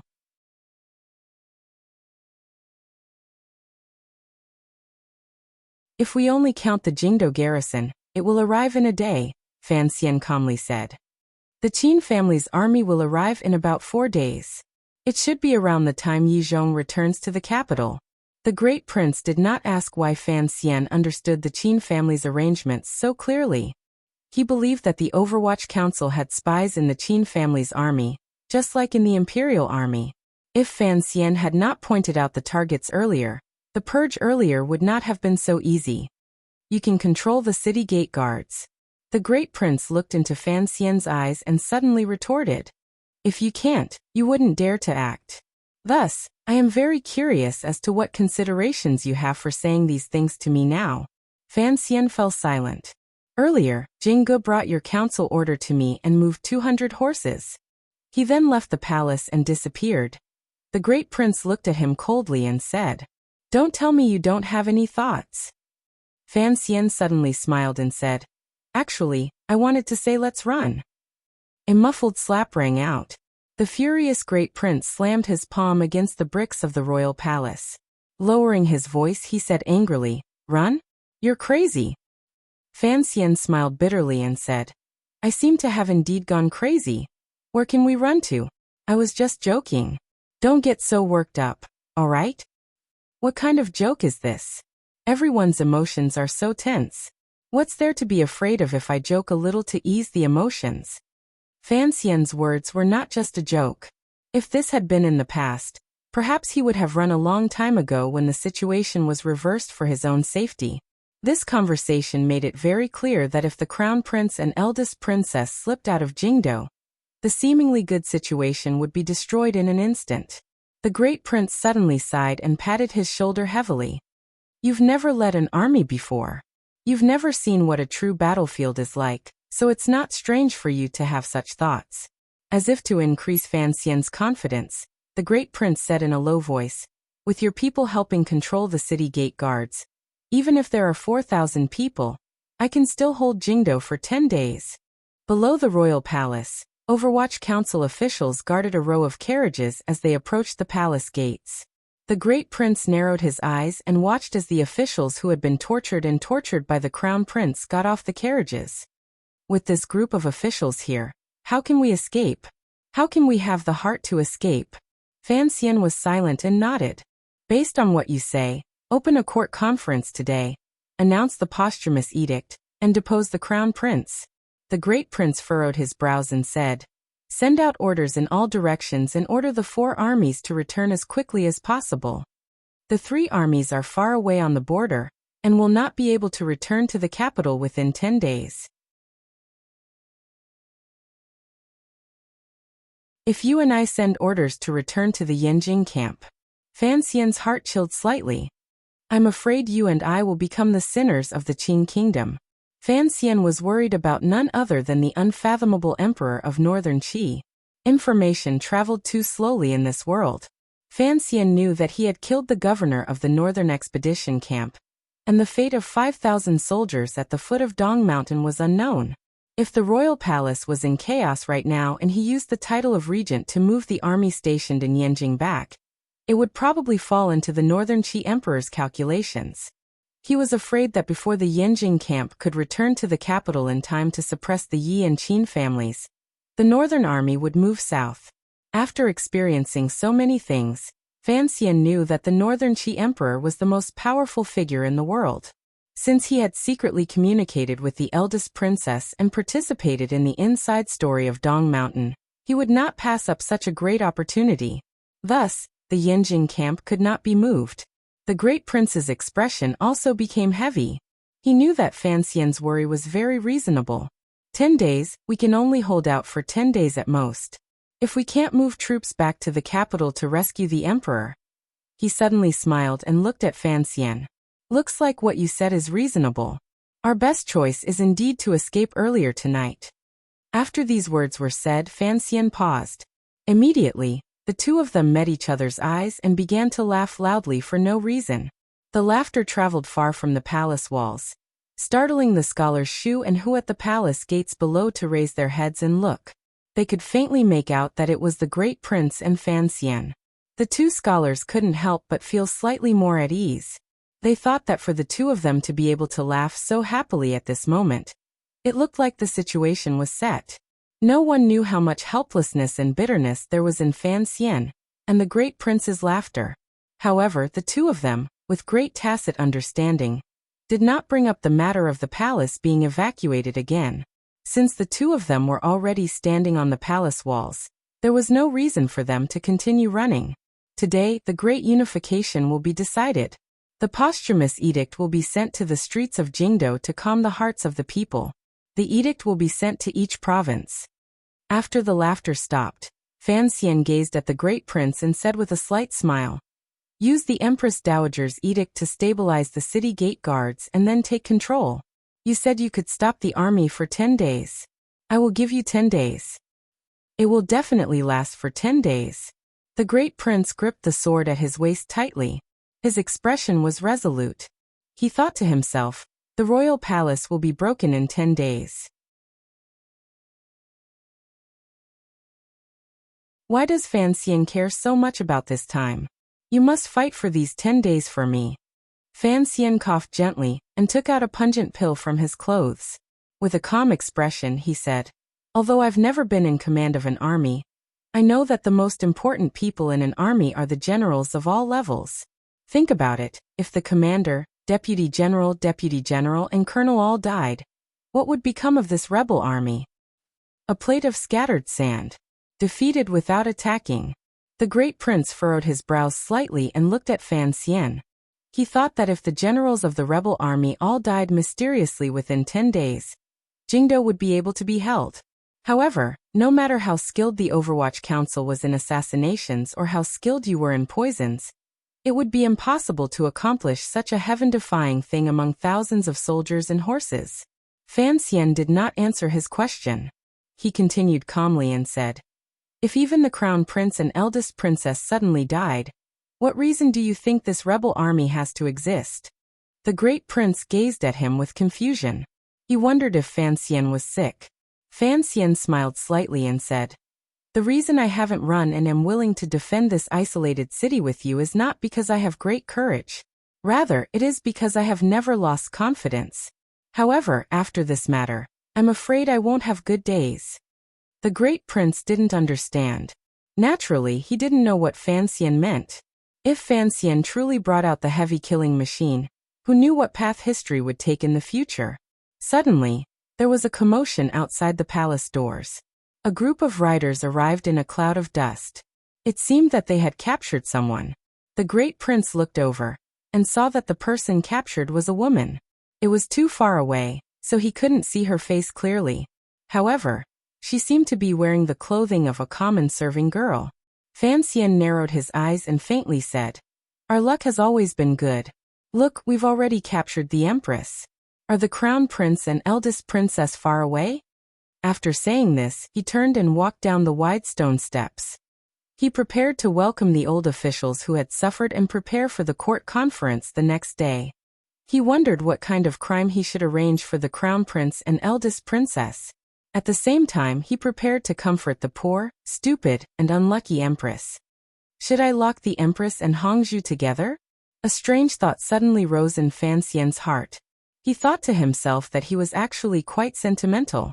Walking on the stone steps, his cough grew more and more severe. It seemed that the pill with the pungent smell of medicine he had eaten earlier had no effect. He leaned against the wall beside the stone steps and calmed his mind.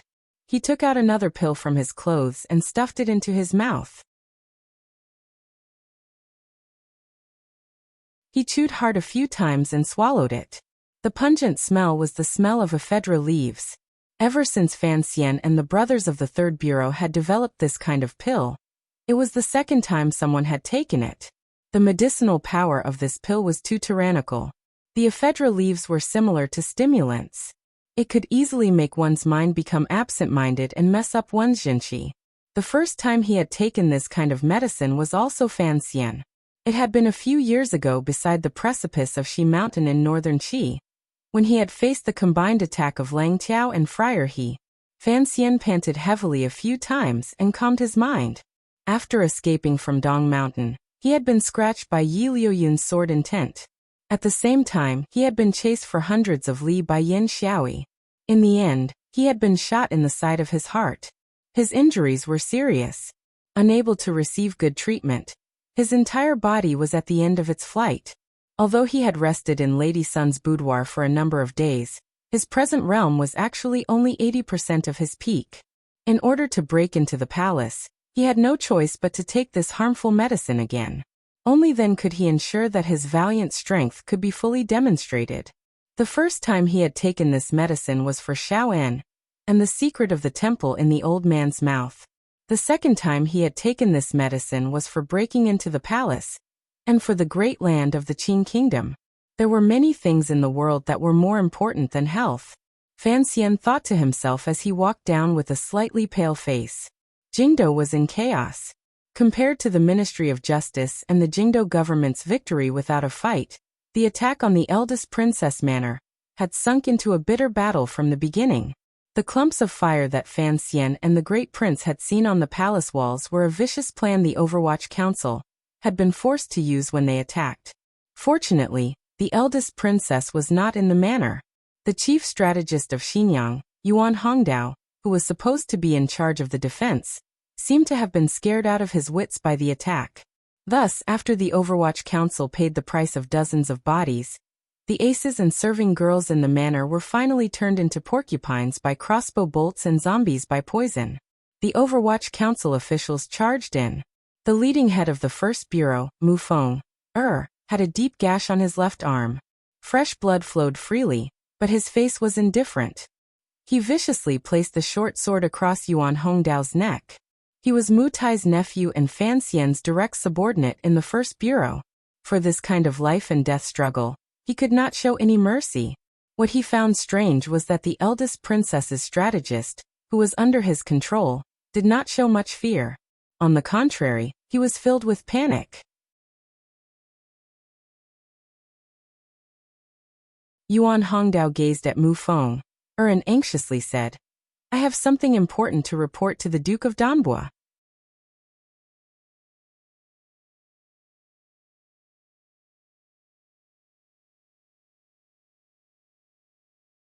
Chapter 557.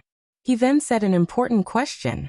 After combing through the contents of this scroll, he realized that he had made a big mistake and was very ashamed. In the book, the Minister of Appointments, Yen Hangshu, had already left his post when the emperor first attacked the eldest princess.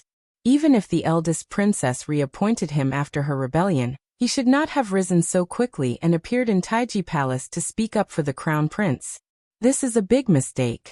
I will slowly correct it. I apologize again. Mu Feng narrowed his eyes.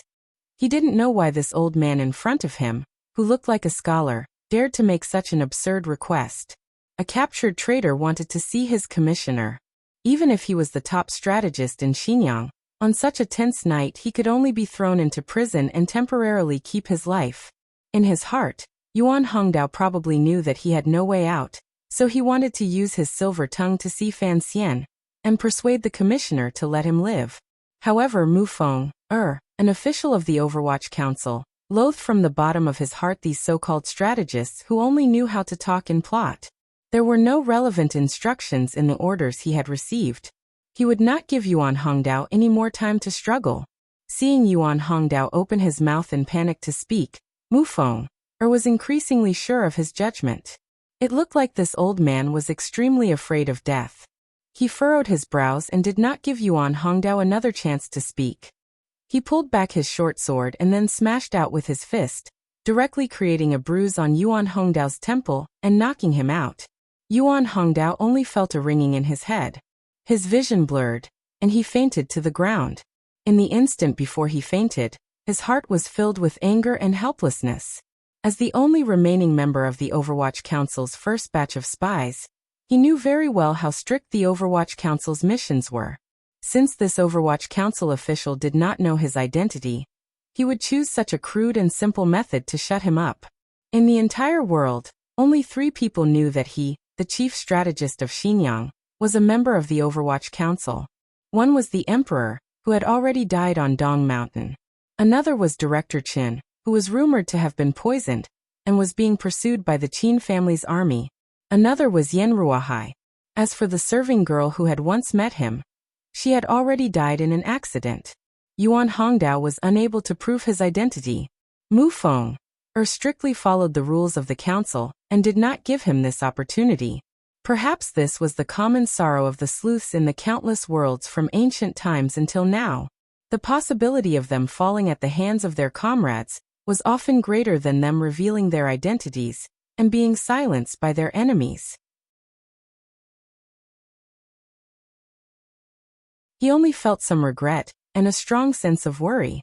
Mu Feng did not know that the person who had fainted in front of him was his senior, nor did he know how much unknown danger his simple punch would bring to Jingdo in the following days. He simply ordered his subordinates to clean up the eldest princess courtyard. He then escorted the remaining captives and locked them into the Overwatch Council's dark prison. Fan Xian took 2 ephedra pills in a row. The powerful medicinal power covered his eyes with a faint and ominous red. However, in the dark of the night, it was difficult to see clearly. He walked to the foot of the palace walls and respectfully welcomed the officials the crown prince had locked up in the Ministry of Justice's prison. He held Xu Wu and Hu the scholar's hands. His thin lips opened slightly, but he was so moved he couldn't say anything. There was no need to fake anything. Fan Xian was indeed moved that the civil officials of the Qin kingdom would stand on his side at such a critical moment. Although he had the emperor's posthumous edict in his hands and his father-in-law in Wuzhou had, at the most critical moment, finally brought out his most deeply hidden students and old friends in court. He knew how much courage it took to oppose the crown prince's ascension in Taiji Palace. If Li Chengqian was as cold-blooded as him or the second prince, these officials would probably have long become dozens of heroic spirits in the royal palace. Xu Wu and Hu the scholar didn't say anything. They only bowed toward Fan Xian. Xu Wu was the first person in the world to see the posthumous edict. Hu the scholar also knew the contents of the edict. He knew that although Fan Xian did not have the title of regent, he had the reality of regent. The emperor had given the power to choose an heir to the throne to Sir Fan Jr. This kind of trust and entrustment was rarely seen in thousands of years. Time is tight. Fan Xian knew that this was not the time to exchange words of admiration. He faced the officials in the hall and said in an even voice, "I'll have to trouble all of you to rest here for now. In a short while a royal doctor will come to treat you." "Go do your own things, Duke," Hu the scholar said warmly. "At a time like this, we don't have much use. The flag has been waved, and the cry has been made. If those rebels and traitors still do not stop, then the Duke of Danbo will need to wield the emperor's sword and kill them one by one." Although his words were light, his support for Fan Xian was completely clear. Fan Xian said, "I don't know how many other important matters require your support."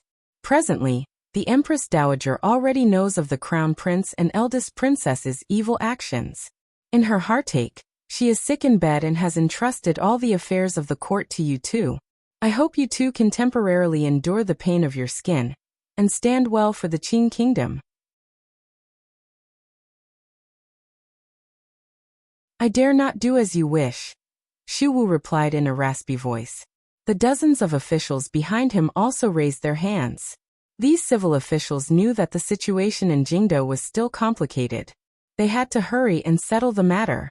As for the news of the Empress Dowager being sick in bed, these officials unconsciously filtered it out of their minds. No one was stupid, particularly these civil officials. They all knew that Fan Xian planned to use the Empress Dowager to control the various yamens. Presently, he had the previous emperor's posthumous edict in his hands, the Empress Dowager, and the support of various officials. Jingdo, at least on the surface, appeared to be stable. The officials began to rest in a side room in Taiji Palace. Although this place was much better than the prison of the Ministry of Justice, it was still cold and cheerless. The floor was icy and hard. Everyone knew that before the court conference began, it was best for them not to rush to enjoy it. Hu and Shu the scholars followed Fan Xian into the royal study. In this room where the Qing emperor presided over state affairs day after day and examined memorials, the lights were still very bright. In front of these two scholars, Fan Xian no longer needed to hide anything. Worry naturally appeared on his calm face. After some conversation, Hu and Shu the scholars' expressions also became heavy. They had thought that Fan Xian had completely controlled the situation. They had not expected that the crown prince and eldest princess would disappear. Everything will be done according to ancestral precedent, Hu the scholar suddenly said calmly. Amidst the silence, Hu the scholar suddenly opened his mouth and calmly said, "No matter what kind of preposterous and shameless things these rebels and traitors will do, presumably, it will not surprise us. Although we cannot immediately end the current chaotic situation, the court conference must begin today. The crimes of the crown prince and eldest princess must be clearly announced to the world." Xu Wu cautiously said, "Clearly announced to the world? How? How will the court give an explanation to the people?" Hu the scholar calmly said, "Orthodoxy and righteousness are the explanations. If they act in the dark and don't say it clearly, it will not be appropriate." Fan Xian nodded. He thought that Hu the scholar's insistence on immediately calling the court conference at such a complicated time was very close to his own thoughts. It was because they didn't know whether or not the crown prince and eldest princess would escape Jingdo that the people in the palace had to immediately depose the crown prince and smoothly pass down the Qing royal family's great unity. Then, they would announce it to the world. After the discussion was set, Hu and Shu the scholars began to personally write letters, sketching out what had happened in Jingdo. Then, Fan Xian solemnly stamped the royal seal the emperor had entrusted to him. He then stamped the Empress Dowager's seal he had taken from Hongguang Palace, and signed his own name. After sealing these dozen letters, Fan Xian handed them to his trusted aide. Through the Overwatch Council's secret mail route, they were sent to the governor's manor of the Qing Kingdom's 7 roads. At the same time, they were sent to the 5 road armies stationed on the border. However, Fan Xian knew that the letter sent to the northern expedition camp in Sangzhou was probably completely useless. When Fan Xian stamped the Empress Dowager's seal, Hu and Shu the scholars met each other's eyes and shook their heads slightly. They thought to themselves that Sir Fan Jr. was not afraid of anything in front of them. He was truly daring. A dozen messengers charged out of the royal palace at the fastest speed, accompanied by the sound of horse hooves. They charged into the streets of Jingdo that seemed to never see daylight. Mingling with the chaotic sounds of killing in all directions and the sometimes burning and sometimes extinguishing fires, they rode in the direction of the city gates. They carried an important mission on their shoulders. Can they leave the city? Hu the scholar suddenly watched Fan Xian quietly. He wanted to get a confirmation from Fan Xian's mouth as to who was in control of the 13 city gate guards. Fan Xian furrowed his brows and said, "There shouldn't be any problems. My people went at the beginning." who the scholar knew that Fan Xian never spoke empty words. Since he had already sent people, he would certainly send the most capable people for important positions like the 13 city gate guards. Fan Xian walked out of the royal study and waved his hand to summon Eunuch Dai, who was standing guard outside. After a moment of silence, he said, "Is there a problem with the Empress?" The situation in the palace had changed a long time ago. Eunuch Hong and Eunuch Yao had followed the emperor to worship heaven, and had probably long died on Dong Mountain. Eunuch Ho had been coldly and mercilessly shot to death by Fan Xian with a crossbow. Hong Zhu, who had enjoyed limitless glory these 2 years, had been imprisoned in the cold palace with the eunuchs and serving girls in the eastern palace. Eunuch Dai had privately opened the palace doors and performed a great service. He was also someone Fan Xian trusted. Naturally, he resumed his position as the head eunuch. Presently, the rear palace was watched by the imperial army. The internal affairs were all handled by Eunuch Dai.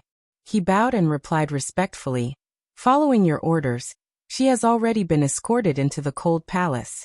The Empress's body is fine, but her spirit is a bit weary." Fan Xian nodded. After escaping in the middle of the night, and then being captured, no one would be able to endure such mental torture. The power of the medicine gradually weakened. Fan Xian felt a bit tired. Although he knew it was not time to rest, he still tiredly leaned against the pillar outside the royal study. Looking at the square beside the palace, he was silent and didn't speak. He had not lied to the scholar. It was just as the great prince had said. From the beginning, he could not truly give up on the city gate department. However, he had too few people in Jingdo. There were thousands of soldiers in the city gate department. It was impossible to use such violent methods to resolve it. Thus, he had made a copy of the emperor's posthumous edict and given it to the person he trusted the most. He had confidence in that person, and in Commander Zhang of the city gate department. Commander Zhang was a true blue royalist. After the Qing emperor was assassinated, he only listened to the Empress Dowager's orders. Thus, he was able to forcefully block the Yi and Qin families' armies outside Jingdo. No matter how he considered it, the city gate department should make a choice that suited Fan Xian's interests.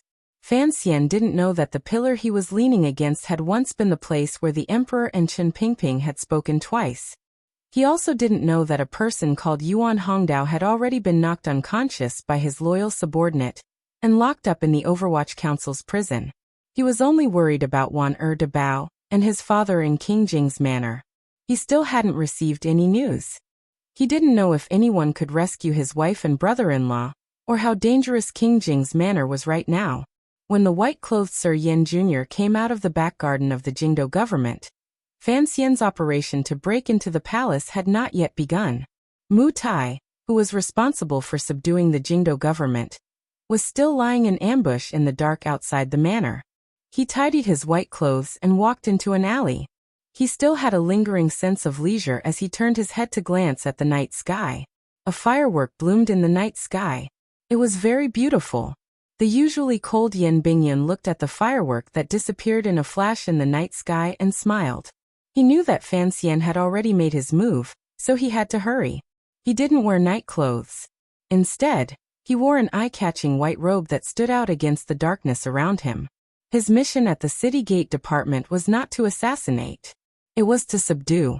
Yen Bingyun knew how to win the trust of loyal soldiers.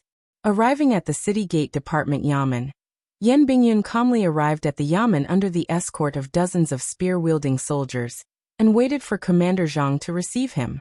Sir Yen is currently a wanted criminal by the court. You are quite daring to come to see me. Commander Zhang of the 13 city gate departments, the key figure in controlling the opening and closing of Jingdo's 9 city gates, slowly walked out of the doorway and looked at the white-clothed Yen Bingyun with furrowed brows. You're tuning in to the Limei's Wuxia Whispers YouTube channel. We're so grateful for your support, and don't forget to subscribe to join us on this incredible journey through captivating stories. Your generosity through donations truly makes a world of difference, as it's the primary source of revenue that allows me to expand and enhance this channel for you. Thank you from the bottom of my heart for being a part of this adventure.